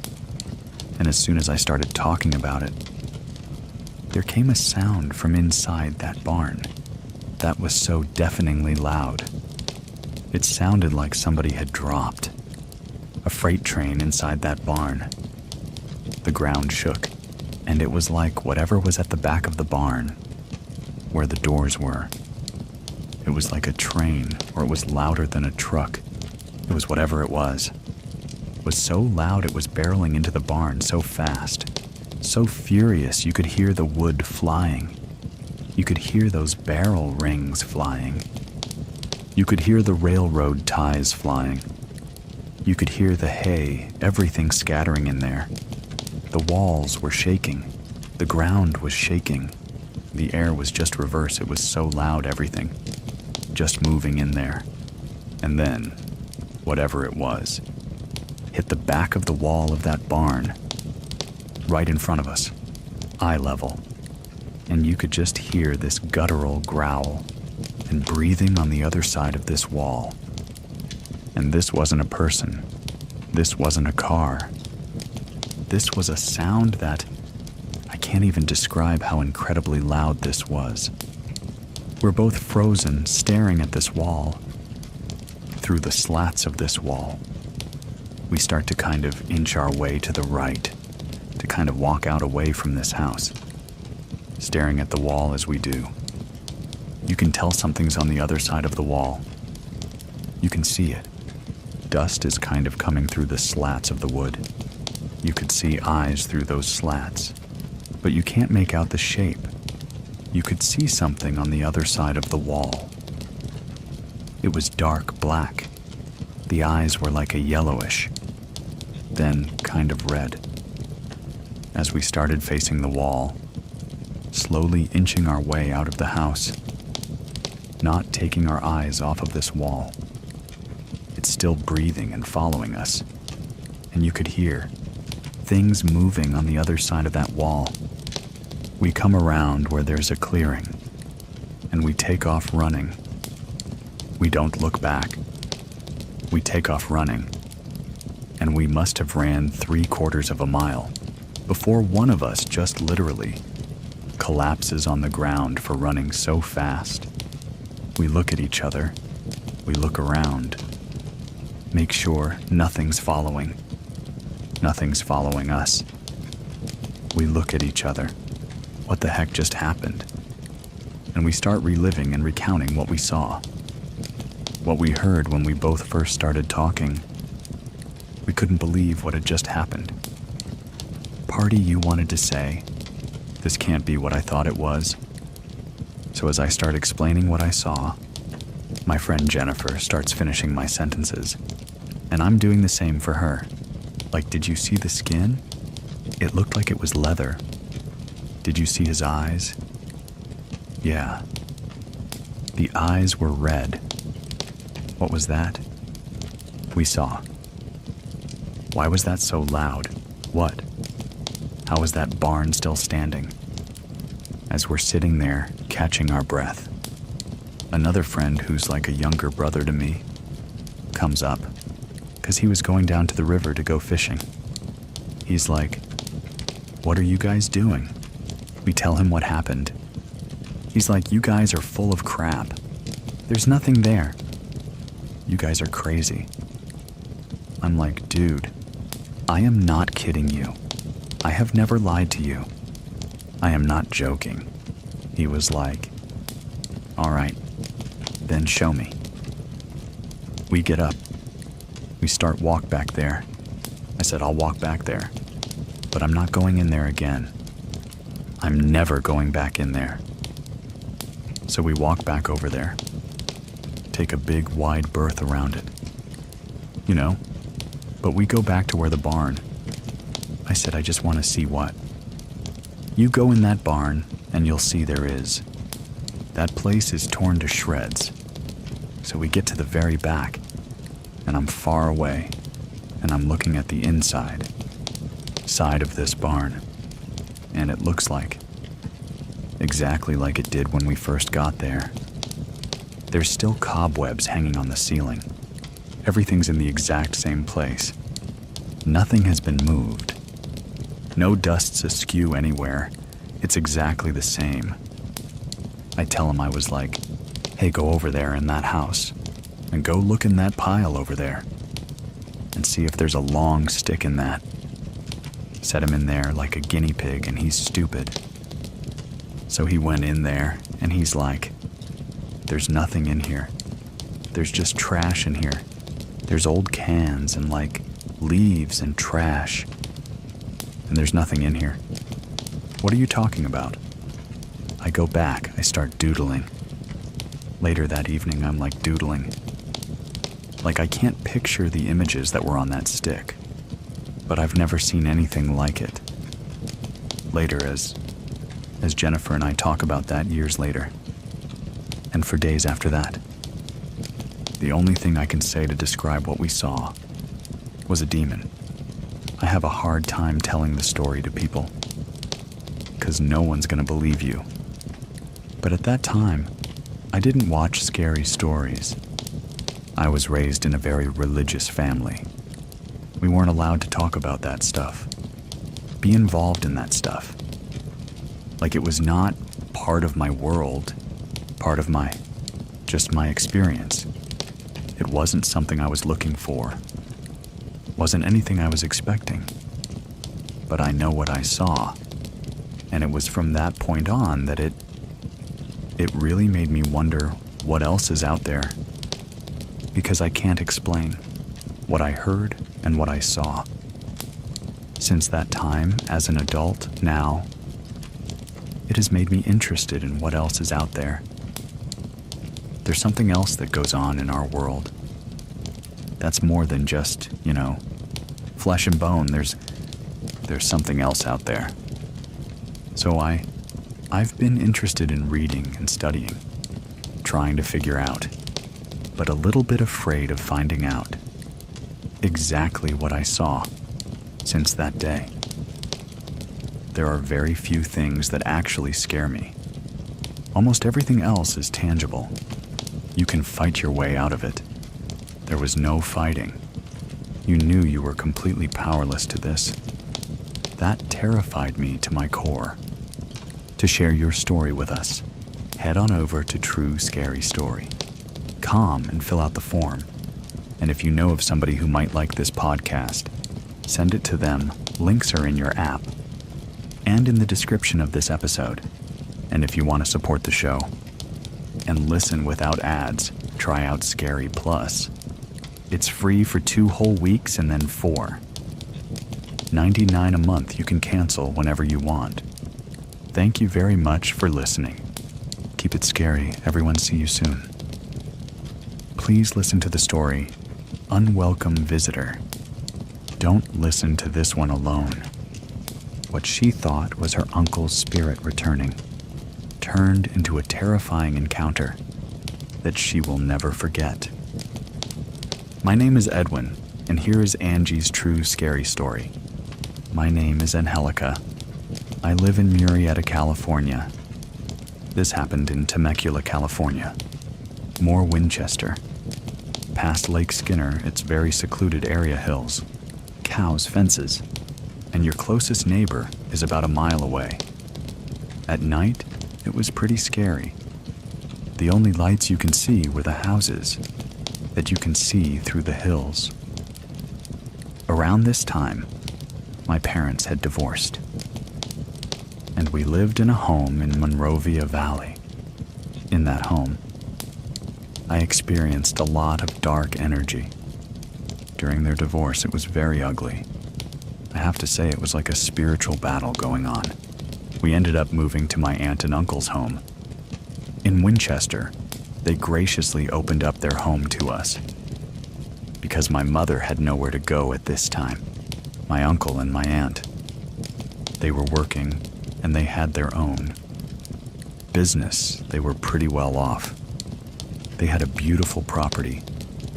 It was a ranch. We call it El Rancho. It was a 1-story flat, and with 3 houses in the back. The only people who would come were those who lived there. Around 1995, I was 13 or 14 years old. My uncle passed away. It was very unexpected. He had gotten into a car accident. It was pretty tragic. He actually ended up on the news. We didn't know what to make of this, or how to move past this. He was a pretty big part of our family. He had such a huge personality. He was a father figure to a lot of people. Especially me during that time, it was very hard. 2 months later, or still getting over his passing. This happened early in the morning. I was sleeping. I heard 3 knocks. It was like somebody knocking on the door. It wasn't fast, it was like a normal knock. The first one was like knock. The second round got a little bit louder. Third round got a little bit louder. I was awoken up by the second 3 knocks. I was just laying in bed. I was looking around. I knew that it was very early. I didn't hear birds chirping. I didn't hear the dogs barking. Again, I hear 3 loud knocks. I'm looking around and I'm scared. I'm just thinking to myself, am I the only one who's awake? Am I the only one who's hearing this? I turn to my cousin who's laying next to me. We shared a room. I go to wake up my cousin. I push her. She does not wake up. I hear 3 loud bangs again. The door that these bangs are happening on, they're on a security gate. This door is really sensitive. You can hear a tap, or if you close it, it vibrates throughout the whole house. My cousin is not waking up. I'm just thinking to myself, what is going on this early in the morning? It's a house full of people. I slowly walk out. I peek my head out into the hallway, and I look. I'm quiet. I didn't say anything. I'm just looking to see if anybody else is hearing it. In this property, when you walk out into the hallway, I have turned left. You immediately come to the kitchen on your left, and then to the right is the door. In the kitchen, there is a bar countertop with 3 bar stools, and the very first one, and the end was my uncle's favorite chair. I'm walking slowly throughout the house. I walk over to his favorite chair, and I sit there. During this time while I was walking, I didn't hear any more banging or knocking. I was like, okay, I'll just sit here and wait. I don't know what that was about, but I'm the only one awake so far. I sit down and I look around, confused, but also waiting for something. Then again, I heard 3 loud bangs, and this time they were so loud it was like gunshots. I jumped out of the chair. I was terrified. I ran over to the door. I opened it, and I opened the security gate. There was nobody there. My uncle's favorite dog was outside. He was just walking towards me. And then he turned his head. He must have seen something. I'm guessing it was my uncle. He jumped up and he was extremely happy to see somebody. That wasn't there. I had no idea. Nobody that I can see was there. He was jumping up and down, wagging his tail. And this is a very lazy dog, he does. Doesn't really give attention. Unless it's somebody very specific. I was just very focused on that. It was hard for me to process everything that was going on. My uncle, who was staying with us, ended up opening the window after this had transpired. And he goes, "Do you see that?" I go, "Yeah, I see that." He's just dumbfounded. He's just looking at me with his mouth open. I just stand there finally. Everyone slowly starts to wake up. My aunt comes out. What was that? Or what's going on, my cousin, who previously I tried shaking awake. She comes over to the kitchen. Everyone has this like, "What's going on?" look on their face. They're asking questions, and I said, "You guys didn't hear those 3 loud knocks." My tia, who knows far more about spirituality and what certain things mean than I do. She says, "Wait, how many knocks?" I said, 3 knocks. She just stood there and she goes, "Why did you open the door? Why didn't you come and ask me?" And I was just, I don't know. I was so confused, and I was like, did I do something bad? My tia, she just stayed quiet. She wasn't mad at me. She was mad at what was going on. She stood quiet. My cousins looked at me and they're like, "You don't know what that means?" And I go, "No, I don't. I personally think that I was targeted. Everyone else was put to sleep." She had a maid who's still alive, by the way, who practices Santeria. She would do these little rituals. I was there to witness them, to see them. So after this event transpired that night, she was called by my aunt to come back because she was visiting family, either in Mexico or in Los Angeles. She explained to her what happened and what's going on. "You need to come. You need to cleanse the home. You need to do something because I know something's off." My aunt was like, I knew something was going to happen because she was gone. I don't know the background and what was going on, but I knew that they would do veneration spells or ask Mythia's maid to conjure in spirits or get consultations through people that they trusted in the spirit world. Now I know some people, or those that are listening, may feel like that's not possible, but it truly is. There are people out there who can invite spirits into them. She was that person. She was the one that was cleaning, and she was organizing. And then all of a sudden, she would faint.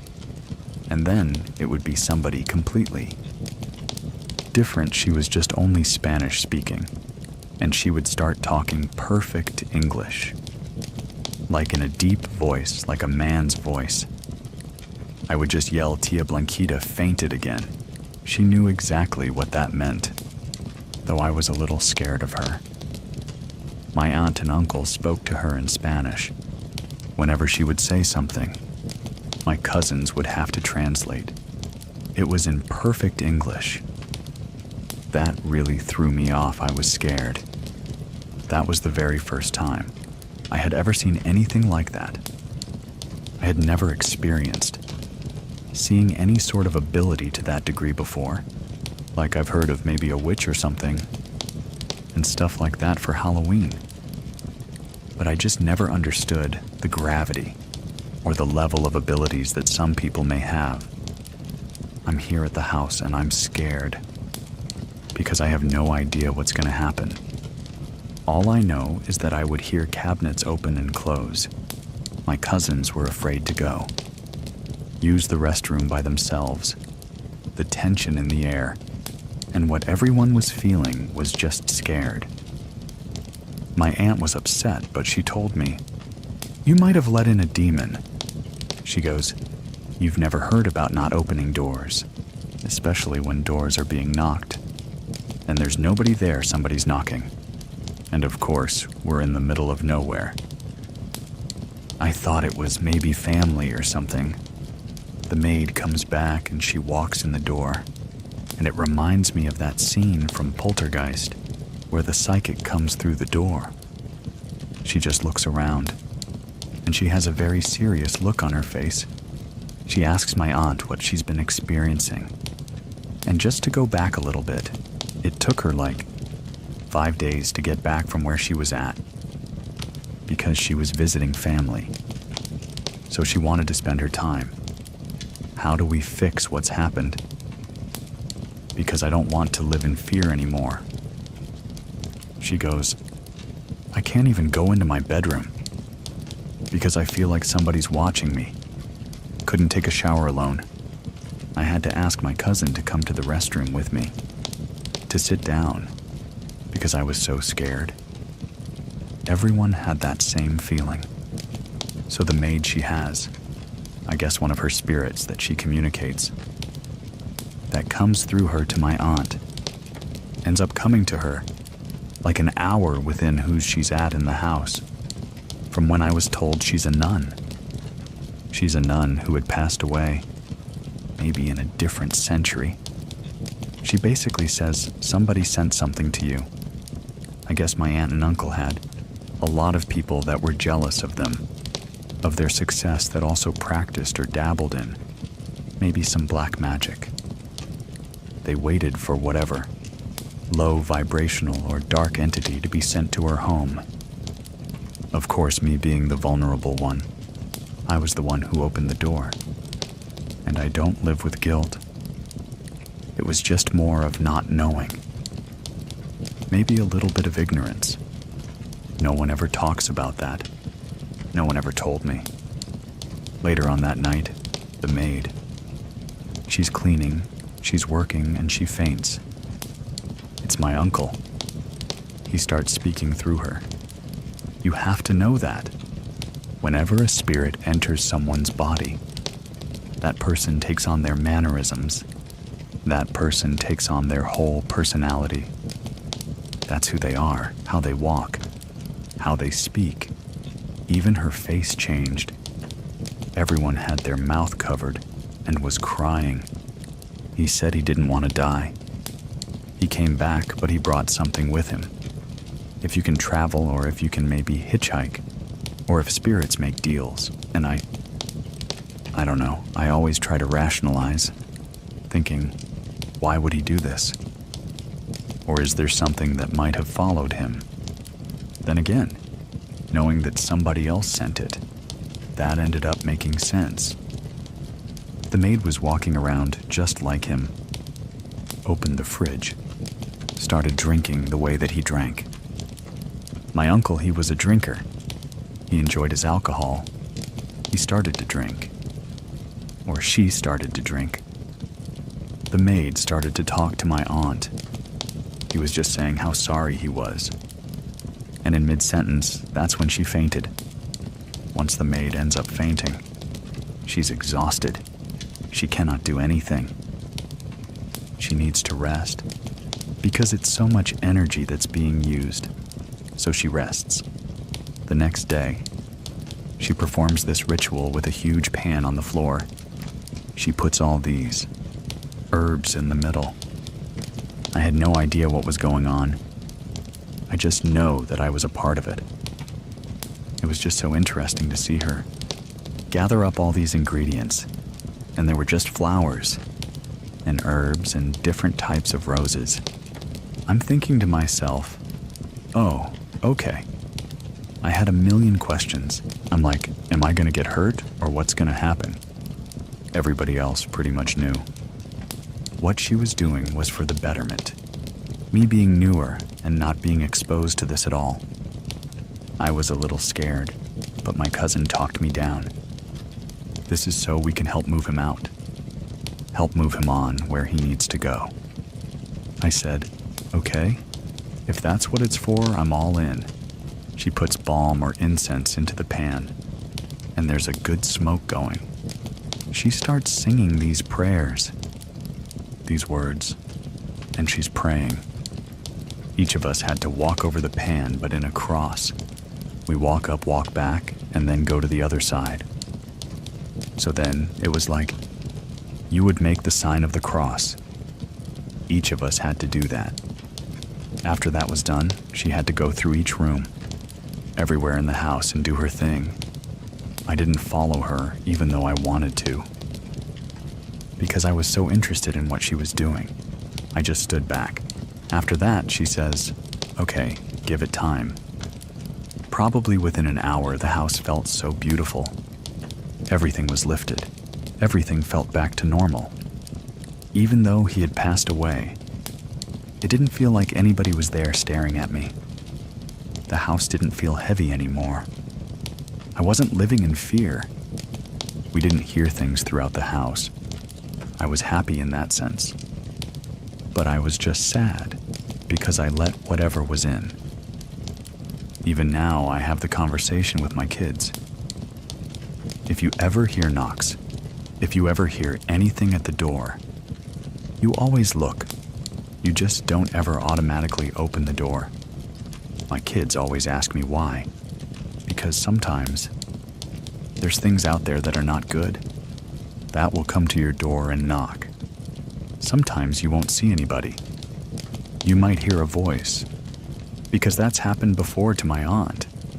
She's told me that something comes knocking on her door, and she's heard a voice, and there's nobody there.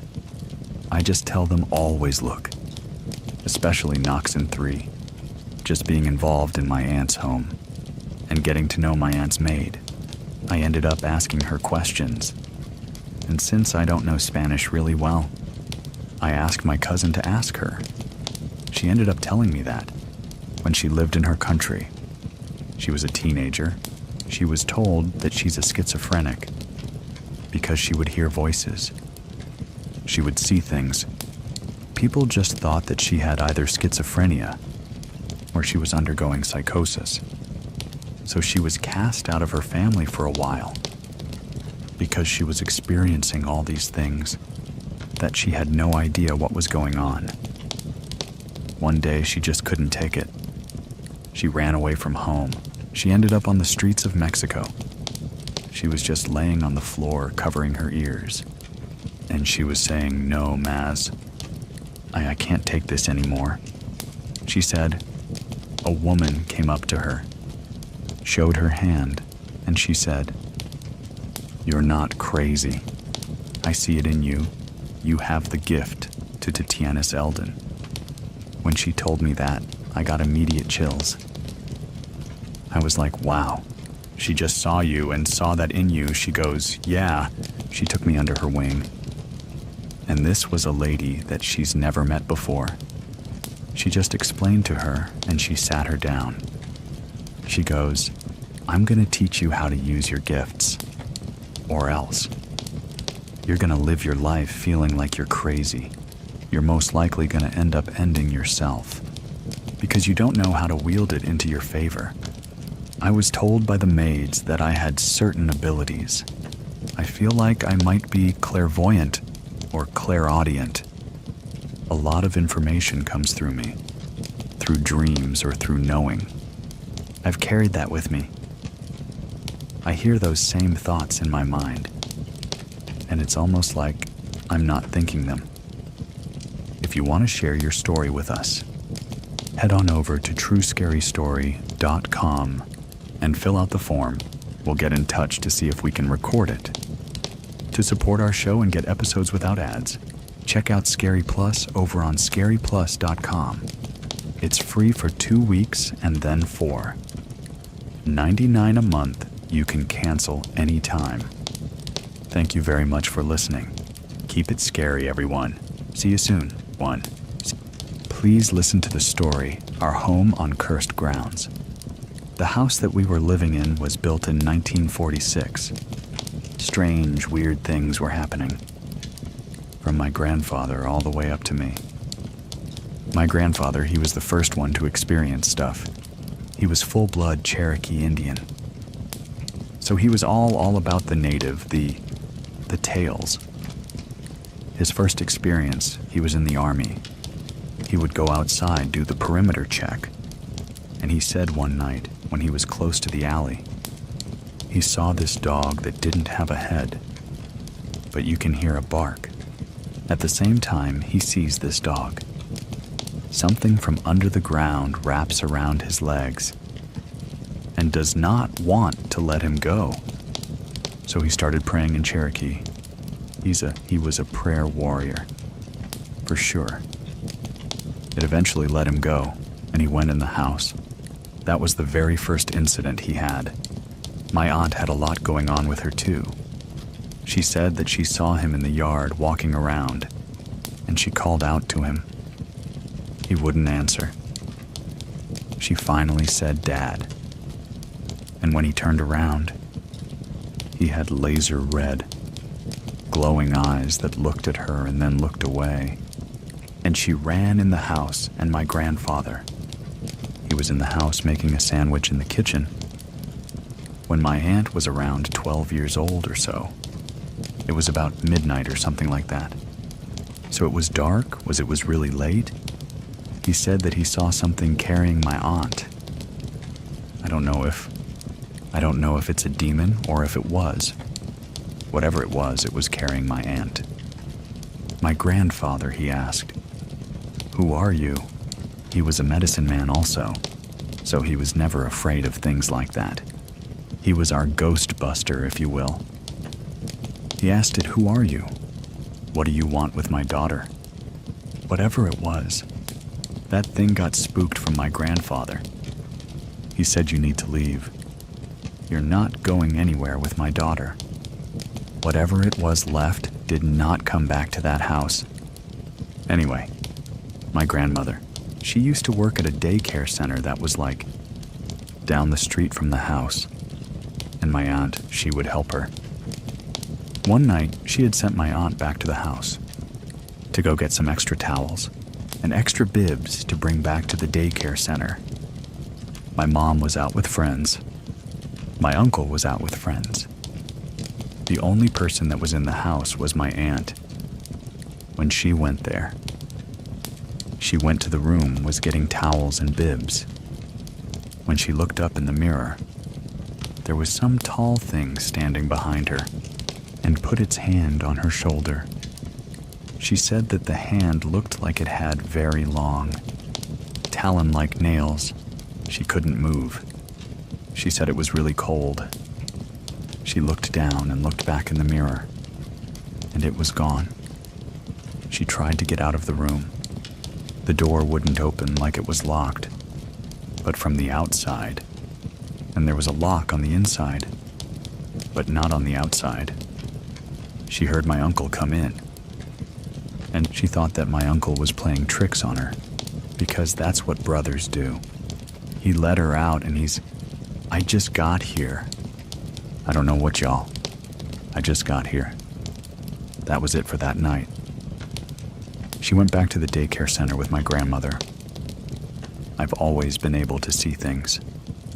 Even when I was a little kid, my grandmother had a grandfather clock that had the glass door with pendulum. My cousin, my uncle, my aunt were staying with us for a little while. The adults got the rooms and the kids. Of course, I made a pallet on the floor in the living room. Sometimes I couldn't sleep, actually. That was a lot of the time I couldn't sleep. I would be up and just looking around. And when I was about 4 or 5 is when this happened. And it kept happening like all the time. I would see this lady in the pendulum area of the clock. She was like a Victorian lady. Like she had the big poofy bun on top. And she had a Victorian lace dress that would button up all the way up the neck. She would always stare at me and smile. I remember one night, it was always between 2 and 3 in the morning. She actually held her hand out to me. She only did it one time. I don't know what that was about. I don't know if that was an ancestor. I don't know what that was. But I didn't feel threatened. I didn't feel. The kids are very susceptible to things like that. I never felt like it was bad. I was dating this person. That apparently was a very evil-spirited. You know, you don't really recognize things. When you first get into a relationship with someone, you're just all lovey-dovey, and nothing can break y'all kind of thing. I didn't realize that. There was something that's always around her. But my mother did not like this woman at all. Didn't know why. She just knows that she did not like her. Every time she was around, something would happen to my mom. One time, she fell out of nowhere. She just fell. And she said there was another time that she fell. It felt like something pushed her. My ex and me were sitting outside at the time. When that happened, things like that would happen with my mom. And nobody else, just my mom. I think one of the most terrifying experiences would be, I want to say it was November 1st of 2013, 2014. This person. She was the kind of person that stalked you. I didn't realize that this was going to be an issue. It apparently was. One night, I was out there with her trying to just keep the peace. On my street, there is no street lights nearby. There is a street light on either end to the street, for the cross street, but there's nothing like in the middle. So where my house was just like pitch black almost, just the glare from the street lights from afar, we're sitting there, we're talking. I see this dark figure walking towards the car, was dressed in all black. I don't even know if it had a face. It just was just all black. It slowly walked past the car. I'm looking by my driveway, 'cause we're parked on the street. My mom's car is parked in the driveway. There was no more room when this guy, or whatever it was, passed my driveway. They disappeared. Right in front of her face is disappeared. That freaked us both out, but it's like, okay, you know what? Things like this happen around my house all the time. Now mind you, she drove a Nissan Sentra that was a 5-speed. So when you put a manual car in park, you normally put the emergency brake on. That car is not going nowhere. She was parked, had the emergency brake on. We were sitting there and just chilling and talking. All of a sudden, we feel this giant push on this car. The car moved from at least 10 to 15 feet forward. It's in park, and the emergency brake's on. So what do? We get out. We get out of the car. We look on the ground with my phone flashlight. And there is a broken brick on the ground that has an upside-down cross on it. We jetted to the 7th, 11 to get away from there. When we looked to the back of the car on the bumper, like something was underneath the car, pushing the car from the bumper. We drove back to my house, parked in the opposite direction. Now we pulled up. Everything that was on the ground was gone. The brick was gone. Both pieces of the brick was gone. Like somebody swept it up. I don't know who it was 2 a.m, but there was nothing on the ground. If someone was out, we would leave the dining room light on. Where the dining room was, it was catty corner to the front door. So you can see the light shining into the door. My front door was like about a 6.5-foot door, with a half-moon stained glass at the top. Now mind you, everyone in my house is about 5'3" at the most. There is no way that anyone in my family, in that house, could see out of that stained glass window. We're talking, starting to get into an argument. I look to my left, which is where my door was, and I saw a dark figure in the stained glass. I blinked a few times to make sure I was seeing what I was seeing. It was there. I looked away. I was like, oh my God. She looked over there. She saw it too. Then I look back. It was gone, like nothing was there. I did not go in my house until daylight, because I was not about to go and find out what that was. I've never seen something that scared me like that. There were times when me and my aunt would be sitting on the couch. Now mind you, this house, like I said, was built in 1946, so it didn't have central heat and air. It had a swamp cooler. It's the big thing that sits outside your house, and you have it connected to a water hose, or you water it every few hours. And it blows air like with a manual fan. It was the winter time when this happened. Me and my aunt were sitting on the couch while we were watching TV. We heard something walking, crushing leaves by the water cooler. There was this very demonic growl. That happened outside that night. And then we moved to the other couch. There was also demonic growling behind the couch. I had an ex that I was with at the time. I woke up. I want to say it was like 2:30. Something like that, about 2:30. I looked over, her back was facing me. Her room is pitch black. No lights. Not even from the bathroom, nothing was on. I turn over and I look at her. When I tell you her head, and only her head turned around to face me. When she faced me, her eyes opened up and they were the same red, glowing eyes in my father had in Dallas. I got up, I went in the living room. It was dark. Her mother is there sitting in the dark and asked me, "What's the matter? You can't sleep." I said, "No, ma'am, I cannot." "What are you doing in the dark?" I turned the light on. She wasn't there. That was the last time that I spent the weekend over there. I never told her about that, because I was afraid it would happen again. I don't know if that was a warning to save myself from something, or if that was just something just to scare me. I have no clue. At that time, my grandfather, he was still living. I could talk to him about anything. So when something like that would happen, he was able to tell me things. He was telling me that particular incident with the glowing eyes. There's someone trying to keep you away from her. There's something that's not right. I don't know what it was. I don't know if the mom was doing something. I don't know, because, like I said, She was there in the living room. But when I turned the light on, she was gone. I was doing DoorDash because I almost died last year. And I came home to like a $500 light bill. Being on a wound vac and trying to work is very bad, but I had to make money for my light bill. So my lights won't get cut off, because it was a summertime and in Texas. It's hot as hell here, like it prepares you for hell.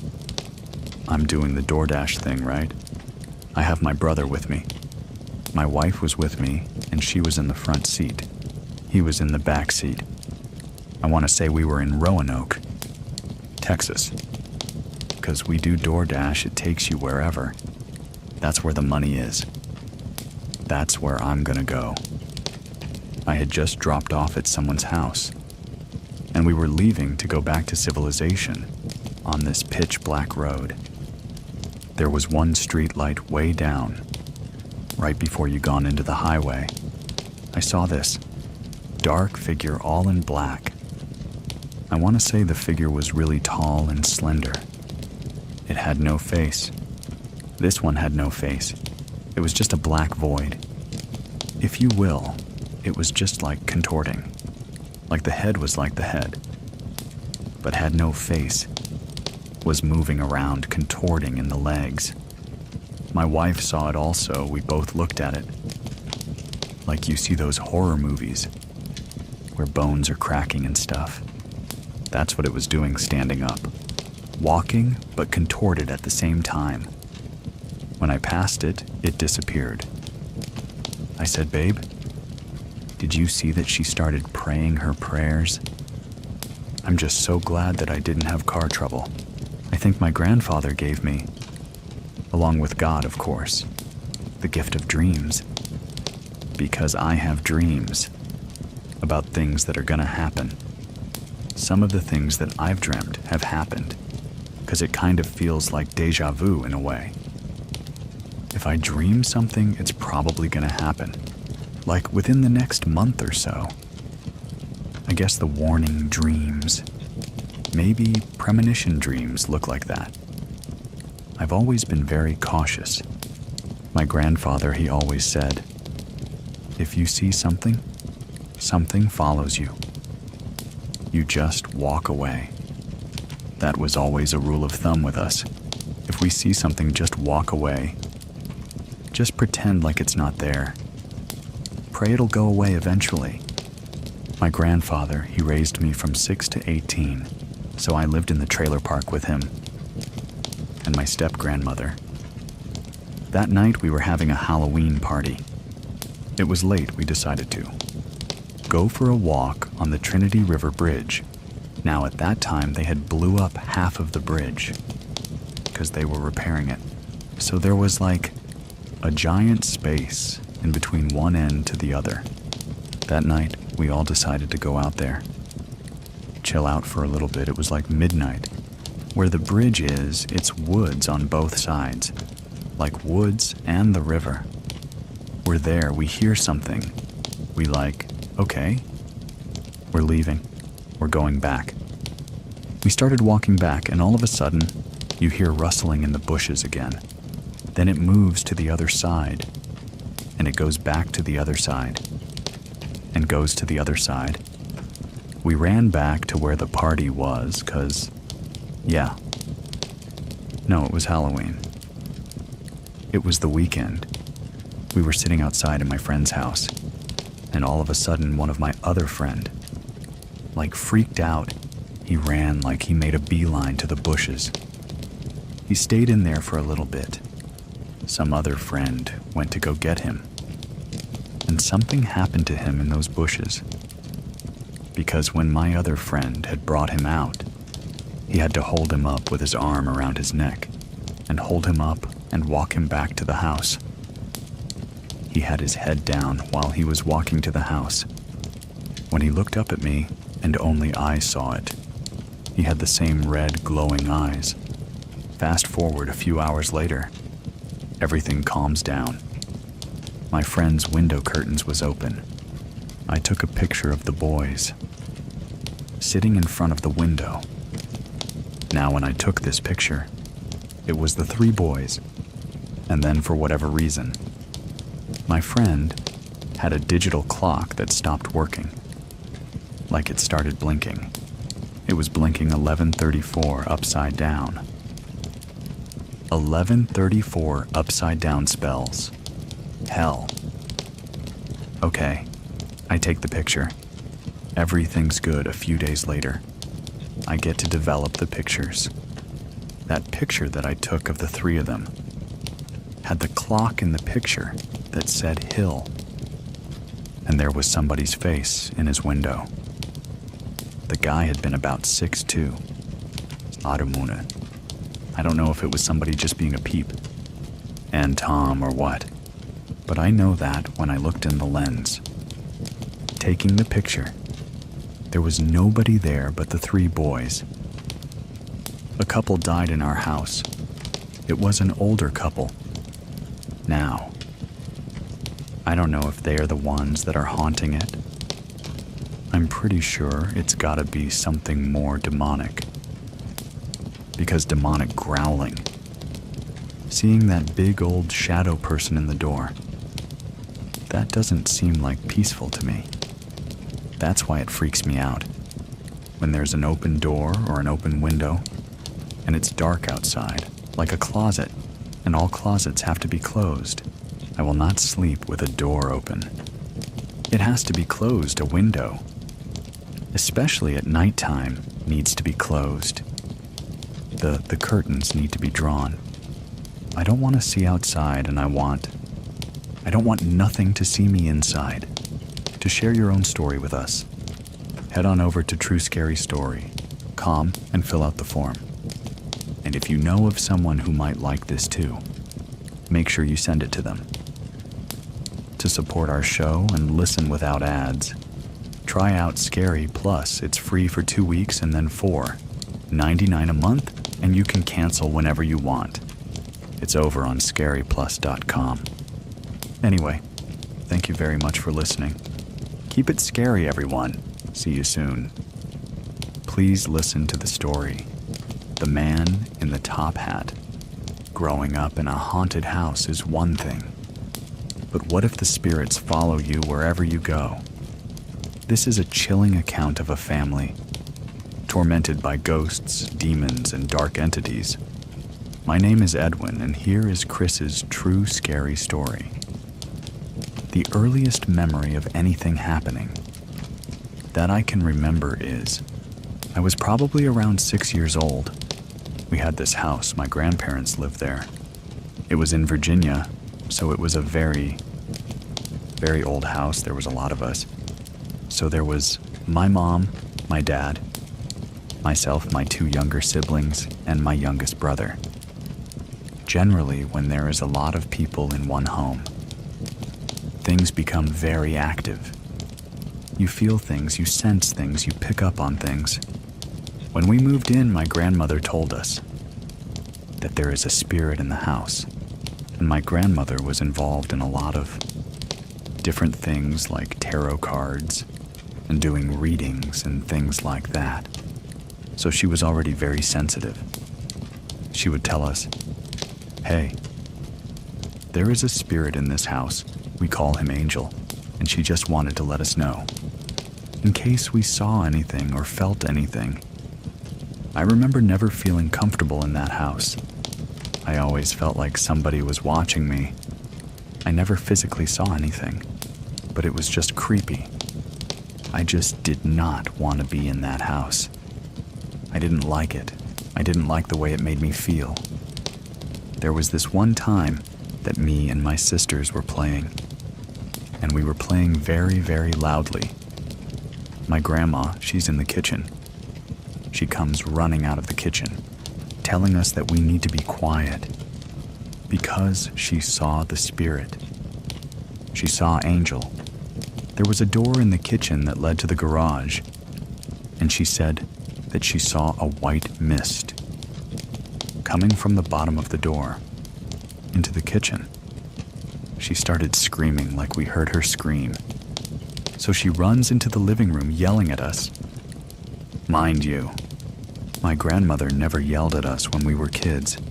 We would write on her white couch with markers, and she never yelled so. For her to come into the living room, screaming and yelling at us, I knew something bad had happened. So me being my 6-year-old self, I yelled, "I hate Angel. I don't care what Angel says." And then the very next day, I come down with this strange virus. We didn't even know what it was, but I remember being insanely sick, to the point where I was actually admitted into the hospital, and I was in the hospital for 3 days. No doctors, nobody can find anything wrong with me. And I remember my parents talking to my grandmother, and they said, yeah, it was Angel. It was the spirit that had attacked me physically that was causing me to become so ill. My grandma actually told us that the owner of the house had shot himself in the head in the attic. You can only access the attic through the garage. So it made sense when my grandma was saying that. She saw that mist coming from the door because it LED'd to the attic. The next time we experienced something, it happened in this house. It was in Little Washington, North Carolina. Another really large, old, creepy house all on the East Coast. I was probably around 8 or 9 when this happened. We didn't really feel things, like we would see things, but we didn't really feel anything, except for my one sister. She was probably around 7, and she would talk about the dark man. She would tell us that he would follow her. He would watch her, and he was this tall, slim, dark figure, and he had a top hat. And I asked her, well, how long has the dark man been following you? And she said, all my life. There was this one instance where it was really late at night. My father was watching TV in the living room. My mom was asleep. Me and my younger sister, we had woken up in the middle of the night, and we realized, hey, Jen's not here. She's not in bed. Where is she? So we go downstairs, and the way that the house was set up is there's a huge living room with the TV. There's a couch in the middle, and then there's stairs that lead up to our bedrooms, because we were sleeping upstairs at the time. So when you come down the stairs, you can see the TV, and there's this tiny little hallway to the side that's kind of casted and, you know, in the moonlight, in the dark, so to speak, because it was really, really dark, even with the TV on, because of how large the living room was. So me and my younger sister, we come downstairs and we see her in this dark corner, bathed a little by moonlight, and we can make out that she is standing in that corner, holding a steak knife. All she's saying to herself is she's saying, kill John, kill John, kill John, kill John, kill John, kill John. That's my dad's name. So we go to her, and I'm shaking her, and I'm like, Jen, what's going on? What's going on? And she's just saying over and over, kill John, kill John, kill John.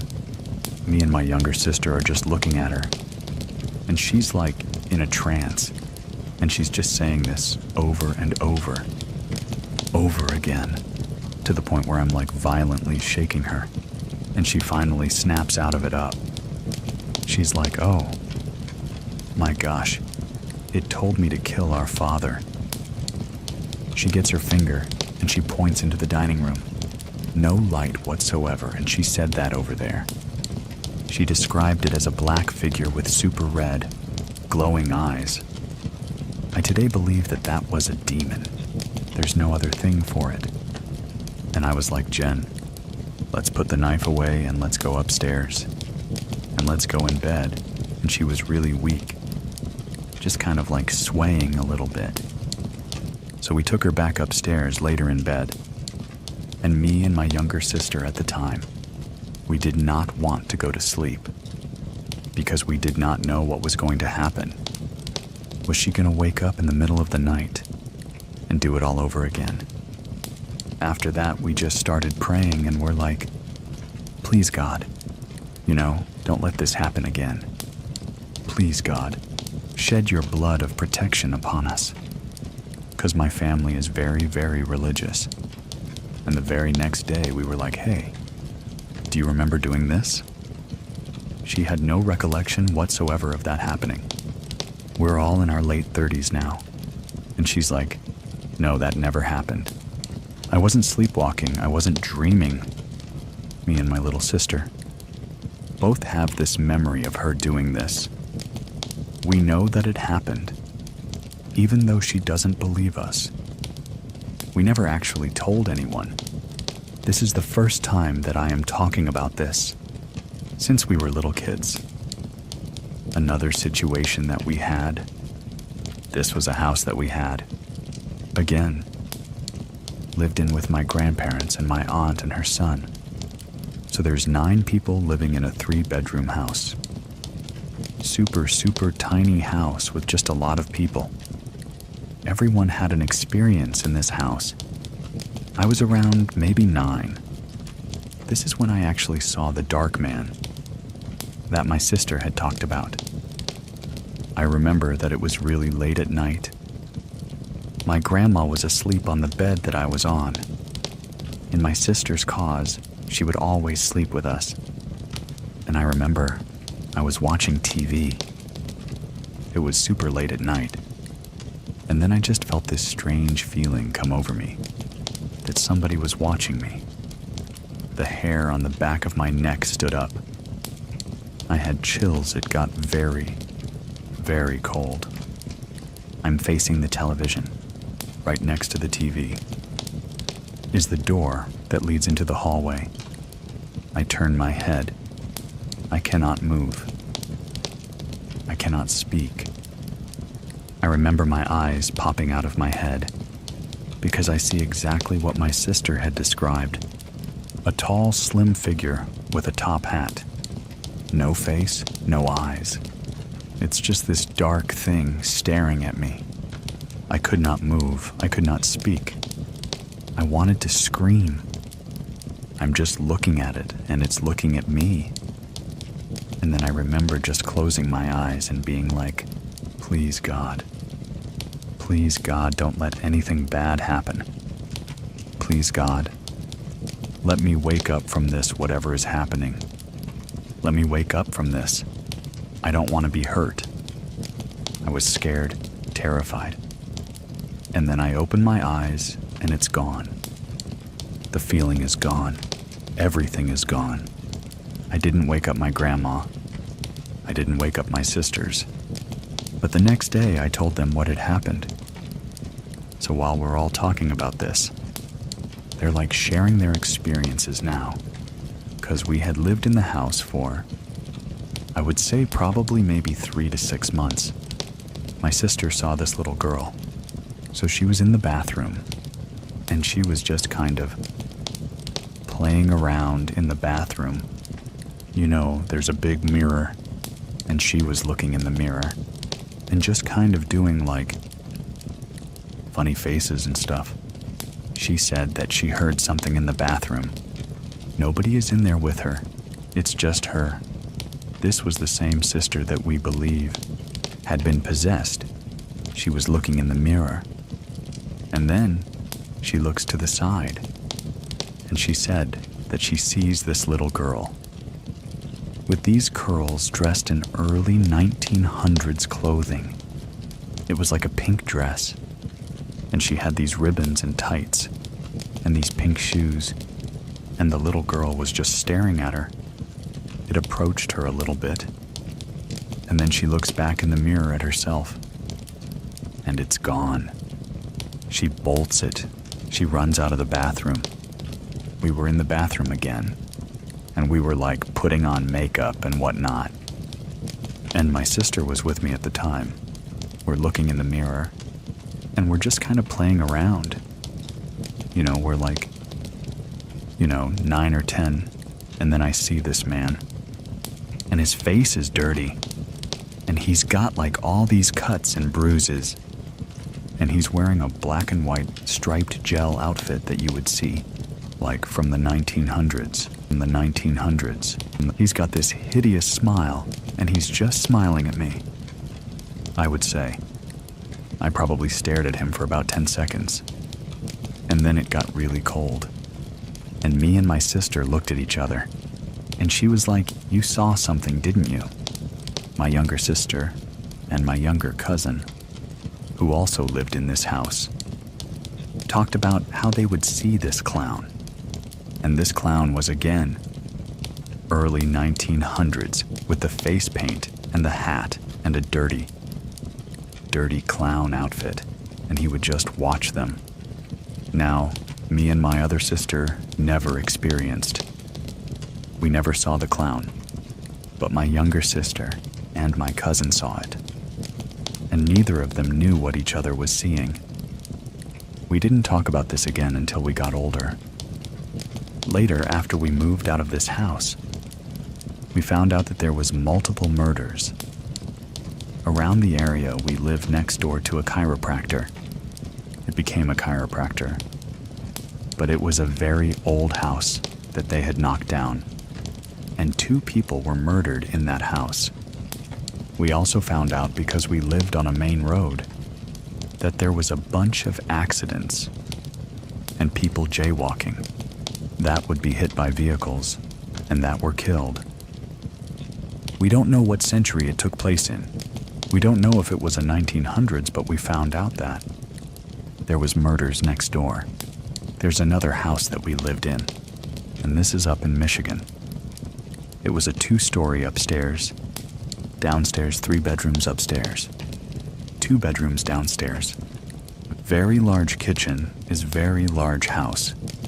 My grandparents live there on my mom's side. My cousins live there. We live there. There had to be at least 13 people living in this house at one time. We called it the Amityville house because everyone saw something. Every person that lived in that house experienced something. It would get worse. When we had like a Christmas party there, and we had 30-some people in the house, that's when I got really, really, really strange. I always felt uncomfortable in this bathroom. It was my uncle's bathroom, and he had painted it all red. We used to call it, the Bloody Mary bathroom. Red carpet, red tile, a black sink, a black toilet, a red shower. Like everything was black and red. It was crazy. My younger sister, her and my cousin were just kind of like in one of the bedrooms with the red bathroom, because it was connected to it. They were just laying on the bed, and they were watching TV, not really doing anything. My sister saw a pen fly across the bedroom, hit the wall, and they're both like, "Did you see that?" It had kind of become normal for us to see these things in this house. So we didn't really make a big stink about it. Like, we're like, okay, that happened. My cousin, he fell asleep downstairs on the couch. I was upstairs with my sisters. We were all asleep. It was like 6 o'clock in the morning. We're all asleep. My cousin comes running upstairs screaming at me. "Why did you pull my hair? Why are you hitting me? What are you doing?" And we all wake up because he's screaming, and I'm like, "Dude, I was never downstairs. I've been up here the whole time sleeping." And he's like, No. You slapped me in the face and you pulled my hair, and I saw you run upstairs." To this day, he fully believes with his whole entire being that I was the one that did that. Another thing that happened with my grandfather is he was also asleep on the couch. He said he saw these 2 little girls by the living room door, just jumping around, making noise and playing. It's the middle of the night. We're not going to be downstairs bothering my grandfather. We were upstairs asleep. So we hear him yelling, "Stop making noise. Stop playing, go to bed." And we're like, we're upstairs sleeping. but you can hear him yell because there was no door that separated the stairs from the downstairs to the upstairs. And then the next morning he's like, "Why were you guys playing downstairs in the middle of the night?" I was trying to sleep. We were like, "Grandpa, we weren't downstairs. We were asleep. We heard something. We didn't know if that was you yelling at us or not. But we weren't downstairs." And again. This is another one of those things that happened in this house where we were just like, okay, it's the spirits. It's whatever it is that's here is doing that. I was again 16th, 17, and it was cool to smoke cigarettes back then. So I had stolen a cigarette, stole the lighter, and I had nowhere to go but outside. I went through the kitchen to the back doors again. This is about 2 a.m. I was talking to my cousin on the phone late. You know we were joking around. I was like, "Oh, I'm gonna go have a cigarette." I make sure that the door that separates me from the downstairs door is open. Because you close that door. It locks. You cannot open that door from the outside. You have to be inside to open the door, so I'm outside. You know, on the cell phone with my cousin. Cell phone. I'm smoking and everything. And it's late at night and we're in a field. And I'm looking around and I'm like, why did I think that this was a good idea? It is really, really creepy out here. I'm like, I need to get back inside. So, the door that I had left open was still slightly open. But to my horror, the door that connects to the kitchen to get in is closed shut. So I am jiggling the handle of this door, and I cannot get in. There was no wind. It was a summer night. There was no storm. No wind that could have shut that door from the inside. Nothing. It had to have been something that was on the inside of the house that did this. So I'm jiggling the handle, and I'm crying now because I'm like, oh my gosh, I can't get in the house, I can't get in. Nobody's gonna find me until they start to wake up. So I was out there crying on the phone with my cousin. I'm like, oh my gosh, I can't get back in the house. What am I gonna do for at least 15 minutes? And then I see the light turn on. My grandma is in the kitchen to get water. And I'm like, Grandma, could you please let me in?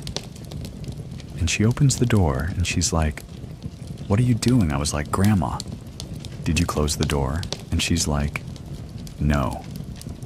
I literally just came in here to get some water. What are you talking about? There was no one in here, all the lights were out. I just came to get some water. And then we both looked at each other and we were like, It was just another experience. Just something strange that happened. It was just one of those things. There is so much that happened in this house that everybody experienced. And I honestly can't even keep track of everything that happened. I saw an ant through a window that had passed away. Whatever this energy was, whatever this spirit was, it liked to take the form of people. Because we always thought that it was each other. Like my grandpa saw us kids downstairs. My cousin saw me pull his hair. It always took the shape this was a very common thing. We knew my aunt had told me multiple times, like when they were over for Christmas, that she would see me go into the bathroom and then leave the bathroom. And this is the red bathroom. Go into the bathroom, leave the bathroom. Well, I'm not even there. I'm downstairs. So when I went upstairs, she was like, weren't you just up here? Didn't you go into the bathroom?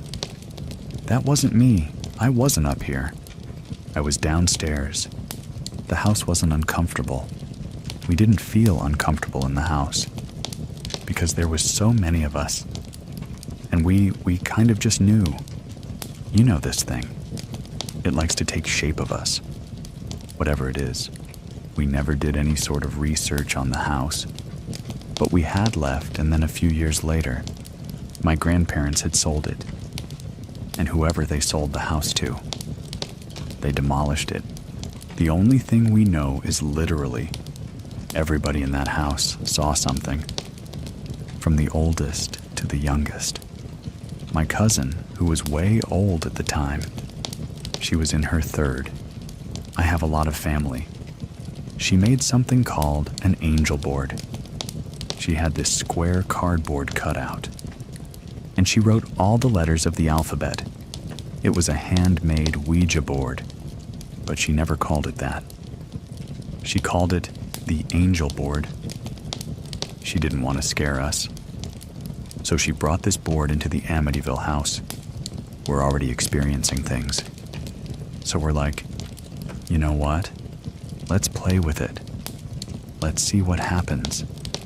Let's see if we can find out who the spirit is. We would do like this prayer before we would start. And it goes like, we call upon our guardian angels to protect us, and to watch over us, and to guide us. We would use this little shot glass, where we would all put our fingers on, and we would wait, until something happened. There was this one spirit that would come through. When he was a boy, he was about 15 or 16.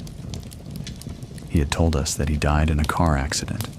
We would ask it, like, where are you? Are you in heaven, Where are you contacting us from? It would always just, say the dark place. The dark place. We didn't know what that meant. We knew he was in a car accident. He gave us a description of himself. Brown hair, brown eyes, all of this fun stuff. And then we wanted to see if it knew anything about us. So we would ask, tell me what color shirt I'm wearing right now. And we would all just kind of, look at each other and see if it would move. It would go to pink blue. It would name the colors that we were wearing. And we were all like, did you do that? Did you move it? Did you move it? Everybody was like, no, I did not move that thing. Then we started to ask questions about our future. Are we going to get married? Are we going to have kids? And it told me that my grandfather would die very soon. And it just said, blood disease, blood disease, blood disease.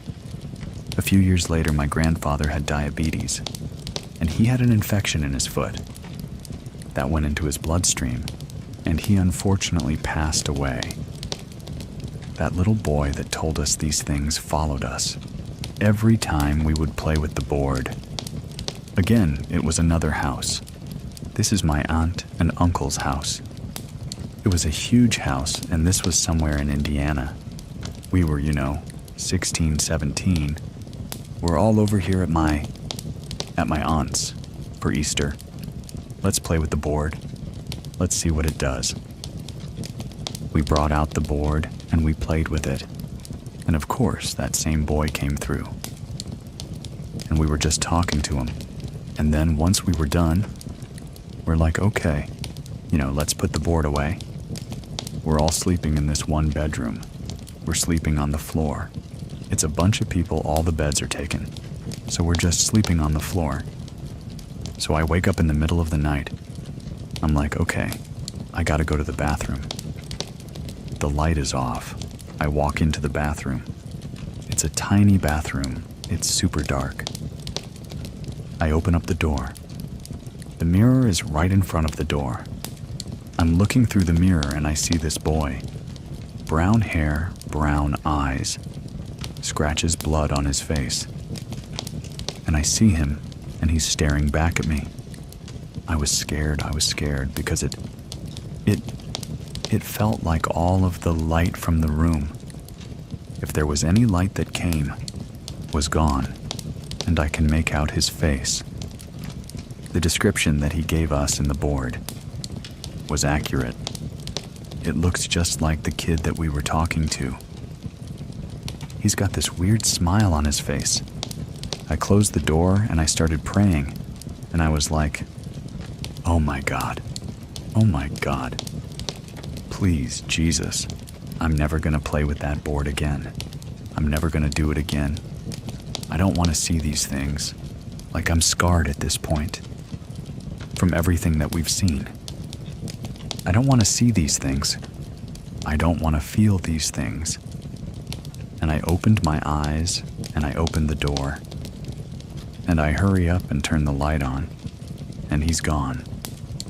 Little do I know my cousin, who's sleeping in the next room, is experiencing something with the little boy. She tells us the next morning that she was asleep. She remembers feeling really, really cold, and because she was so cold, it woke her up, and all she said is, she opens her eyes. She's stiff, she can't move.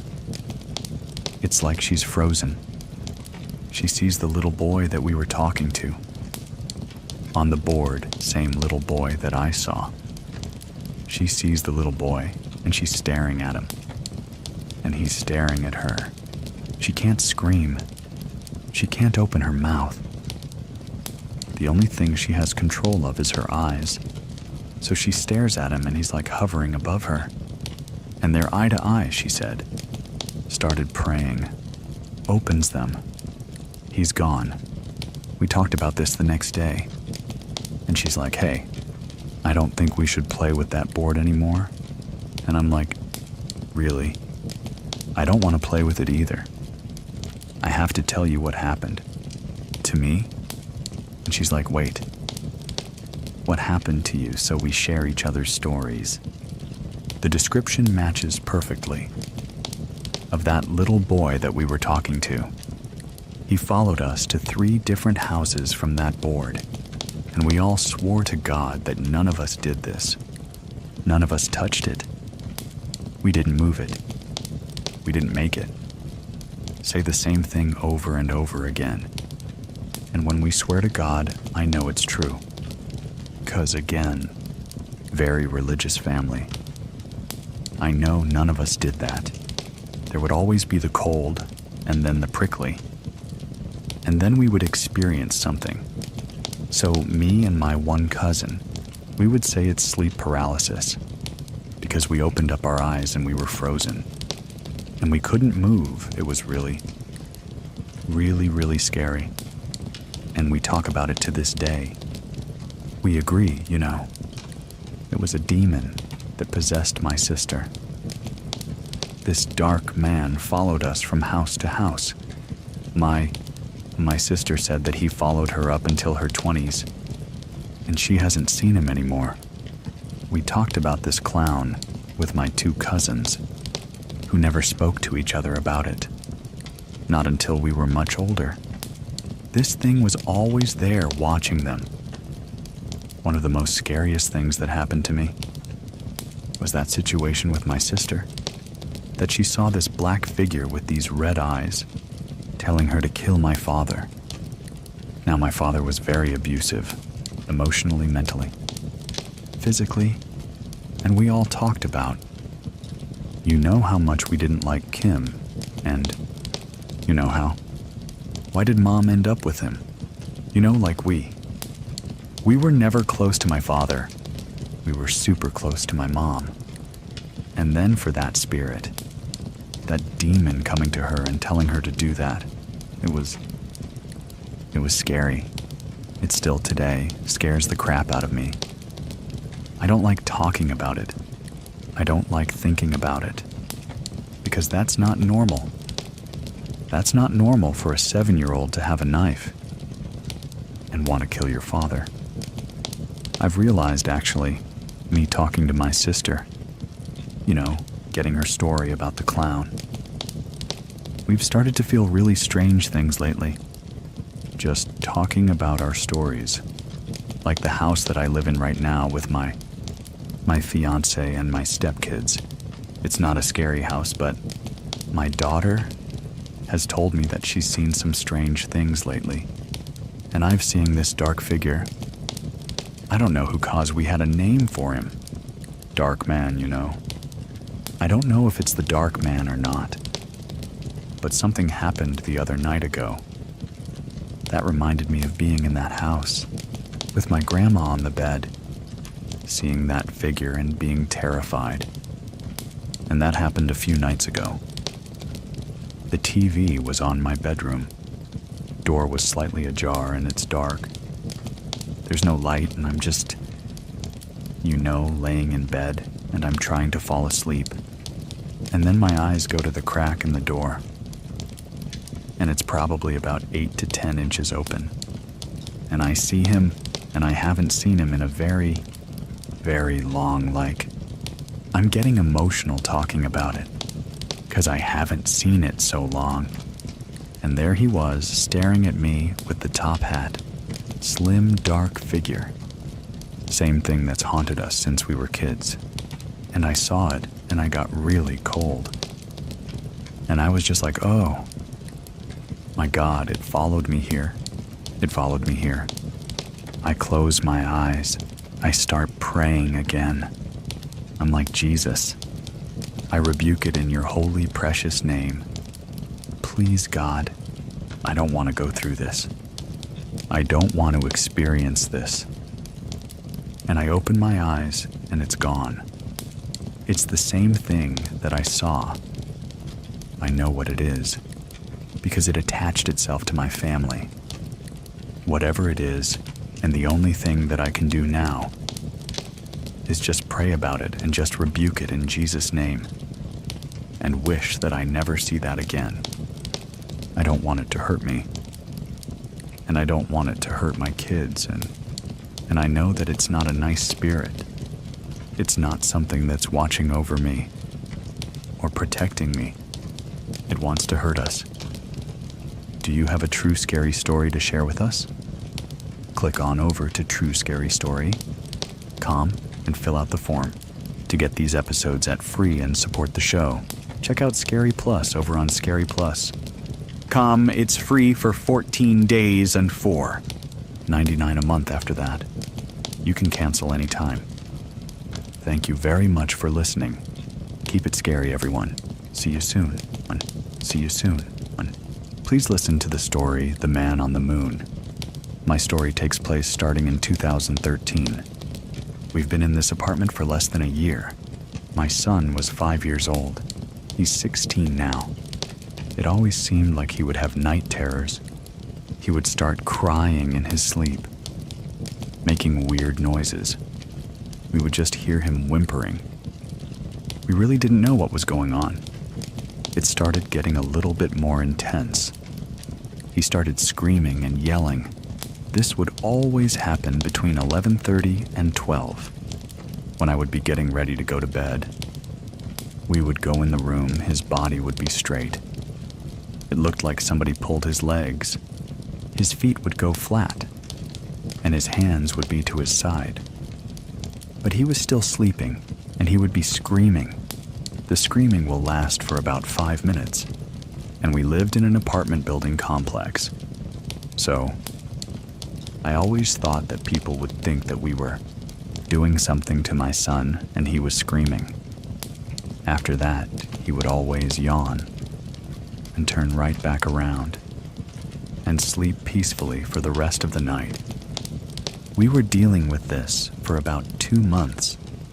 His doctor told me that it was probably him getting into his REM sleep stage, and that we should let him rest and not look at TV or anything for at least 30 to 45 minutes before bed, so that he can settle down. Then it just never stopped. One night I was walking past his room. It was completely dark in there. He had a little night light that was behind his dresser, so it kind of illuminated the walls. It wasn't enough to be super bright. When I was walking towards the room, because I heard him whining, I saw some figure standing over by his bed. In a panic, I turned on the light, but it was nothing there. I definitely saw a figure standing next to his bed, while he was starting the whining stage. Time has gone by. Now I'm in my room, and I hear like lullaby music. Like I said, I live in an apartment complex, so I thought maybe it was coming from the other apartment. I turned the TV down, and when I was starting to walk towards his room, I saw a dark figure move from the side of his bed. Over to the dresser, the lullaby music stopped. Now I knew that I wasn't seeing things this time. So I just went in there, I snatched him out of his room, and I went back in my room, and we waited for my husband to come home. Because it was just me and my son in the house. We were in the living room one day watching TV. I heard the toilet seat slam down. No one else was in the house. We were all in the front. I went back over to the bathroom and said, "Oh, maybe the toilet seat just fell." When I went back there, the toilet seat was actually still up. It never fell down. But you can hear the noise that it slammed shut. So now I just started being freaked out in my house. I didn't want to say anything to my family. The only person that knew about it was my husband at the time, and then we had a cat. So I kind of kept saying that, oh, maybe the cat went by and I saw the shadow of the cat. Or that maybe he was in the bathroom and he hit the toilet seat. So I kept trying to make sense of it myself. It wasn't until one evening, everybody was in their rooms, I went to go take a bath. I was in the bathtub. I decided to lay back, relax. I put my cloth over my face and I was just laying there. And it sounded as though someone opened the bathroom door. But I took it off thinking it was my husband or my son coming in the room, but it was no one there. I closed my eyes and just laid back. Out of nowhere, it felt like someone smacked me in my face. I felt a hand print the burning sensation. I jumped up out of the bathroom, ran out of there, went to go tell my husband and was like, okay, that's it. At that time, my son started screaming and had another night terror. While I'm panicking trying to talk to my husband, he starts screaming and we had to rush into his room. And it was just one of his regulars, screaming night terrors. But this one got a little bit more intense. It lasted way longer. And I thought he was actually going into a seizure, so we called 911 and have them come out. By the time they got there, of course, my son is fast asleep. And then they had to wake him up to make sure he was okay. He's just looking at us like, "Why are you waking me up? What's going on?" They left, they cleared him.